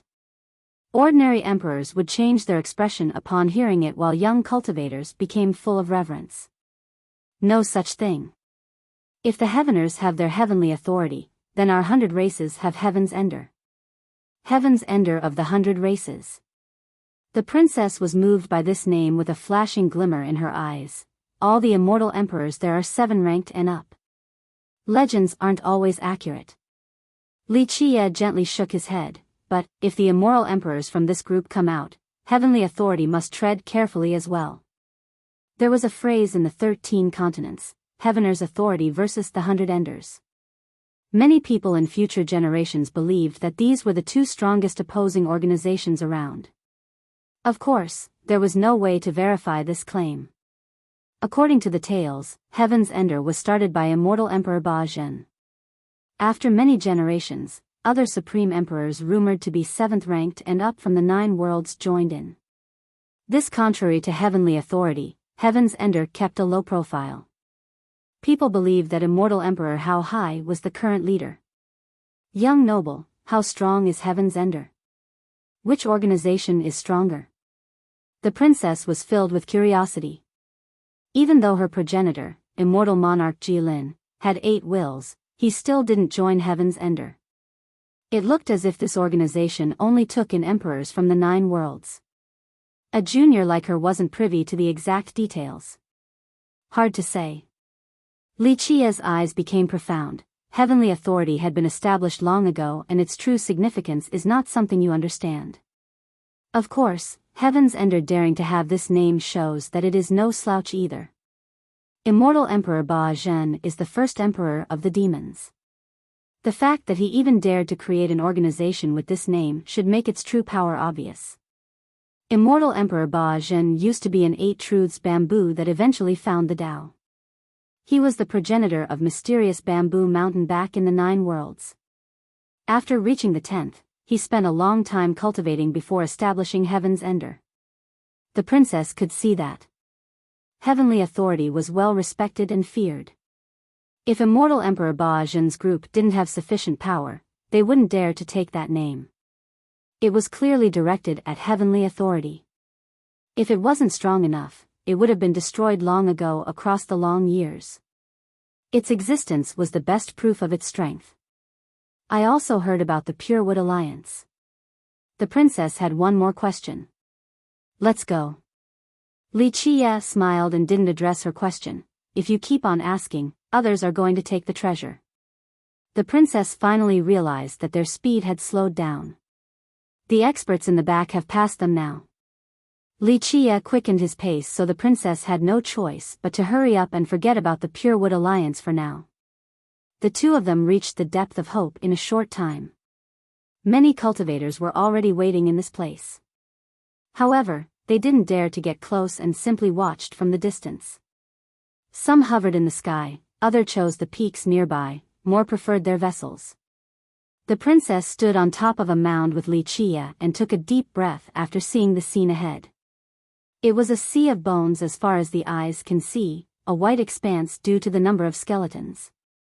This was once a place full of towering mountains, deep valleys, and surging rivers. However, all were buried under bones now. Just how many skeletons were here? Some were as large as a mountain while others were as little as a baby. Moreover, there weren't only humanoids. There was a corpse of a serpent spanning for 100 miles, an ape skeleton as big as a peak, and a reptile remains the size of a fist. Anyone would shudder before this endless sight of white. Among this vastness was a massive monument that pierced the clouds, seemingly capable of penetrating the sky.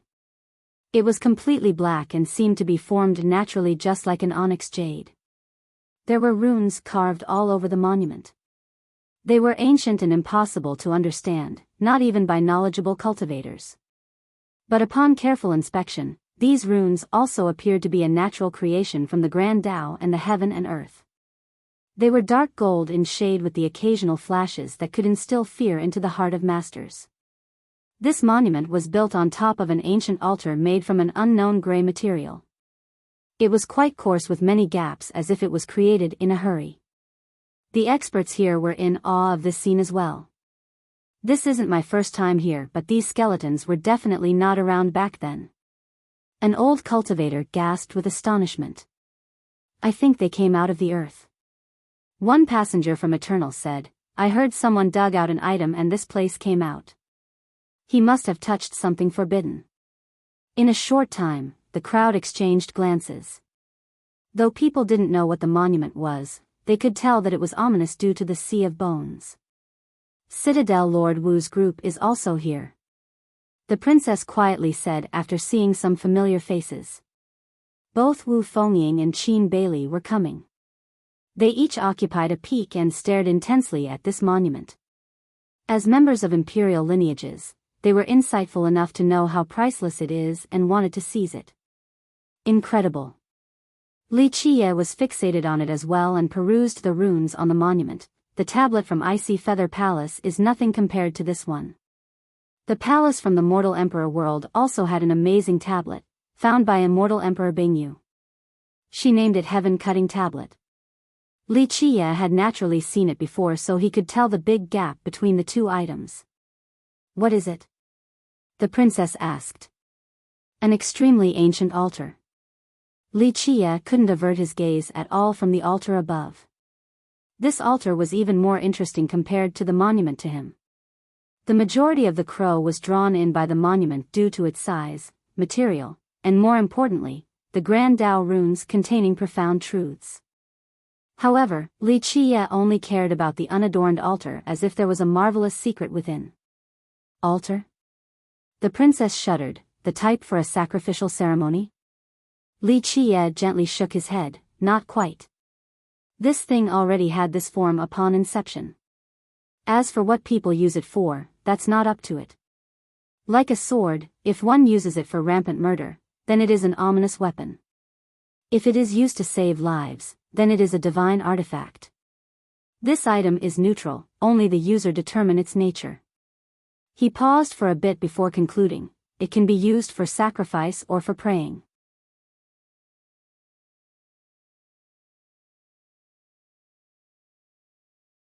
Chapter 1870. The princess agreed with Li Qiye's statement and stared solemnly at the gigantic monument. This place was covered with skeletons clearly from an ancient age. However, there were still some recently deceased corpses here, the ones with only skin left. While everyone was fixated on the amazing monument, a powerful old man commented, "This is an amazing altar, one could refine gods and devils with it." This was an influential character. Many cultivators nearby nodded and agreed with this perspective. Should we do it?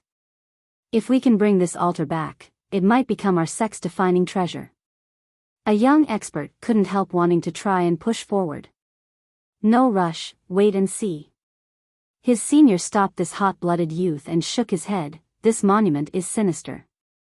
Earlier, River Dragon King wanted to try. That's his withered corpse right there. He pointed at a pile of bones. There were dried-up remains there wearing a dragon robe, clearly a king when he was alive. Even the River Dragon King died? The youth took a deep breath because he had heard about the king's legends growing up. In fact, many experts tried to obtain this monument for themselves and faced the same miserable consequence. Just like that, the second wave had to be prudent in order to avoid having their vitality drained. I doubt anything will happen now. One expert lost his patience. This was a white-haired old man with a purple dragon robe. The embroidered dragon had 5 raised claws, looking quite majestic. The old man's eyes were brimming with radiance with violet pupils. Violet Cloud King wants to take action now. Someone murmured, recognizing the old man's identity. He's a master from the devil race with incredible imperial arts. Looks like he's here with imperial weapons too. Another person commented after seeing the bold man. This particular king was relatively famous in Pure. He came from an imperial lineage of the devil race and was quite powerful himself. The change of color in his pupils was an identifying factor. Members of the devil race had a unique characteristic. Normally, their pupils had a dark blue color. After reaching a certain power level, they would turn violet. The darker the shade, the more powerful. There was another rumor that people with the bestowment bloodline would have golden pupils. This king took a deep breath and slowly walked towards the altar. He had released his vitality, resulting in a deafening explosion. This vitality turned into a violet energy before transforming again into a roaring dragon. It coiled around his body and protected him. The crowd watched with bated breath, wondering if he could actually be successful. Buzz, a series of quiet buzzing came about. As he inched closer, his vitality started to lose control. Strings of blood flew out of his body as if a powerful force was sucking him dry. Stabilize. The king roared and became resplendent with an imperial aura. He had activated the art of a grand emperor, creating continuous dragon cries. Boundless imperial symbols of many layers appeared on the dragon coiling around him. Boom! It was trying to stabilizing the situation and stopped his vitality from being drained. Sure enough, the sucking process actually stopped. It seemed that his peerless imperial art was effective. The crowd praised him after seeing this and thought to themselves, "That's an imperial art for you, possessing magnificent power." Buzz. While the king himself heaved a sigh of relief, his vitality suddenly erupted like a storm with strings of blood shooting out. Earlier, it was a slow process like a silkworm weaving its silk. Now, it resembled a blood-sucking force. In just a second, his body dried up with wrinkles everywhere. He became several decades older in appearance after losing half of his vitality. Activate. The once confident old man was finally scared. He roared and used more imperial arts in order to escape, but he found that it was useless. There was a matchless sucking force pulling him forward. Again. The aghast old man took out an imperial item of the prenatal violet force level. Boom! It turned into an armor, intending on stabilizing his vitality. Blood still shot out of the armor just like before. This Grand Emperor's armor was useless like a net trying to stop water from flowing through. No! The king became horrified, but it was too late. Ah! All of his blood was drained at a rate much quicker than before. This suction force was terrorizing and took all of his blood as if his body was a sieve. One would think that something had pierced countless holes in his body. Only skin and bones were left of the king. All of his blood started flowing from the altar down the gaps to the monument. With a buzz, all the blood suddenly disappeared without a trace as if it had been devoured by the monument. Even an imperial artifact couldn't protect him to the horror of the crowd. The mass began to weigh themselves, thinking whether they were stronger than River Dragon King. Even if they were stronger, they didn't have an imperial weapon anyway. The princess composed herself after watching this scene. It's too strong, he couldn't even fight back with an imperial weapon. It has nothing to do with strength. Li Qie shook his head. It's due to a disparity in power between him and the imperial artifact. This nullified its effectiveness. If he were to use his own Dao weapon, it would have been better. Before this altar, one needs a delicate balance between the defensive artifact and their own power in order to protect the vitality using the true fate. What kind of logic is that? She asked. You need to ask the person who created it and what they wanted to do. Li Qie chuckled in response. The mass became silent after seeing the death of River Dragon King. It was suicidal to attempt anything after this clear example. How amusing. Someone suddenly broke the silence. His voice wasn't loud, but each word struck a mental chord like a heavy piece of metal. An old man wearing a gray robe was standing on a peak. When he opened his eyes, everyone felt time passing by faster. He looked imposing enough to suppress an entire domain. High God Shangguan. Someone shouted with reverence. Another cultivator from the same generation became envious and said, Shangguan too has finally crossed through that boundary after waiting for one generation to become a high god. He was from the previous generation with decent talents. It took him this long period, but he still managed to overcome the Dao celestial realm to become a high god with one totem. The high god is about to try. Someone cried out. In the eyes of the spectators, Shangguan too was still a high god despite having only one totem. He was still much stronger than someone at the Dao celestial realm. They wanted to see whether he could do something to this stone monument. Shangguan tu's eyes lit up to become as bright and scorching as a sun. There was no doubt that he was very interested in this monument.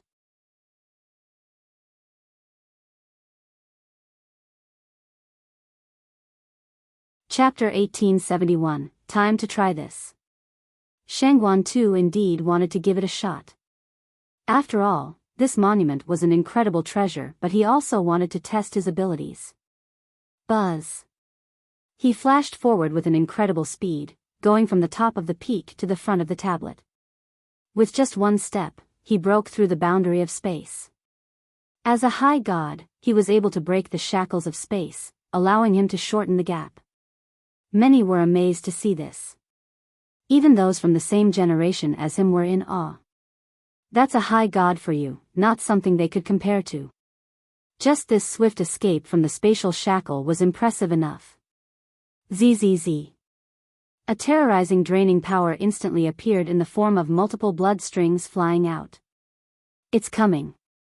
A cultivator worriedly shouted as strings of blood came out of the high god. Humph. The high god snorted. With a loud detonation, he recalled his vitality. It was as if he had lost everything, even the blood in his body was shrinking. The bloody strands that were outside his body instantly got recalled back to him. This scene was unbelievable, yet he was able to do it to the astonishment of the crowd. A high god is still marvelous even with just one totem. The crowd was startled to see the stabilization. They were envious and lost in admiration. This was the gap between a master and a high god. It was an uncrossable bridge. After the stabilization, Shangguan too didn't dare to linger around. Though he wasn't sure what the altar was, he knew that it was very dangerous. In the blink of an eye, he used a technique and had a sky-blotting palm above, wishing to uproot the monument and take it away.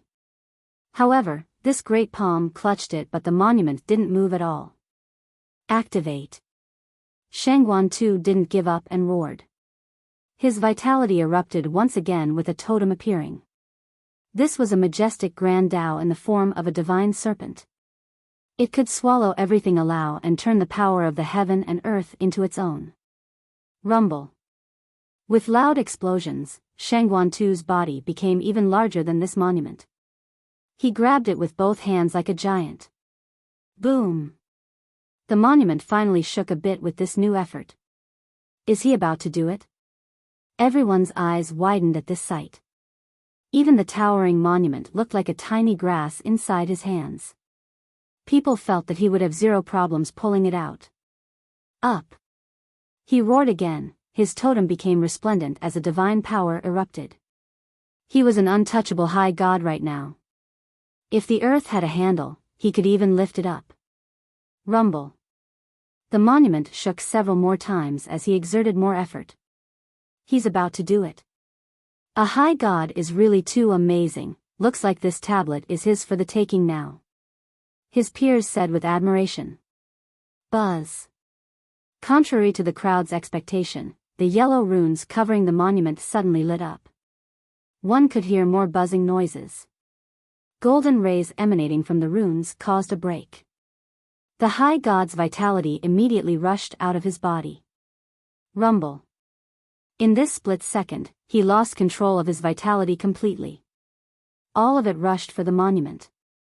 No. The aghast high god screamed as he slammed his totem down. He wanted to go all out to break the monument with his totem in order to stop his vitality from escaping. Just imagine the power of an attacking totem. It resembled a planet slamming down on hope. All the spectators here became horrified. Boom. The monument was still unharmed, but cracks appeared on the divine totem.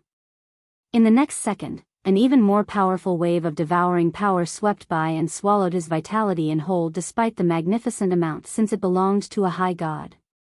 No. Shangguan too screamed miserably and became a dried corpse. After losing all of his vitality, his true fate was next. His skin and bones fell down to the ground, issuing a loud bang. Meanwhile, the runes on the monument were still emitting a faint luster.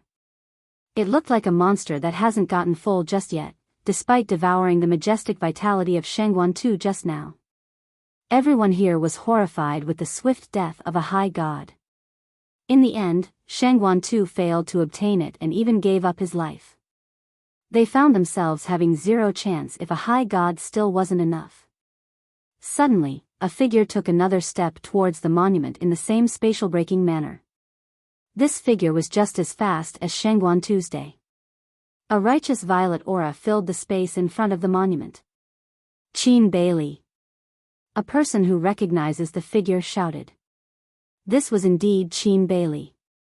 He took advantage of Shangguan Tu keeping the monument occupied and made his mode. Even someone as powerful as him still got his vitality drained without exception. Slash. He shouted and slashed down with his arm like a heavenly sword. This cut could sever the yin-yang and reincarnation cycles on top of all the powers in this world. The blood strings leaving his body were instantly severed. One side came back to him while the other was devoured by the monument. After taking his blood, the runes became brighter as if they have undergone a tiny change. Buzz. Qin Bailey took action again.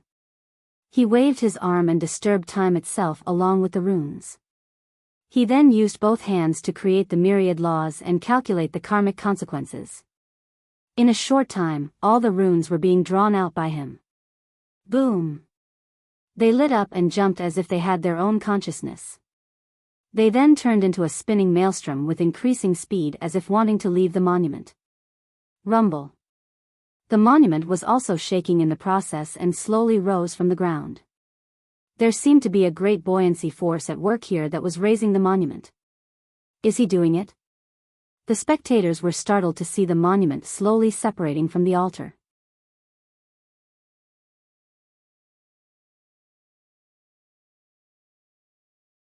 Chapter 1872, Rumble.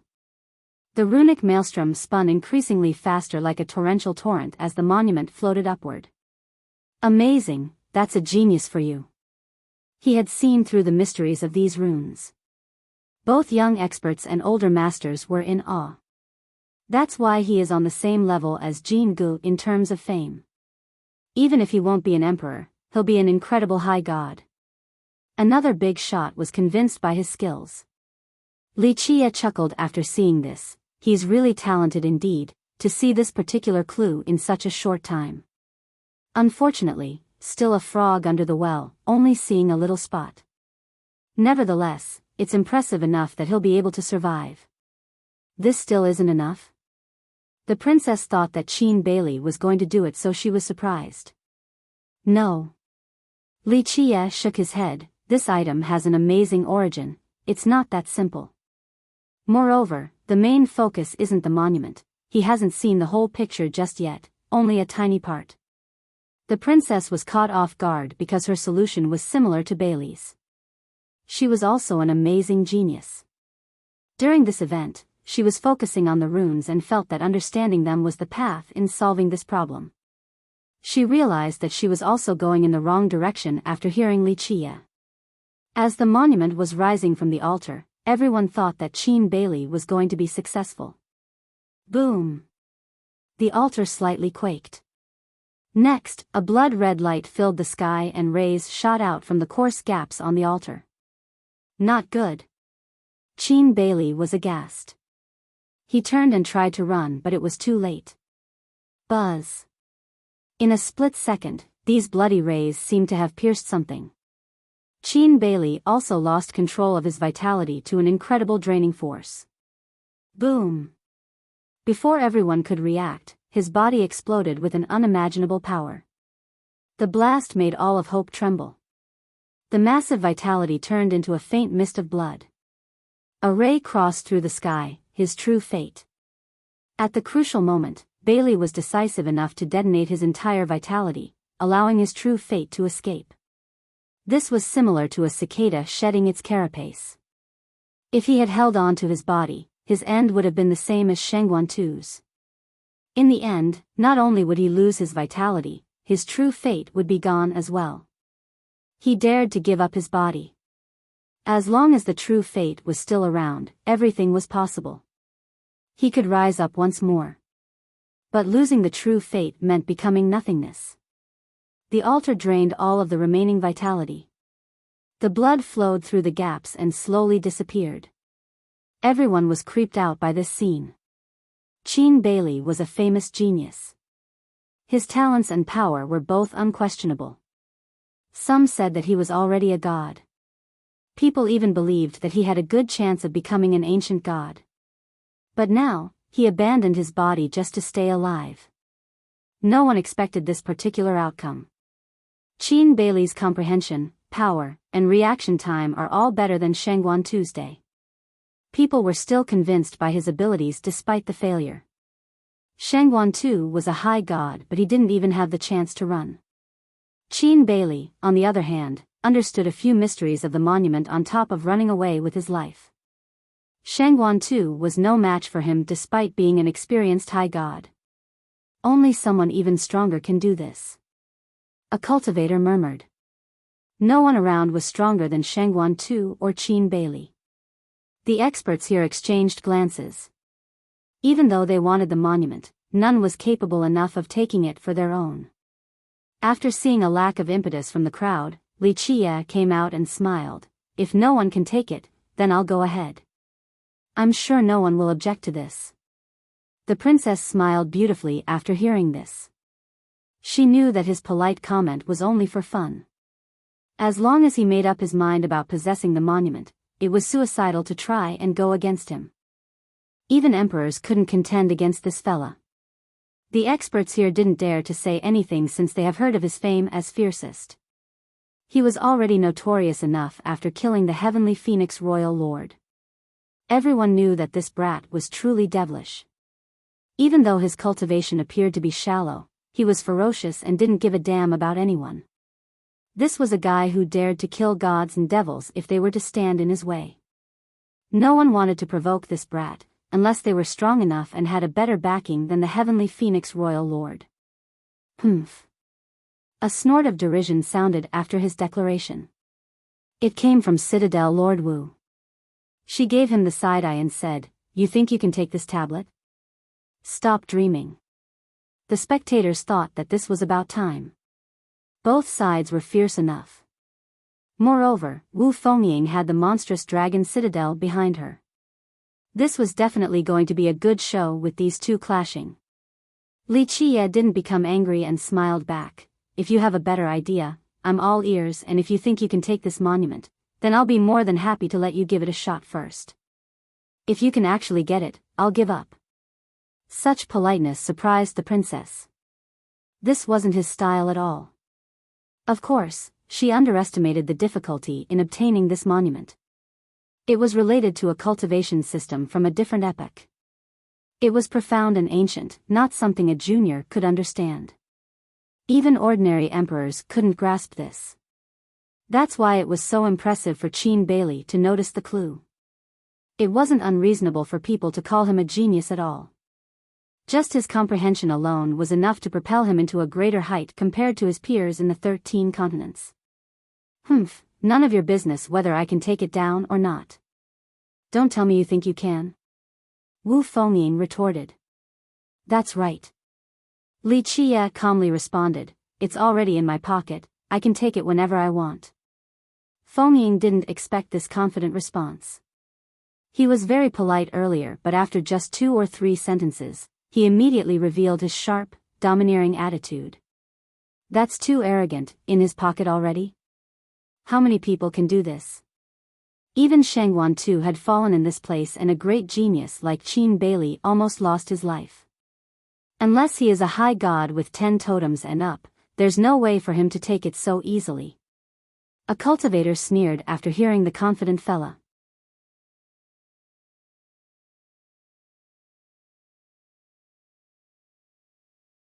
Chapter 1873. Both Qin Beilei and Shangguan Tu have failed, yet Li Qie was taking it so lightly. People felt that he was being boastful. Humph, anyone can talk big. Wu Fengying stared coldly at him. Li Qie smiled and replied, is that so? If I take it down, what are you going to do? She aggressively replied, I'll wait for you to take it down, then pry it from your fingers with my blade. I'm afraid you're not up to the task. Li Qie gently shook his head with a smirk. Take it down then and see whether I can grab it from you or not. She was warming up, looking as if she was about to take down anyone in her way. Some in the crowd became afraid after seeing her violent appearance because many impure have been victimized by her before. Even sect masters from imperial lineages were beaten, left with swollen faces. It didn't matter to her who the opponent might be. It was fight first, talk later. Of course, some people were gloating on others' pain. The fierce Li Qia has finally met his match after meeting this brutal girl. Li Qia only smiled and headed for the towering monument instead. Everyone held their breath at this scene, completely fixated on each of his actions. They wanted to see if this notorious and unfathomable fella could actually do it. Back at Eternal, many saw him swallowing lightning bolts despite his shallow cultivation. At this point, they no longer cared about his cultivation and felt that a few devilish means of him could make up for the lack of power. Buzz. The runes slightly moved as Li Qia got closer. A devouring force instantly came out and engulfed Li Qia. In the blink of an eye, it was omnipresent, not allowing anyone to escape without leaving all of their vitality behind. Li Qia smiled and casually pointed forward against this approaching offense. Bah! Space fluctuated like rising waves and made the power collapse into ashes. The force seemed to be the storm, while Li Qia was able to pinpoint the eye of the storm, destroying it right away. What is going on? No one knew what was going on or how Li Qia made the devouring force disappear. It was different from Shangguan Tuesday. He collapsed his own vitality in order to stabilize, while Qin Bailey severed his connection with karma and yin yang. This was a way to stop the devouring force from absorbing his vitality. The young ones couldn't see through these two's methods, but the more experienced characters were able to see some clues. But now, Li Qia's method left everyone perplexed. Even imperial sect masters were lost all the same. A high god like Shangguan Tu couldn't withstand the bite of that force, yet Li Qia took care of it with a single finger. It was simply impossible unless the guy was an emperor with 12 wills. But this guy ahead was definitely not an apex emperor. What kind of monstrous magic is this? Someone murmured and didn't believe in their own eyes. Li Qia had arrived onto the ancient altar before the stunned crowd. He circled around once before entering. Come! Li Qia shouted and created a mudra with both hands that kept on changing with an unbelievable rate. In the blink of an eye, these mudra seals flew forward and dazzled the crowd. No one got a good look at them. Boom! The altar quaked and poured out a golden light like a tsunami. It's not blood. People were surprised to see this because it was different from Qin Bai's attempt. More golden strings came out of the coarse gaps on the altar and eventually washed the large monument. At this time, an unbelievable matter occurred. The golden runes that seemed to have formed naturally on the monument were actually peeling out. Finally, the flood-like golden rays brought these runes towards Li Qia. He opened his palms and sucked them in like a black hole. It didn't take more than a blink before Li Qia took in all the runes. Buzz! Li Qia opened his palms and saw the flowing runes. Their yellow shade was turning lighter and changed into an ocean of runes. They were deriving and changing themselves as if wanting to create a new world. Again! Li Qia shouted. The runes began to rotate with a faster speed and immediately became a yellow maelstrom. Rumble. Loud explosions continuously resounded. The large monument shook once before starting to fly upward. However, the altar was following it this time. It was the thing raising the monument. People finally realized that the altar and the monument were one. Just taking the monument alone was impossible. The princess understood Li Qia's comment about Qin Bailey being a frog under the well, only seeing one part of the overall picture. Boom! The two entities have finally left the ground while still issuing deafening rumbles. They actually shrank smaller until they became just a golden glow. This glow jumped into the maelstrom inside Li Qia's palm and caused wavy ripples. The maelstrom finally calmed down and all the runes appeared again in his palm. They were still flowing just like before, but now, there were new runes joining them. Outside of the grand world created earlier, there were gigantic celestials in the sky now. Inside this grand world, the altar and monument were floating in the center. Despite their minuscule size now, they were still relatively monstrous in this new world, capable of stabilizing the universe. Li Qie gently sighed after taking a look at this world in his palm. Strong indeed, but not to the level I expected, still not a paragon artifact. There was a reason why he could take in these two items so quickly. He had already grasped their profundities and Tao composition because he had researched the merit law system of this particular epoch from the tablet found by immortal Emperor Bingyu. In fact, he guided her into obtaining that artifact. That tablet and this monument had the same origin. However, the tablet of the Emperor was more of a small-scaled imitation or a broken piece.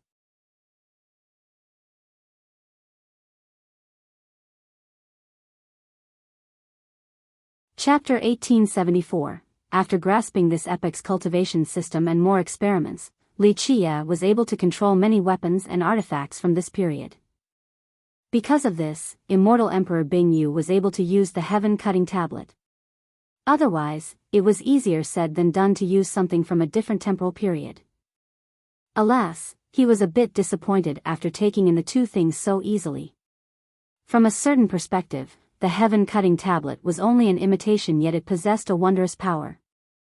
This made him very hopeful about the altar and monument, even viewing them as potential paragon artifacts. However, this was too optimistic of an opinion. There was still a big gap before it reached that level due to many other limitations.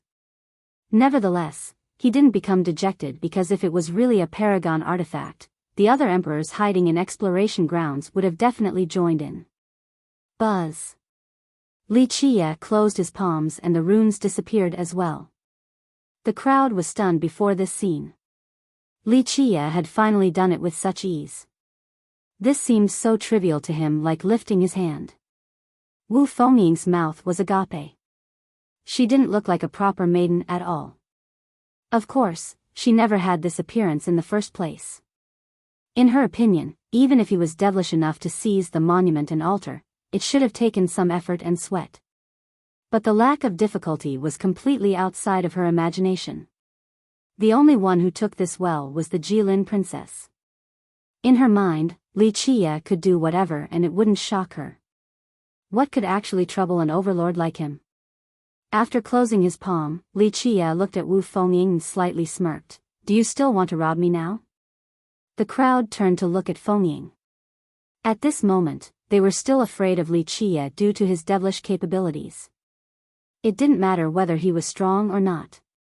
In their eyes, he was a demon spawn that couldn't be gauged with common sense. Thus, they wanted to get far away from a monster like him in order to avoid trouble. I'm not afraid of you. Fengying regained her composure with a glint in her eyes. Rays rushed out like the opening of a world. Then get ready. Don't be suppressed so quick like last time. Li Qie teased.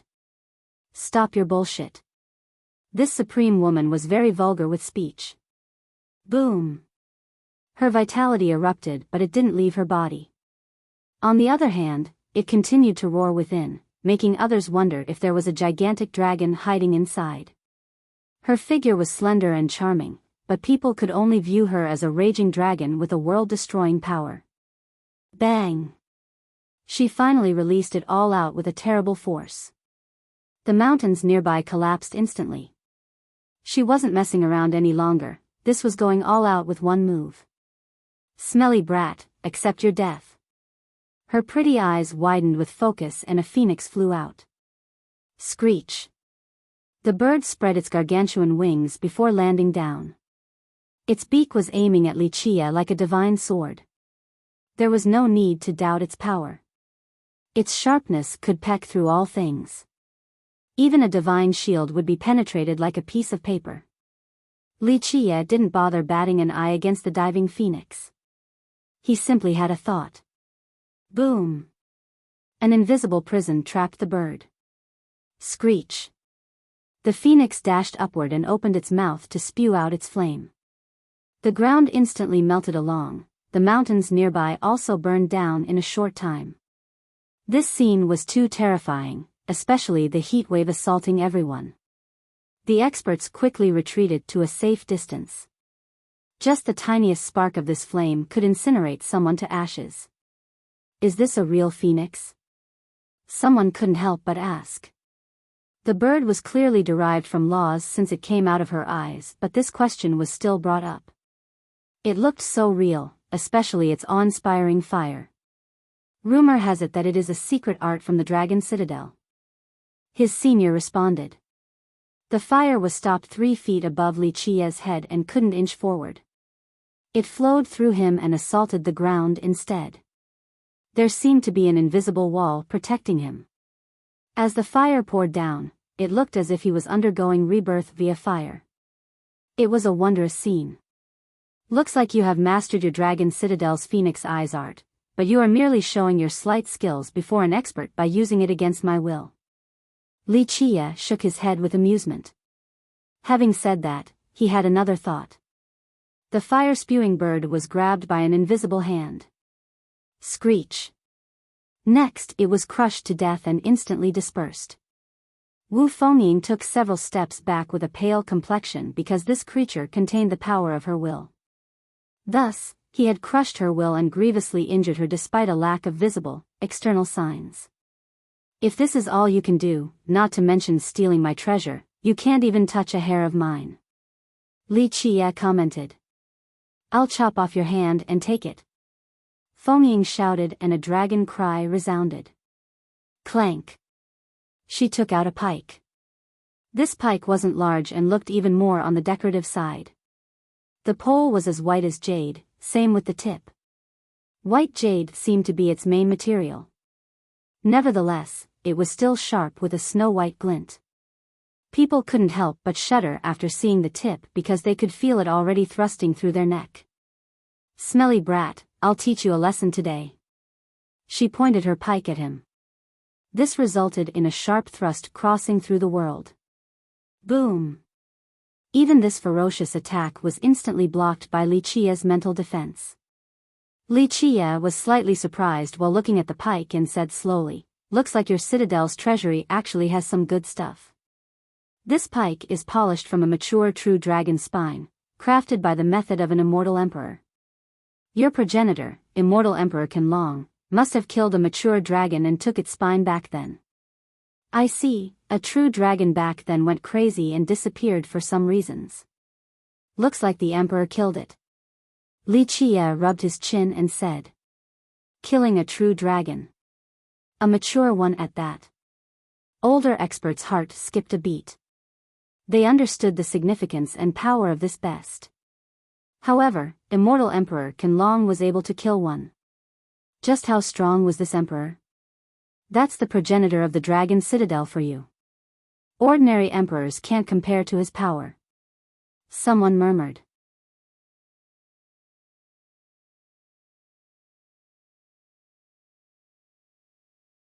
Chapter 1875. Wu Fengning had an immense aura with the weapon in her hand just like a goddess of war. A sharp glint flashed in her eyes, resulting in a stately and awe-inspiring appearance. The pike in her hand could pierce through the sky, her immense vitality could crush all enemies. More importantly, her tyrannical temperament resembled a raging dragon. She looked untouchable and domineering. This temperament was quite unsuitable on a woman but not her. It seemed like a perfect fit. She was a supreme beauty but no one cared about that right now. She had escaped that particular boundary, everyone only thought about the incoming battle. Smelly brat, take this. She let out a battle cry. Buzz. She thrust through space straight for his throat. Even a heavenly gaze couldn't follow the speed of this attack. However, Li Qia stood there unmoving. A series of collapsing noises came next. The pike was inches away from him but in the next split second, there was an unreachable distance between the two. Distance couldn't judge this separation. It was the difference between spatial spheres. The two of them were in separate planes now. Spatial displacement, a technique from the space scripture. This allowed him to create this great gap between the two. Break. Her pike let out a dragon roar. More explosions occurred as she broke through multiple planes in order to reach his throat again. Alas, each time she made it through one plane, he was already in a different one. Many became dazzled at the pike's failure to connect. Space manipulation. A top Dao celestial murmured, "He is a master at this art, able to separate in the blink of an eye." Even though the pike looked so close, it might have been several planes away. There's no injuring him unless she could break space itself. Dragons soaring the myriad worlds. She crazily roared and her pike turned into a true dragon. It leaped into the sky and jumped out of this world. It crossed through many spatial planes and gave chase while baring its fangs. But right when it was about to catch him, the gap instantly widened. Dragons soaring the myriad worlds. She didn't give up and frantically channeled her vitality. This allowed her to cross through space after Wuxia with her pike. This scene was very bizarre. The two of them didn't seem to be moving at all, the only thing happening was Wu Fengying's battle cry. The ignorant spectator would think that one of them was crazy, only the real experts could see what was really going on. Even though they didn't appear to be taking a single step, they kept on crossing through the spatial spheres. The weak couldn't detect these changes. Fengying made it through many spheres but still failed to reach Wuxia's current one. Her extreme speed seemed to be futile. Even if you muster all your strength, you still won't touch a hair of mine. If this is all you can do, go back home and suck on your mother's teats, don't run around showing off such meager abilities. Wuxia shook his head while standing in a different spatial realm. With the space scripture, Wuxia could easily control space. It was simple for him to cross through these dimensional spheres. Bullshit. Smelly brat, all you can do is run. I dare you to stay for one round with me. Wu Fengying maintained her rude speech. Of course, she had never been a proper lady before. Her choice of words made others have some strange thoughts. Wuxia didn't tease her about it and said, "I've been standing right here, what is this about running? The fact that you can't catch me shows your weakness. How can you think about fighting me directly when you can't even catch up? You." Her face turned red from anger after hearing this, but she took a deep breath and calmed down. Buzz. Cold glints shot out from her eyes. They were blinding and penetrating, nearly taking physical form. She stared intensely at him as if wanting to see a weak spot. She finally took action in the next second. She wasn't as fast this time, only slowly raising her pike. It seemed to weigh countless pounds at this moment.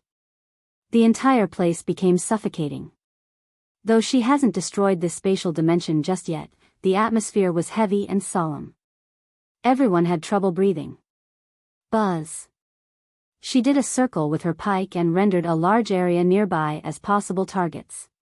After the radius was chosen, the space inside suddenly became stagnated. People had a hard time taking half a step forward, let alone fly. You're not too dumb. Wuxia smiled and said, "You realize that by suppressing the main dimension, I won't be able to jump through another one." Break. Before Wuxia could finish, Wu Fengying had already unleashed another thrust straight for his throat with incredible swiftness. Boom. One could finally hear the sound of space breaking after the pike had reached Wuxia's throat. It was simply too fast. Even the strongest Dao Celestials felt fear. The attack was strong enough to pierce any throat. It clearly wasn't aiming for them, but everyone still felt a prick by their neck, causing them to uncontrollably shudder. Alas, it still couldn't reach Wuxia's throat as if there was an invisible hand stopping it. She couldn't break through his mental barrier. Bang! The invisible hand flicked and her pike was blown back. She was forced to take several steps back as well. He stopped using spatial manipulation. If she wanted to play for real, he'll just use his supreme will to stop her. Brat, come again for another bout. She wasn't afraid at all after being pushed back. In fact, she became even fiercer due to her love for battle. This was quite a rare breed of woman, a beauty who loves fighting. A bit interesting. Wuxia couldn't help but smile. However, you don't know the immensity of the heaven and earth. I shall let you witness true invincibility today. Get ready so that this won't leave an indelible demon in your heart later. Bring it, I ain't afraid of you. She aggressively bit back. Is that so? Li Qia revealed an amused grin. Then don't piss in your pants or you'll be throwing away your dragon citadel's reputation. You're the one who will piss in your pants. She barked back. Let's begin. He ignored her with a slight chuckle. Despite her unbridled speech, she wasn't one to underestimate the enemy since she wasn't dumb enough to do that. Thus, with a lasting dragon roar, the pike in her hand turned into a true dragon in a defensive posture next to her. She was serious, ready to take on Li Qia's attack.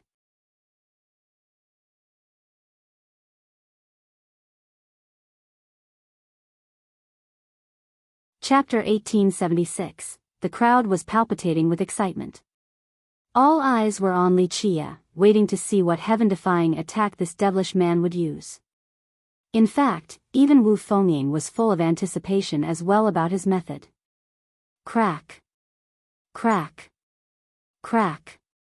A series of bone-cracking noises appeared, resulting in a bizarre scene.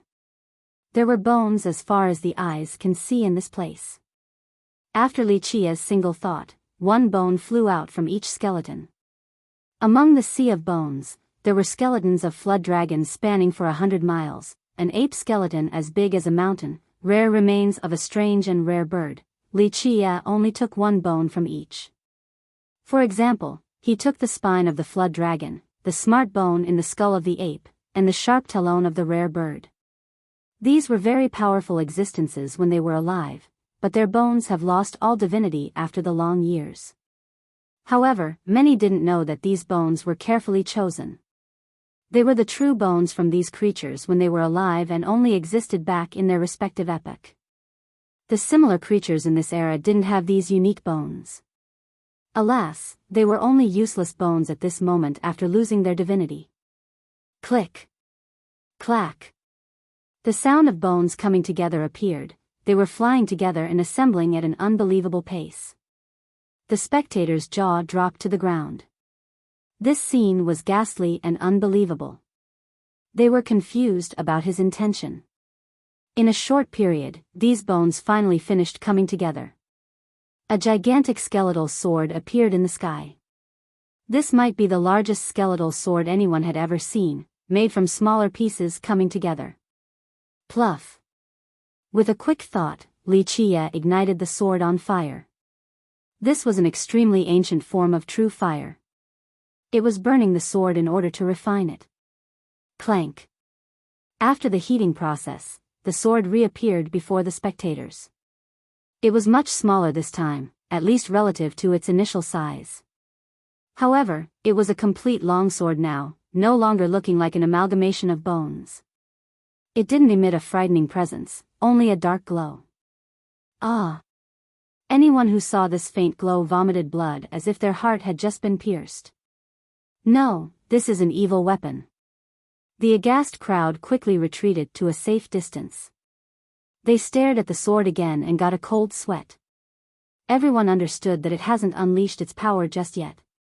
Alas, this faint glow alone could grievously wound weaker cultivators and slightly injure the stronger ones. Just imagine, once this sword actually exuded its real power, how frightening would it be? Is that a high heaven scroll? People couldn't help but shudder despite maintaining a safe distance. Some started to wonder about its origin. However, this thought was quickly dispelled because the sword was made from bones coming together. Everyone didn't know why the result would be so terrifying. Wu Fengying knew her stuff. She had seen imperial weapons and even heaven-punishing weapons. Nevertheless, this sword still instilled fear into her. She couldn't tell what it was, but intuition was telling her that this thing was scarier than anything she had seen before. Die! Her dragon pike erupted with a star-destroying attack. With loud detonations, all the stars exploded. Multiple images of her weapon aimed fatally towards him, wishing to turn him into a sieve. Each image carried an incomparable sharpness. Just one could pierce through the earth or flip over the ocean. Clank. However, the skeletal sword easily repelled this attack. Keep in mind that even a top Dao celestial with an imperial weapon wouldn't dare to think about stopping the myriad pikes successfully. With the sword in his hand, Li Chia let out a quiet sigh and said, "The paragon artifact of an epoch." The skeletal sword suddenly trembled a bit. Just this slight vibration blew Fengying flying for several thousand miles. Once she stabilized her stance, blood oozed from the corner of her mouth. There was no doubt that a simple vibration of the sword had wounded her. Everyone gasped in response. They compared themselves to her and found that they were completely inferior. Even a top Dao celestial wouldn't dare to boast about being stronger. Thus, it didn't matter how strong Li Chia was, this showed the terrorizing aspect of this skeletal sword. "You're not my match." Li Chia gently shook his head, "Not to mention robbing me. If I cut down with this sword, you will be annihilated. It's not too late to give up." Wu Fengying was unconvinced and shouted, "Fuck you, come, I'm not afraid." This woman was very stubborn on top of being violent. She wasn't one to accept defeat. "Someone of your cultivation can barely qualify to be a bed warmer made for me, but you're not gentle at all. I have zero interest." Li Chia teased. The crowd was speechless. Fengying was the master of the Dragon Citadel, the main successor of a lineage with 4 emperors. Li Chia said she could only barely be his bed warmer. This was a ludicrously arrogant statement. "I doubt you can handle it. Defeat me and I'll be your bed warmer," she retorted without any semblance of feminine bashfulness. Her frankness could cause men to blush. "Not interested, but I can still show you how vast this world is. You won't be able to keep your dragon pike." Li Chia shook his head. "Die." She poured all of her vitality into her weapon. She herself disappeared while a true dragon jumped up. This was the real thing, not an illusion. A draconic aura came sweeping by to the horror of the crowd. "She has completely activated the spirit of the pike. This attack is the same as the ultimate attack of an imperial weapon." An old man murmured after understanding the power of this strike. The sky vault shattered.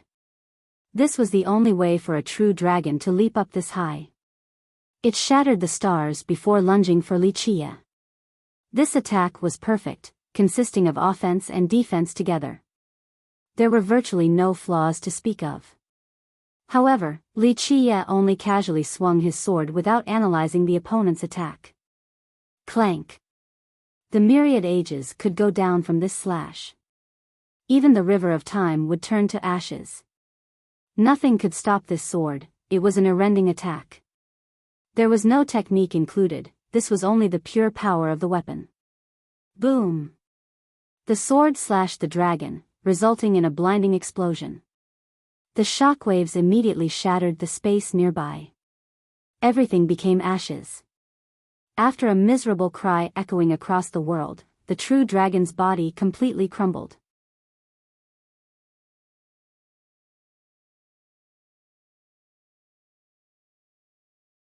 Chapter 1877, Boom! The dragon wailed and crumbled. It seemed that time had come to a still. One could only see Wu Fengying being blown away while her dragon pike shattered into countless pieces. The pieces were pushed out with her and scattered everywhere. Oof! She spat out a mouthful of blood, painting a beautiful scene of red in space. Everyone became horrified. The spectators still dropped to the ground, being suppressed by this terrible power despite being far enough away. The masters here took a deep breath as a chill emanated across their body. They retreated even more since this skeletal sword was too much to take. Remember that the dragon pike came from immortal Emperor Qianlong. It was even made from the spine of a mature true dragon. Just this alone should indicate its power. However, it was so easily annihilated into countless pieces, not able to take a single blow. True bones of the myriad ages, just like the legends. Unfortunately, I won't be able to get it.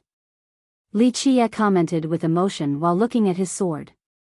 No one knew this particular name, but there was another way to address it, an epic paragon artifact. Most people weren't aware of these titles until they reached a particular level. Of course, this skeletal sword wasn't true bones or a paragon artifact. It was only a creation of his supreme will. True bones was the ultimate result from sacrificing countless creatures in an epoch. Li Qiye used his one-thought creation to craft this sword from the bones around here. It was only an imitation in a loose sense. Nevertheless, it was still mighty enough because it was copying a paragon artifact. Crash. Wu Fengying finally got up after much struggling. She was in a sorry state, seriously injured with blood all over her armor. Her legs were weak, complexion paled. There was no doubt that this casual strike had severely damaged her, or she would have recovered already, given her cultivation. You have lost. Li Qiye insipidly stared at her. This was a trivial victory for him. True bones in his hand could strike terror in the heart of the enemies, despite being an imitation. Li Qiye's nonchalant attitude made everyone tremble. The ones kneeling on the ground couldn't get up at all. They stared in awe at the skeletal sword in his hand. It didn't matter who they might be, any existence would feel dread before it. They didn't know the background of this sword, but its terrorizing aura told the tales. Bullshit. As long as I'm alive, I can still fight. Despite her tattered appearance, she was still as domineering and fearless as ever, like a tiger leaving the mountain. Her injuries didn't diminish her will to fight, never backing down against anyone. Dragon Citadel Lord, it is not too late to back down now. The princess raised her voice at Fengying out of concern. She knew full well that even if Fengying had other heaven-defying means, they were meaningless before Li Qiye. In fact, she wasn't his match even after becoming an emperor. Once Li Qiye had the urge to kill, she would be powerless to stop him. The Jilin clan had an amicable relationship with the Dragon Citadel, so the princess didn't want to see a meaningless death. Let's go again. Fengying wouldn't wield since this was part of her nature. She shouted and floated to the air again with the same confidence as before. The princess gently sighed. There was no way of persuading Fengying out of this battle. Looks like you still haven't given up. Very well, use whatever you want. Li Qiye shook his head. Activate. A mantra flew out of Fengying's mouth while she performed a mudra. In the blink of an eye, the power of the myriad worlds gathered in this place for her usage. Boom! The sky turned dark. It looked like a time-worn god-fiend was crawling from the depth of hell. A terrifying evil energy ravaged the world and suppressed all the dimensions here. This god-fiend had been slumbering for a long time, now it has awakened to grasp the universe once more. Rumble. A destructive storm began at her position. Thick lightning bolts descended all around her. She looked like a walking calamity right now, engulfing and tearing apart everything standing in her way. Buzz. She fully opened her eyes. They were as red as blood, no longer the pretty phoenix eyes like before. This was a monstrous pair of blood eyes, devouring the soul of all those who gaze at them. She was still the same person with no change in appearance. Alas, those who stared at her felt as if she had turned into a giant. Her immensity could detonate the entire sky. Even the planets nearby were tiny in comparison. People had to lift their head just to look at her and suddenly felt the urge to prostrate before this magnificent being. It was the same thing as worshipping a supreme god. Behind her seemed to be a pair of black wings blotting out all light from the 3,000 worlds. Only an encroaching darkness was left behind to the horror of the crowd. Is she letting a supreme devil king take over? A sect master turned pale and murmured. Keep in mind that most imperial techniques were righteous in nature. This form of her didn't resemble these imperial techniques. The princess was surprised to see this transformation as well. She had never heard of the citadel possessing a nefarious art like this. Fiendish manifestation. Li Qiye was surprised. Immortal Emperor Qin Long and the others are indeed exceptional, actually able to derive this art into existence once more. This is an ancient art not from our epoch, a main vision technique of that cultivation system. You have actually cultivated it, not bad, no wonder why you were able to become the Citadel Lord. No one had heard of this technique before, not even the disciples from the Dragon Citadel. This was one of the top techniques during a lost epoch. After finding this merit law, Immortal Emperor Qianlong's group spent many generations to derive its ultimate form. Now, Wu Fengying was able to successfully cultivate it. You know this merit law? Fengying was also astonished. No one should know of this technique outside of their sect's ancestors. But it's too late now, you have enraged me. This won't end until blood is spilled. She roared oppressively. No, it's too late for you. You don't know what weapon you are facing. Li Qiye smiled and slowly raised his skeletal sword. Die. Fengying didn't waste words and unleashed a dual palm strike. The world suddenly became tiny in comparison. Rumble. Stars in the near vicinity exploded with ease. This resembled an attack from a supreme fiend, enough to annihilate an entire world.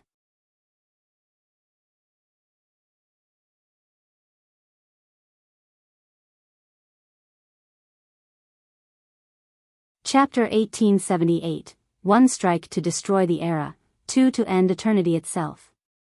The world trembled before her cataclysmic strike.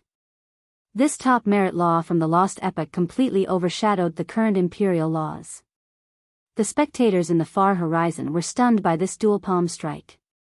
This is far beyond the Tao's celestial realm, capable of decapitating gods and devils. An old royal lord became blanched and quietly commented. Li Qiye didn't give this strike the time of day. All of this was trivial in his eyes. Clank. The faint glow of the skeletal sword intensified a bit with a nether light.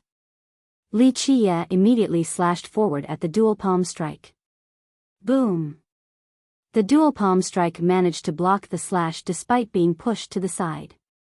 Fengying staggered several steps backward as well. However, she was actually unharmed this time around.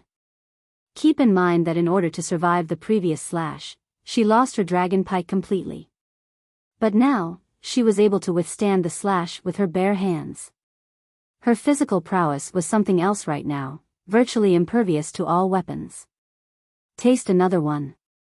Li Qiye smiled freely and swung his sword again. Clank. The sword's shadow swept over across countless light years. Break. She closed her black wings behind her like a gate sealing the myriad ages. Boom. The engulfing wings failed to stop the peerless slash and got severed. The slash made contact on her body. Blood splashed all over and her armor was cut open. In this moment of life and death, she slammed her palms together and grabbed the sword, causing a deafening metallic vibration. Rumble. Even the fabric of space and time was trembling. She was actually gaining ground and pushing the sword upward despite its immense weight. As long as my transformation remains, I am indestructible. She fiercely declared with an intense glare like a goddess of war. The blood on her body only painted an even more brutal and moving picture. No one in this world is indestructible outside of the villainous heaven. Plus, you simply don't know this sword. I am slaying a chicken using a butcher's blade. Behold its real power. Li Qiye chuckled in response. With that, the sword instantly pushed open her grip. Her palms could squeeze a galaxy to bits, but the sword only vibrated a bit and broke free from her clutch. Boom! Li Qiye's will erupted and the sword exuded more light than before. Its rays illuminated the entire world. Each ray resembled a galaxy itself. The overwhelming radiance resembled many angelic wings spreading. The apex power of an epoch instantly erupted. Gods, devils, or any other power were instantly crushed. What is this weapon? The spectators could no longer stand straight after the skeletal sword revealed its true power. Their hair was standing on end from fear. There was no way for them to resist this power because they were even tinier than ants in comparison. The sword acted as the center of an epoch at this moment. All paled before its might. Her devil form struggled to withstand the opening of these bright wings as she tumbled backward. Young noble, please show mercy. The astonished princess still beseech him for Feng sake. Time to end this. Li Qia glanced at her and unleashed another brilliant attack with his sword. Break! Wu Feng roared and a majestic figure of a god-fiend came out. It was large beyond measurement, just one stomp could shatter the void. It could be said that it was the 3,000 worlds itself. It was only a reflection, but this didn't diminish its terror and power. Alas, it couldn't stop the blazing skeletal sword. It was another casual swing hitting the god-fiend. Boom! The monstrous figure was like a fly getting hit by a swatter and immediately turned to ashes. After the figure got annihilated, Wu Feng was slammed down like a meteor hitting the ground. A huge crater with cracks emanating from the center was the result. The bloodied woman didn't have a chance to regain her composure since everything darkened before her. This was Li Qia already showing mercy by only knocking her unconscious. Otherwise, it didn't matter how strong she was. Just one slash was enough to split her into two halves, so he only swung his sword at the figure instead of slashing downward. Clank! Li Qia casually pointed forward and chain-like laws sealed her completely. Be a good girl and stay home. Li Qia opened his palm and created a spatial passage to expel her back to Eternal, locking her in her own room. If he wanted to kill, it wouldn't have been enough even if she had 100 lives. Of course, he wasn't showing mercy out of a love for talents either. She simply didn't have any malicious before her action, she was only a hot-headed and competitive brat in his eyes. After expelling her, Li Qia looked at the skeletal sword and gently sighed, true bones of the ages, a paragon artifact with many sad tales. With that, he released and let the sword fly to the sky. He then recalled his will and the bones making up the sword started falling apart. It became a rain of bones returning to their original position. He had no intention of taking this kind of sword with him because it wasn't the real thing. It wouldn't have been of much use taking it away from this place. Hope regained serenity after all the bones peeled out. It was as if such a sword had never appeared in this world. The terrifying aura earlier dissipated without a trace as well. This allowed everyone to heave a sigh of relief. That monstrous weapon was no longer around. Let's go. Li Qia smiled and told the princess. The princess calmed down and quickly followed. After he left, the crowd also regained their sanity. Everyone knew that Li Qia had gotten a treasure, but no one dared to have any ideas about it. This brat was too devilish, provoking him was suicidal. A person asked right away, what kind of weapon was that sword? No one could answer this question, so the crowd just glanced at each other in confusion. Let's research it a bit. A big shot jumped into the pile of bones and picked up the pieces that were part of the sword. After careful consideration, they found that these bones had no sign of divinity. This perplexed them even more. These broken bones came together to create such a powerful sword? How unbelievable. Some didn't give up and even bought these bones back, then assembled the pieces together just like Li Qia's imitation earlier. Alas, it was only a broken skeletal sword unlike earlier. They couldn't understand why the same bones in the same assembly couldn't produce the same result.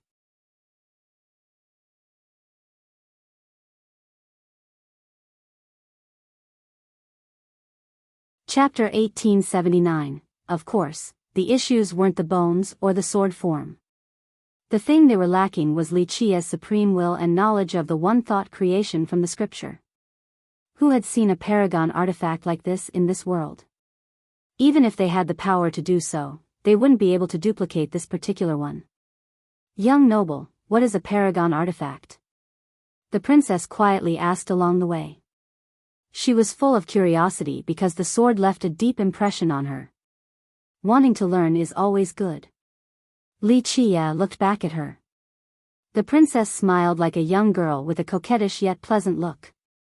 Li Qia withdrew his gaze and stared towards the horizon before explaining, a paragon artifact is only a general name, nothing too specific. If one must elaborate, then they are the ultimate weapons of an epoch, according to the emperors. These artifacts must be far above imperial Dao weapons? The princess got the point. Way, way above. Li Chia chuckled and said, only one or two would come out in an epoch. How could an ordinary imperial Dao weapon compare to it? What about a true immortal armament? She thought about the strongest type of Dao weapon. That's hard to say. Li Chia smiled and said, there are only 5 armaments in the world and 2 are missing. However, paragon artifacts are even rarer. Few have seen them and the 2 haven't clashed just yet. There's no good conclusion to be made of the stronger one. The princess agreed. There were too few true immortal armaments in this world, not to mention immortal Emperor Min Ren's and 6 Dao kings were missing. The others belonged to people such as World Emperor and Pure Wood Divine Emperor. Tell me more about True Bones. She asked curiously after hearing him repeated this name previously. True Bones does not belong to our epoch. It is much more ancient. Li Chia said, it's a ferocious weapon. Back in its epoch along the river of time, someone refined the true bones of the strongest existences into this weapon, trillions and trillions of bones. Its power is immense, just one slash could destroy the world. The princess shuddered and could imagine the number of bones required to create this terrifying weapon. How much carnage and sad tales were necessary?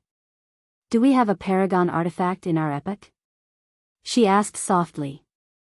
Who knows? Li Chia glanced at her in response. A long time ago, Immortal Emperor Qizhen wished to fight at the end of the world, so she has been incubating a weapon, wishing to turn it into the most powerful of them all. Then, she started the 6th expedition. I believe that her weapon had reached full maturity, but whether it qualifies as a paragon artifact or not is unknown. I haven't seen it in person, so I do not know of its capabilities.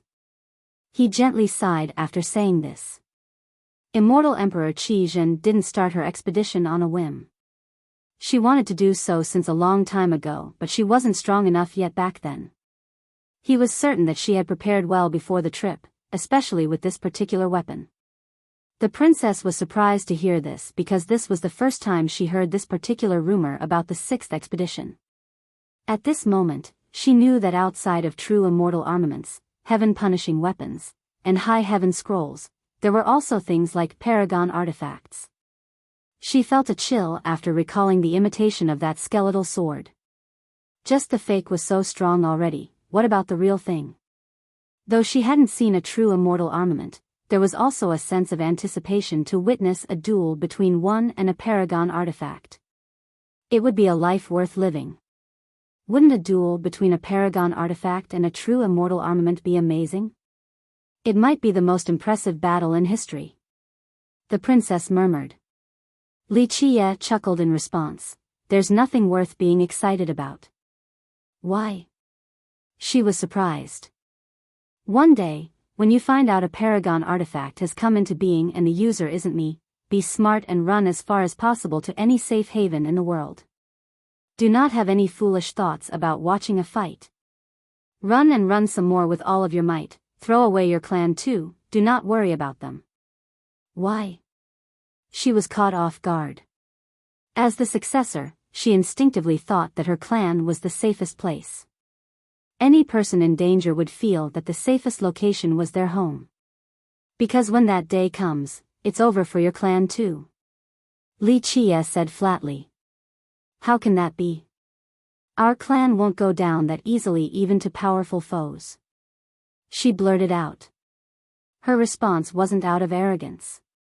Their clan still had 2 living immortal monarchs and had good ties with other imperial lineages of the 100 races. Their monarchs were good friends with other emperors as well. If a disaster truly descended one day on their clan, their 2 monarchs wouldn't sit idly by and watch. Moreover, they could ask for assistance from their peers. It wasn't to say that their clan would last forever, but in the princess' eyes, it wasn't that easy for anyone to end their clan. Your clan does have 2, but when that day really comes, even having 5 wouldn't do anything for protection. They wouldn't be able to protect themselves at that point. Li Chia answered while gazing at the horizon. The princess shuddered since this comment contained too much information. Will that day really come? She asked softly, and that means our epoch really has a paragon artifact too? Li Qia's eyes became profound. Who knows if someone has created one already in our epoch? But in the older epochs that might be ashes now, their artifacts are still left behind. Our worlds still have people with ancient paragon artifacts. The princess wasn't stupid, so she understood right away. Li Qia nodded, yes, and it's not just baseless rumors nor legends. People have just been covering these tracks along the river of time. What will happen when these artifacts appear? She questioned again. The end of the world. Li Qia commented, it will be a disaster and nothing will be left in the future. No more imperial lineages, no more 9 worlds and 13 continents. Impossible. The princess shouted, Immortal Emperor Yi Yi is still around, and Mortal Reversion Ancient God, Profound Emperor, and even World Emperor. There are so many emperors left, as long as they are around, an even greater disaster shouldn't be a problem. Yes, Yi Yi, Mortal Reversion, and even Geezer Qian are truly powerful.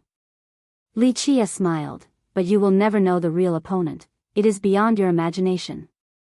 When that day comes, people and certain things will change.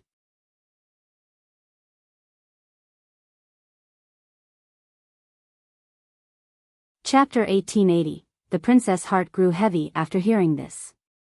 She finally understood the phrase, ignorance is bliss. She has never thought about this issue in the past, but after finding out, she felt a never-dissipating darkness engulfing this world.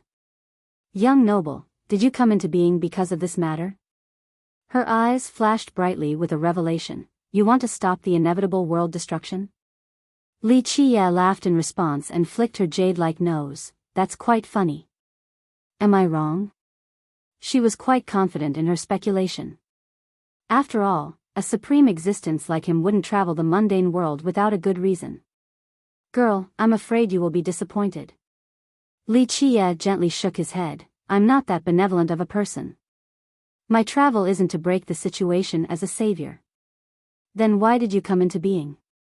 The princess mustered enough courage to ask an inappropriate question, given her status as a junior. While gazing into her supreme beauty and a pair of eyes full of hope for the future, he answered softly, there's no savior in this world, at least I'm not one. A passenger is who I am. The princess didn't quite understand the statement and continued to stare at him. I'm not here to break the inevitable situation. I only want to fight at the end of the world. He gently sighed while meeting her gaze. The ultimate expedition. She trembled. This topic was too heavy, no one has ever returned from one. It started with the innovative origin Heaven Emperor to the brilliant Deep South Divine Emperor, then came Immortal Emperor Fei, next was the astonishing Immortal Emperor Gu Chun and the determined Immortal Emperor Min Ren, last was Immortal Emperor Qi Zhen. None had returned from these expeditions, no news of triumph. Thus, she remained dazed after finding out that Li Qia came into being for the legendary Ultimate Expedition.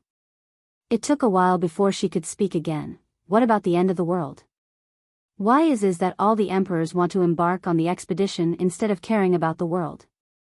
It's complicated, not something for you to know. Li Qia elaborated, world destruction can be construed differently, depending on the perspective. It might not happen either. I call it world destruction from my personal perspective. The princess heaved a sigh of relief, but the next statement depressed her once more. Alas, it is the truth. Li Qia stroked her hair and said, if you to look forward to something, then start hoping that this type of world destruction won't happen in your lifetime. That's also a type of happiness. Who gives a damn about the calamity after they're already dead? But if it is the truth, then why don't the emperors do something about it? She asked. It's because you aren't privy to certain information, such as what the emperors have done and the secrets in the past. You might have the chance to find out after possessing 10 heaven's wills. Li Qia revealed. Is the ultimate expedition even more important than breaking the looming threat? She didn't understand. She had heard of legends about the expedition, but its purpose remained unknown. The world destruction is only a branch on the expedition path. He looked at her and said, if you can win, then the myriad ages are mere ants. The so-called world destruction can't reach the apex. Just win the expedition and no need to worry about anything. This answer exceeded her imagination. Something even greater and more stress-inducing than world destruction? Just what the hell was the ultimate expedition then? She found the mystery running even deeper. Your goal is still to save the world then? The princess said, winning the expedition is one way to break the situation, to save the myriad beings. Once again, you think too highly of me. Wuxia denied, I only want an answer by fighting at the end of the world. Saving everyone else isn't my responsibility. The princess became quiet because she had learned many incredible things tonight. She eventually asked again out of curiosity, who has the lingering paragon artifacts? Wuxia answered, it's better for you not to know about this particular matter. After you become an immortal monarch with 10 wills and up, you can worry about this then. Anything less would only be cannon fodders. She took a deep breath after hearing this shocking statement.